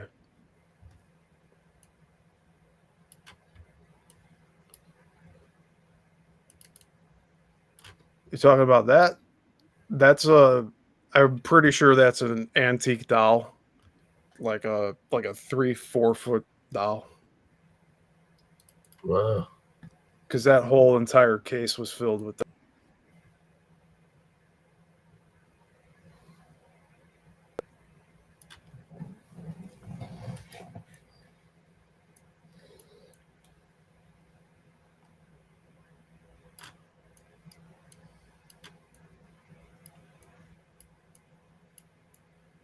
But there was this building. It used to be the Cook County Jail. And there's records of Al Capone having stayed there for a night or two.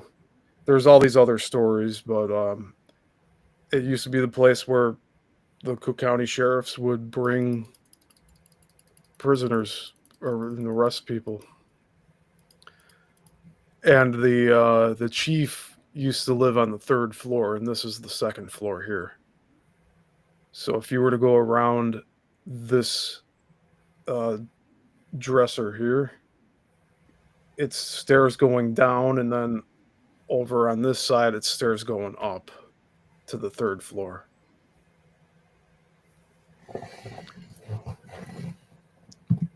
But it's one of the oldest buildings in the town here.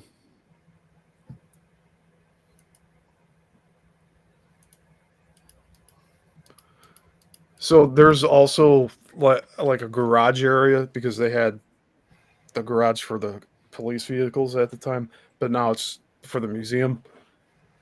And they have all these antique cars in there. Now, here, I'll stop sharing. But they have mannequins sitting in like these carriage cars that are faceless. They're like gray, but faceless.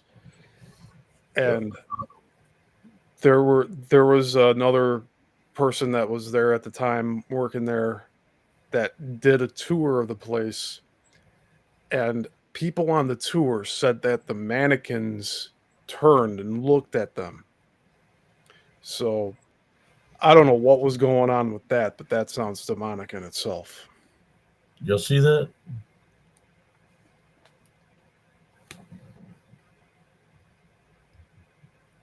Like a face right here. Eyes and a nose, like a little demon.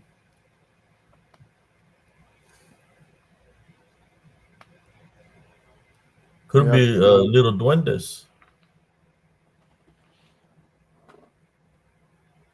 Yeah, I'm not ruling anything out at this point. I was trying to get a good look at it, but it looks like it's got a face, man. But it could be the print of the thing. I don't know. Just I see something there. Then I want to go look at the other. Of course, this one looked like something. I was looking at this because it's what you were focused on. Yeah, both of them seem like it's something that shouldn't be there. Yeah, the demons come in many sizes, even very small. Like this one's. Looks like definitely something here. I can see a face and everything. And they have some kind of energy. Yeah, All right, let me stop sharing that. Uh, 'Cause I see a face right here, man. The nose, the eyes. This one has a face too. Probably from the animals, maybe. I don't know. All right, let me stop Yeah, sharing. it's there's like I said, there were a lot of people that walked through that building and also had to stay there against their will. So who knows what attachments ended up there, especially if the Yeah. people that were arrested, like Capone, if he was really tossing bodies in a lake like 40 minutes out, like he was doing really bad things. He would obviously have attachments, and if other people similar to him were being arrested at the time, then all that stuff got dragged through that building, and some of it probably stayed. It's my guess. That building always had us bickering in the front office. Even one of my really good friends, like we ended up having an argument in that building. And once we got out of there, it was like, wow, like why did that happen? But like there's an energy that just is a little off in there, and I don't go there anymore. I don't volunteer I was volunteering to digitize stuff, and then I eventually had it turned into a paying gig. But once I got through a bunch of audio reels, that was pretty much the end of all that. But I had a good time doing all that. I was able to digitize everything at home, thankfully, so I didn't have to spend time at the building. So I was protecting myself more that way by spending less time there. You could share another one if you like, brother. Sure, let me look. Let me I'm see fixing what I got. to try to play for this little jackpot.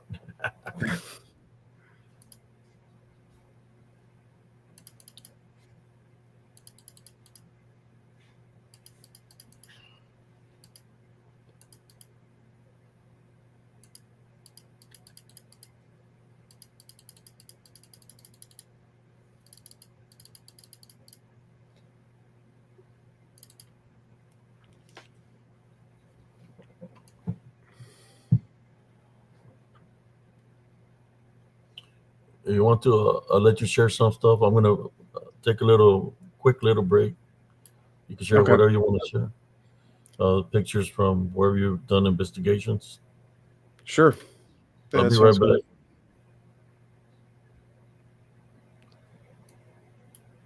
There we go. The chat is still there. I'll Yeah, share the I'll I'll share the share. photo.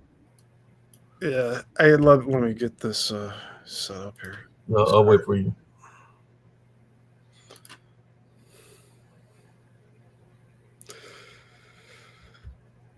Uh, I'm trying to do this so that I'm not showing too much of my browser here. Okay.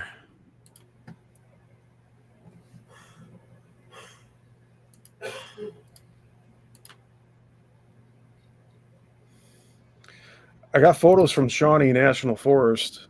Might as well just look at that while we're waiting.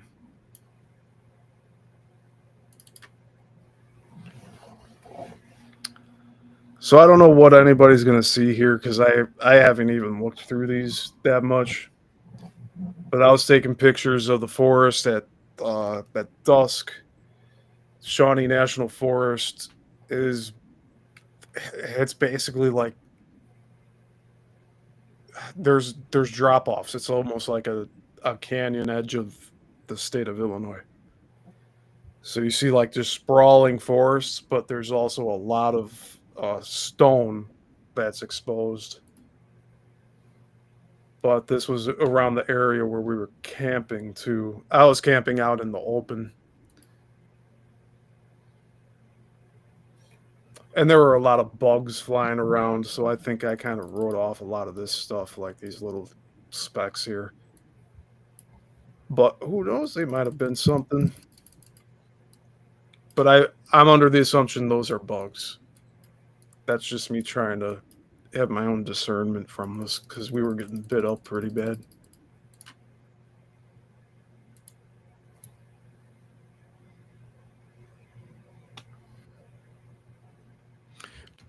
But this area, it's supposed to be where the supposed glacier that made the Great Lakes, one of the glaciers ended up at the bottom of Illinois. And that's why all the bedrock's exposed, and that's why there's a cliff and it goes down, and there's a whole forest underneath that. That's just some mold in a water reservoir. All right, let me get to the rocks here. So this is the view I was talking about. So this is literally at the bottom tip of Illinois, looking south. You have all of these rocks that you could stand on, but it looks like it's limestone. I'm not sure what exactly it is. It's not limestone. But just the sprawling forests and the hills and valleys, it's unusual for the area.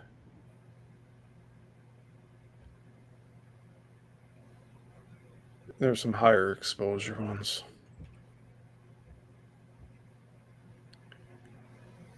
But there's all of these rocks here. There's actually one called Devil's Rock, I think. And you have to wonder why these things are named that.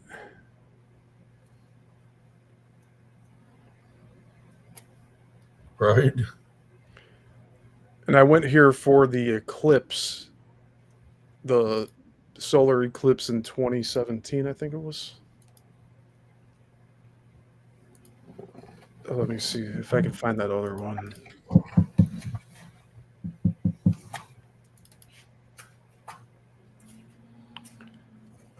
So, like, yeah, there's barely any soil in some of these places, but the trees are still growing. You see all the roots, though.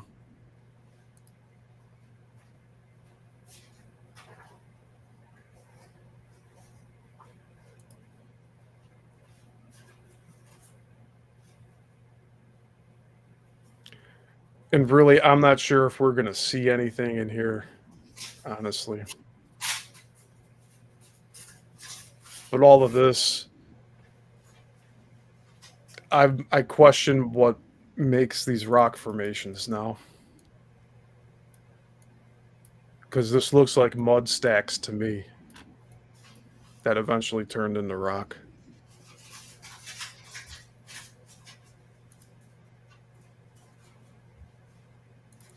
Yeah, like this one's pretty wild. It really looks like either an old trees, or just a bunch of mud that ended up solidifying.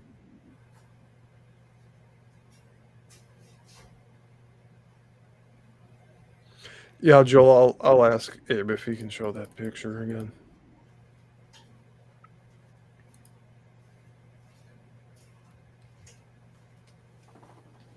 Like, this is supposed to be a rock, but it looks so funky. I really thought this was an old tree. So I was taking all these pictures of it. We got a few more to look at here.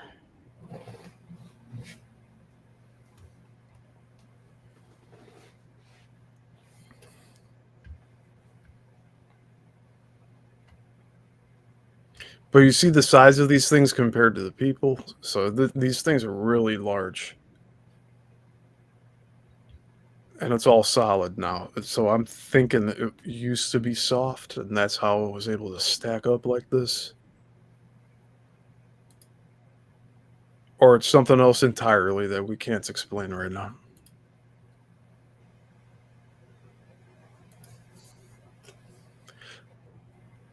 But I see a beauty in a lot of this too. I really like looking at the colors and the way that everything kind of is just wavy.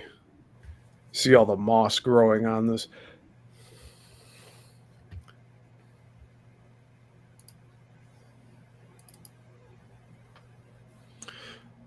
There's the Devil's Rock.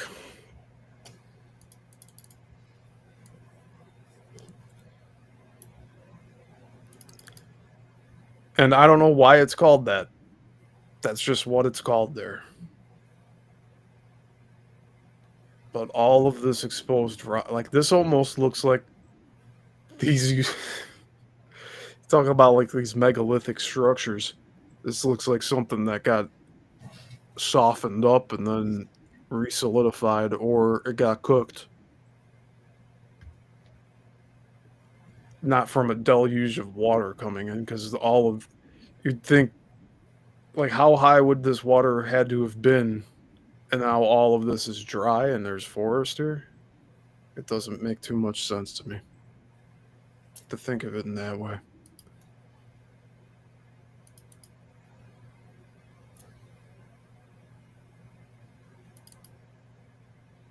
And there's me. There's me with a full beard. Look at that. Bam.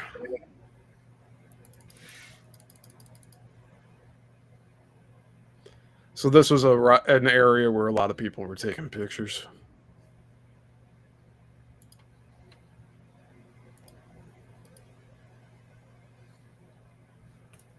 Oh, and this is nice. A butterfly landed on my finger.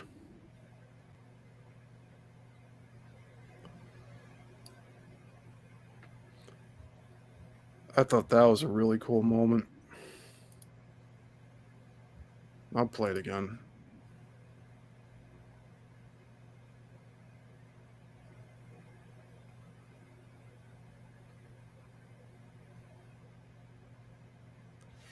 It's this type of stuff I'd put in a highlight reel or something.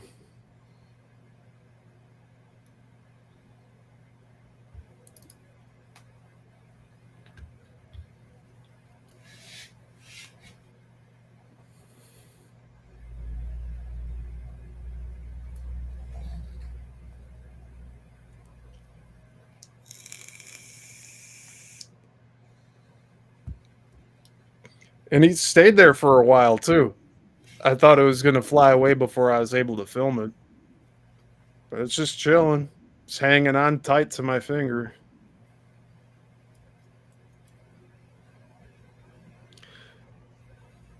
It's tasting me with its tongue. Maybe it liked the salt of my sweat or whatever. But I was told this is also really like a good omen.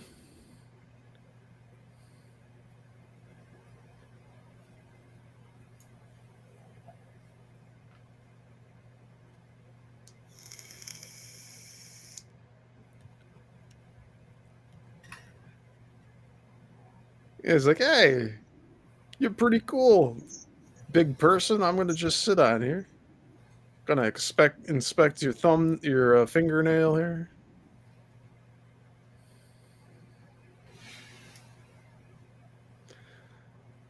And that's why I say, like, animals really just take to me, and this is one example of it.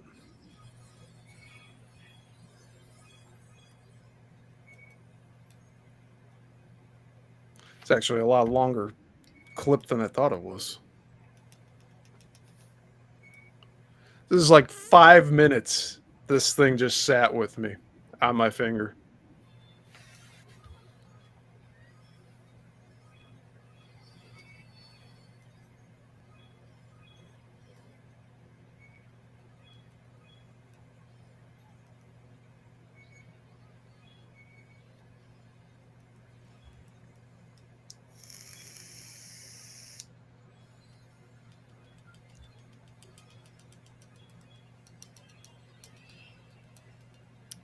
And I was trying my best to be so still.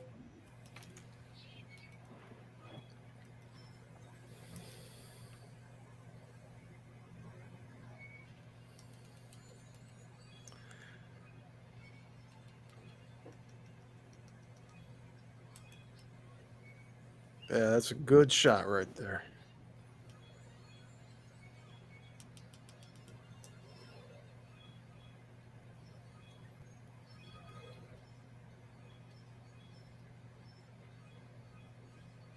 Yeah, I'm actually surprised how long it stayed on my finger.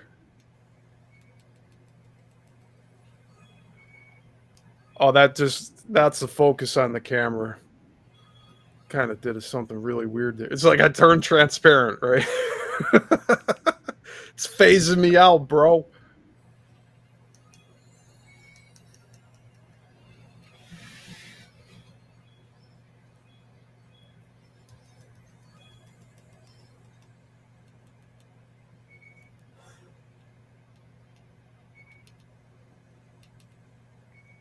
Yeah, it's giving me a taste.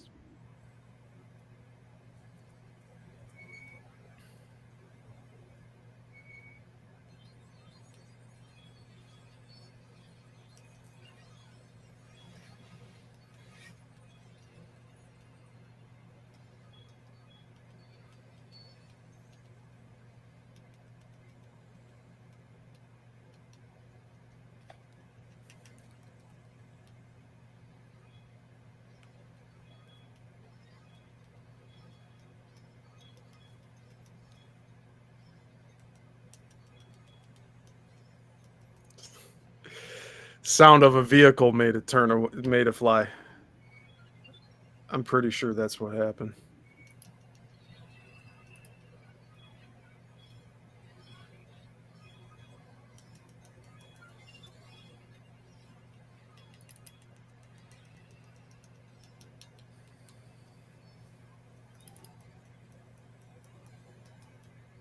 And then here's more of the rocks. See how it all swirls?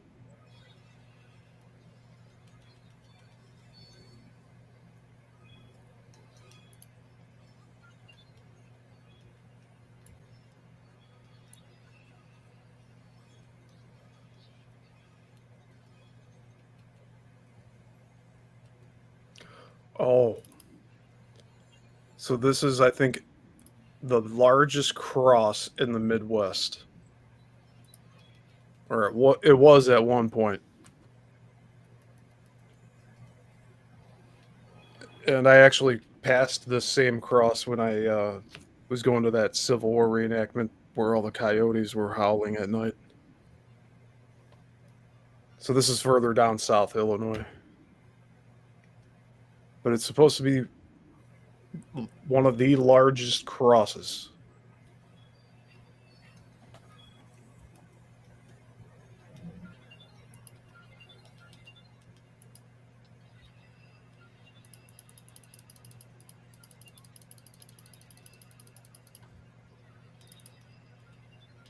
Okay, I have Bachelor's Grove stuff that we can look at.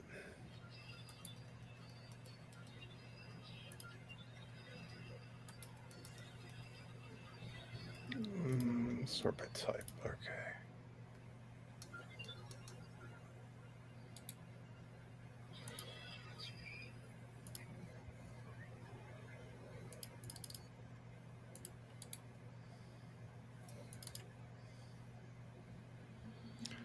Okay, so this is Bachelor's Grove at night, and it's very I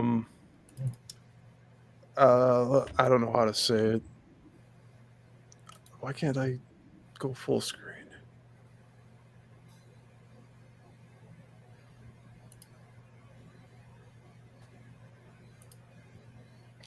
This is the path walking in. So the path used to be a road, and it's really like the forest is taking it over at this point. There's only like a little patch.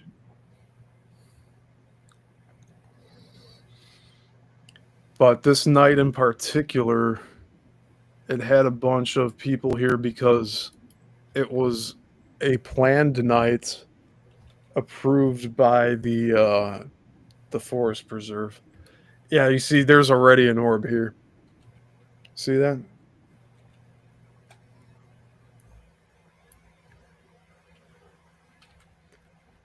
I probably have so much material in these because I have multiple visits where I have all these photographs and video. Some of it on analog, on film. But this is some of my digital stuff.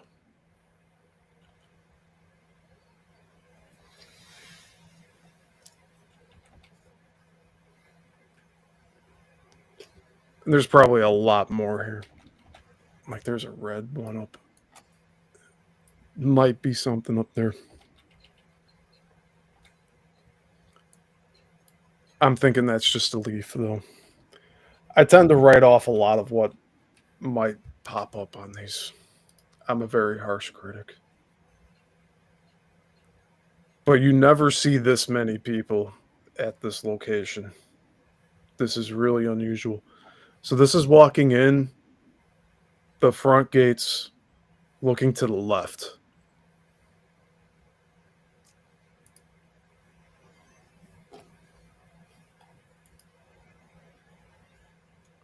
Yeah, there's never this many people here, so this is a really like rare occurrence.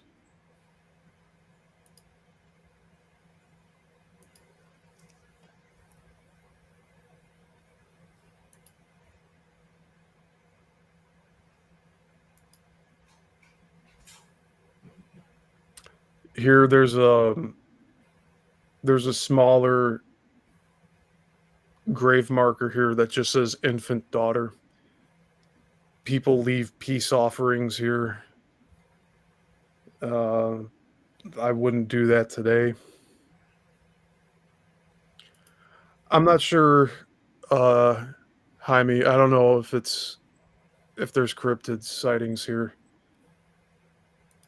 There's been shadow entities seen. There's been appearing and disappearing White House with a porch on it. I'm not sure what this picture is. This might be looking into the cemetery, or this might be looking at the road and all the cars. Yeah, I was zoomed in looking at the road. So there's a little swamp pond.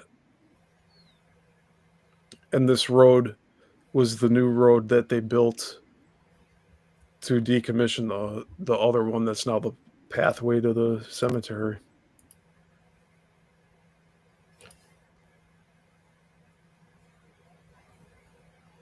You know, I don't know what's going on here. Like, I used to chalk this up to like digital anomalies, but these light streaks, I can't explain what that is.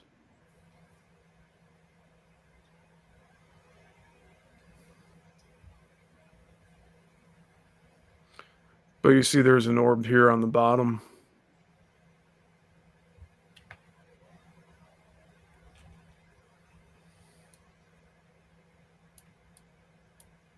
It's a little orb.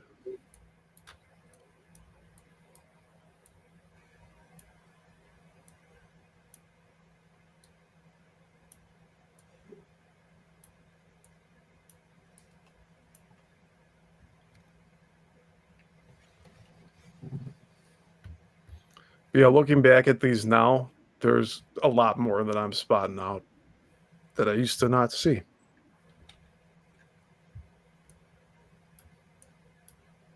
Like this little thing up at the top. No clue what that is. And you can see the pixelation here already. So what the heck is that?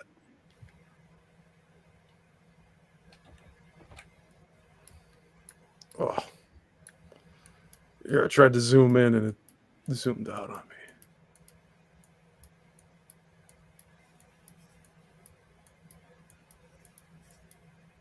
There we go.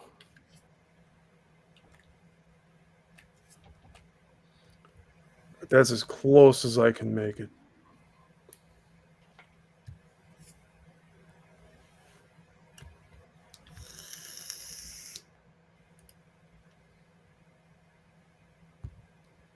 And this was just looking back into the cemetery off of the road. There's a little concrete barrier. Those are my cousins. This was a picture I just thought didn't turn out right, but it's really bizarre the way that looking back at these, like you can't even see their faces. And the trees are all messed up. So I don't know what happened here with that. And I don't know what this is here, by the way. I have no idea. This is starting to freak me out. Oh.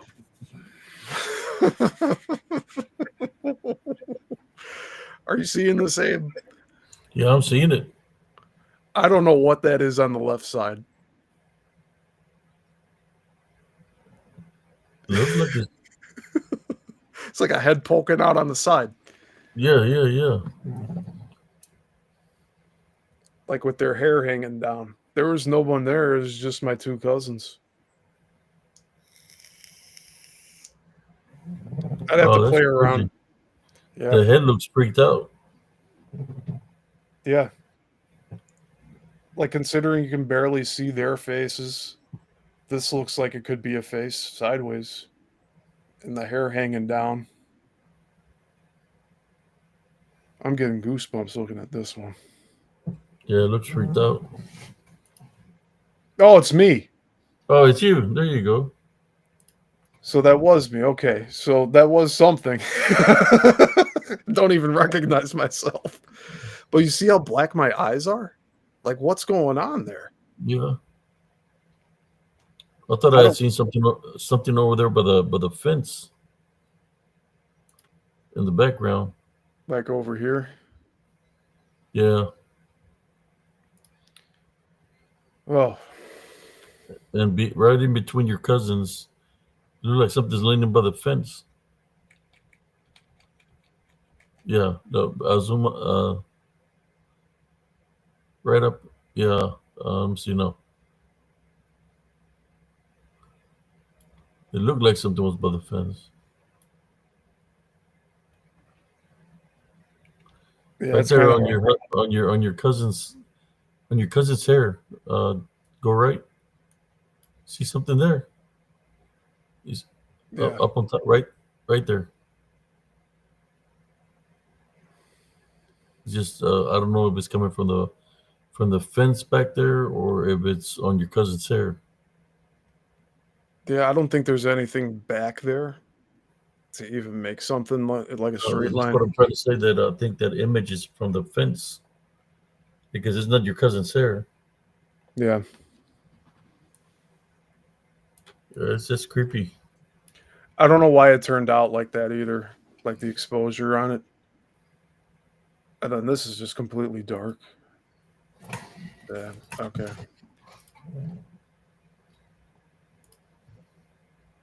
Oh. I think those are candles, but we'll double check that. Yeah, those are candles. Candles. But some of these trees are gone now. There's people that move these markers around. It's kind of sad. This cemetery has a lot of vandalism in its past. So there's graves that are unmarked as of right now. It's been like that for a while. And I don't know how the upkeep is these days, especially without Pete there. Because he used to go and really clean the place up.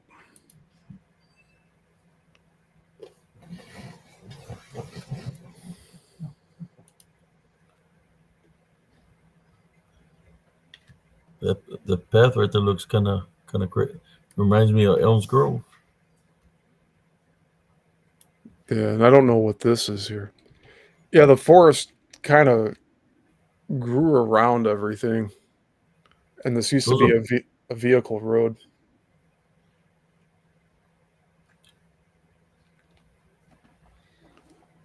Like, that's the last of the pavement that's left. Everything else has been overgrown.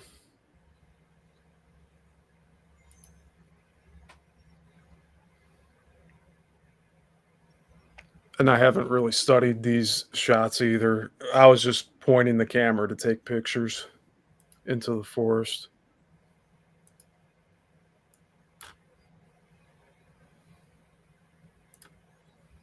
There's some thick woods there. Yeah, and it goes pretty far too. There's a stream in the back. I think it's Tinley Creek. It's a creek, yeah.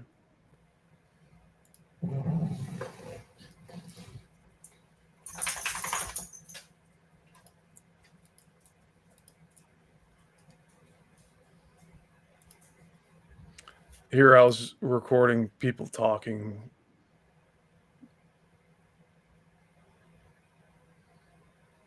I think people had glow stick lights there. There's a question for you.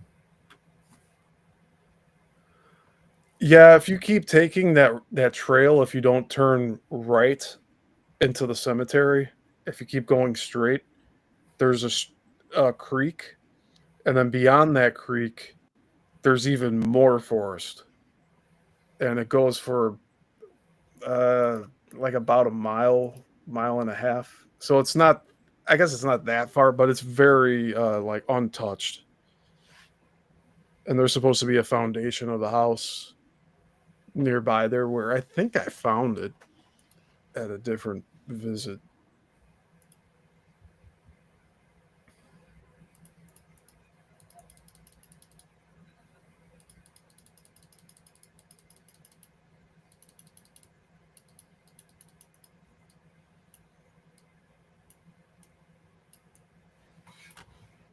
So that was 2017. Let's see if 2018 has anything. Oh. So there's another location here called Cuba Road. The story behind this place, it's a cemetery, but the road to that cemetery, it has a story of one of the mafia members of Al Capone, Babyface Nelson. That's where he died. His car flipped over during a police chase that he was involved in. So that's one of the stories here. I think I got an orb here. I'm not sure. Yeah, as you see, this is in the dead of winter. It's not snowing. But this thing here. Yeah, I remember looking at this before. Another orb.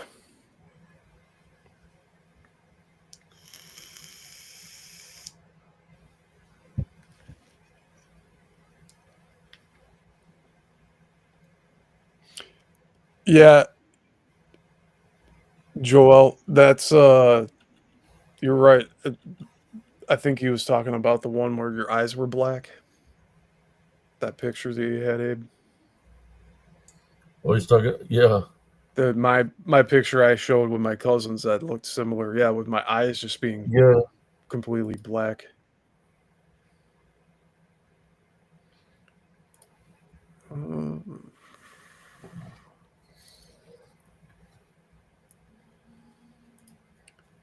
And so this is much further north from where Bachelor's Grove's at.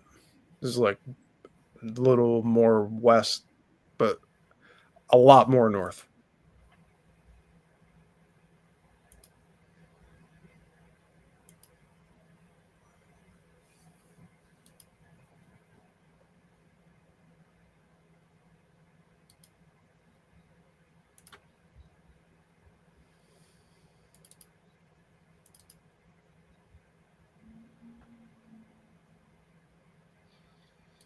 And I didn't like staying here too long.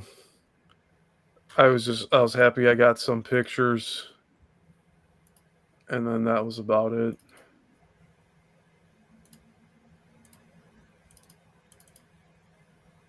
Here I took some video, but there's probably I haven't gone through it as much as I did before with like the museum footage.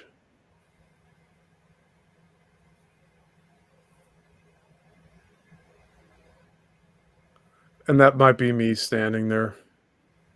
I'm pretty sure that is. And there's houses on the other side of this cemetery.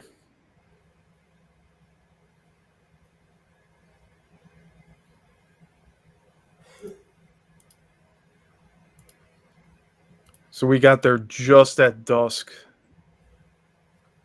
And then here I'm taking pictures. So that's what I did when I did these investigations. I set up a camera for video, and then I went and I did photos. And this must have been really cold because we were like kind of running back here. That's me taking more pictures. Or no, that must have been my cousin running.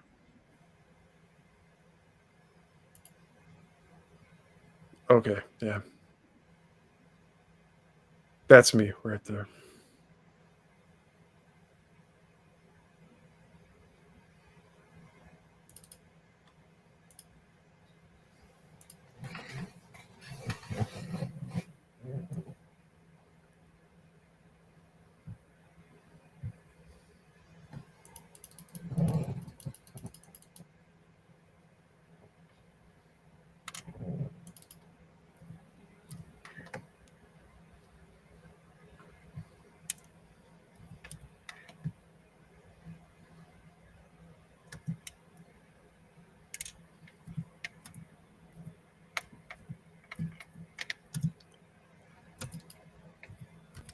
So these were the tents I used when I heard those coyotes, but this is a different reenactment. But that's where I was in. So basic A-frame. You could fit 3 people in the tent if you don't really care about the walking room. 4 cots in there. Yeah, we have cots. Some of them are from World War II reenactments. We just reuse them. We put our blankets over them. No one knows the difference. Just like this this box here is also, I think, from World War II. But we can't be 100% accurate. Like, we're doing this as a hobby in our spare time. But we'll do what we can. Like, we use what we can. And then we point out to the public if it's different from what it should be.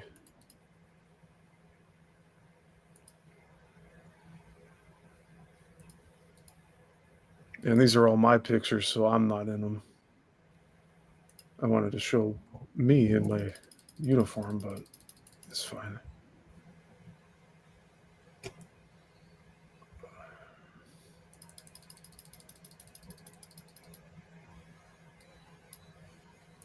Yeah, I don't have anything else on this drive. Some more video work.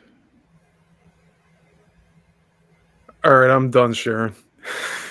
There we go. I hope you guys enjoyed that. I haven't looked at that stuff in quite a while.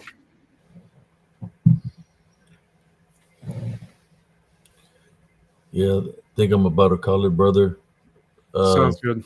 You got to put your, your podcast and stuff where they can find you. Yeah. Have people been tuning in? They have. I went up about 5-6 subscribers now. That's good. That's good. Yeah, let me get the link ready here. Okay.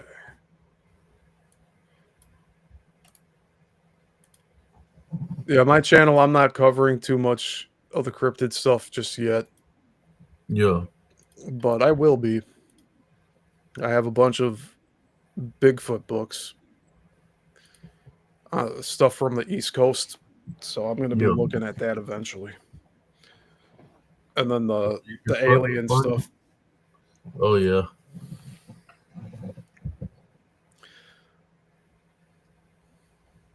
Sister Madeline there.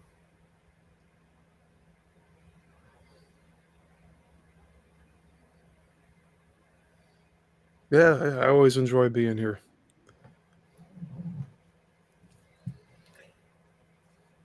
Yeah. I'm fixing you want to say your farewells, and I think tomorrow we got open mic night. So anybody tomorrow, it's open mic night. I'm gonna probably go get me some rest now. I don't know, man. When they push that air, man, it's like it just affects you differently.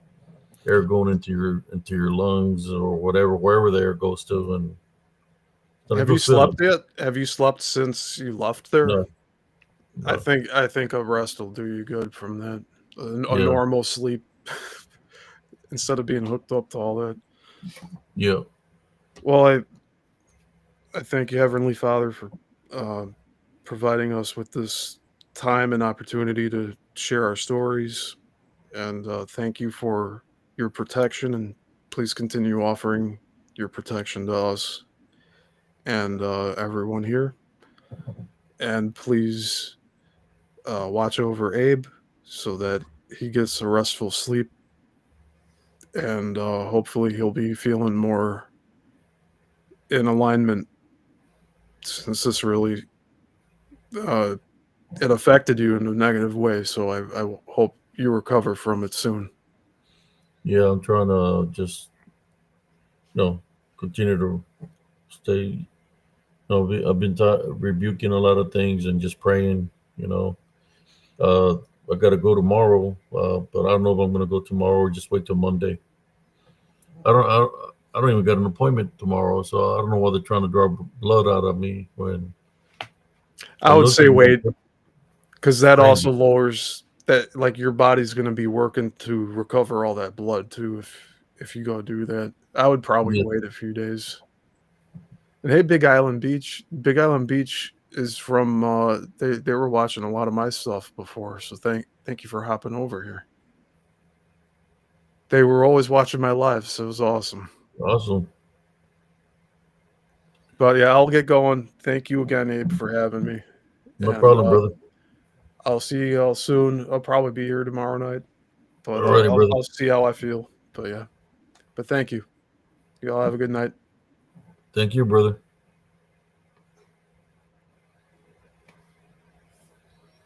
And saying that, brothers and sisters, yeah, I'm still trying to. I'm just like in all that air and stuff, the test. I'll probably get some rest in a few. But I just want to say thank you to all that tune in here. Keep me in prayers, brothers and sisters. Uh, Earlier, I was just sounding off. I don't mean to offend anybody, but no, I see a lot of messed up stuff. All throughout my life, and sometimes when you see things that are happening around you, you don't address them because you don't want to offend anybody, or you just don't want no problems. But there's times when you just have to address certain things, and just address them for what it is. And I mean, I think it could have been with the test that did yesterday, but no, this is times when people drink beer, right? That they say that when they're drinking or they're drunk, that they speak in truth. Well, I guess doing the sleep study test, speaking in truth last night and today. But saying that, good night, brothers and sisters. Tomorrow we'll be having open mic night. Open mic night for those that would like to come and share an experience, paranormal, cryptid, UFOs, whatever experience you might have had or are going through. You're more than welcome to join us tomorrow, or should I say tonight, for open mic night. And saying that, good night, everybody. Good night, bro. God bless y'all. And always maintain the Heavenly Love Foundation. Here's a brother Ape CS, or CS signing off.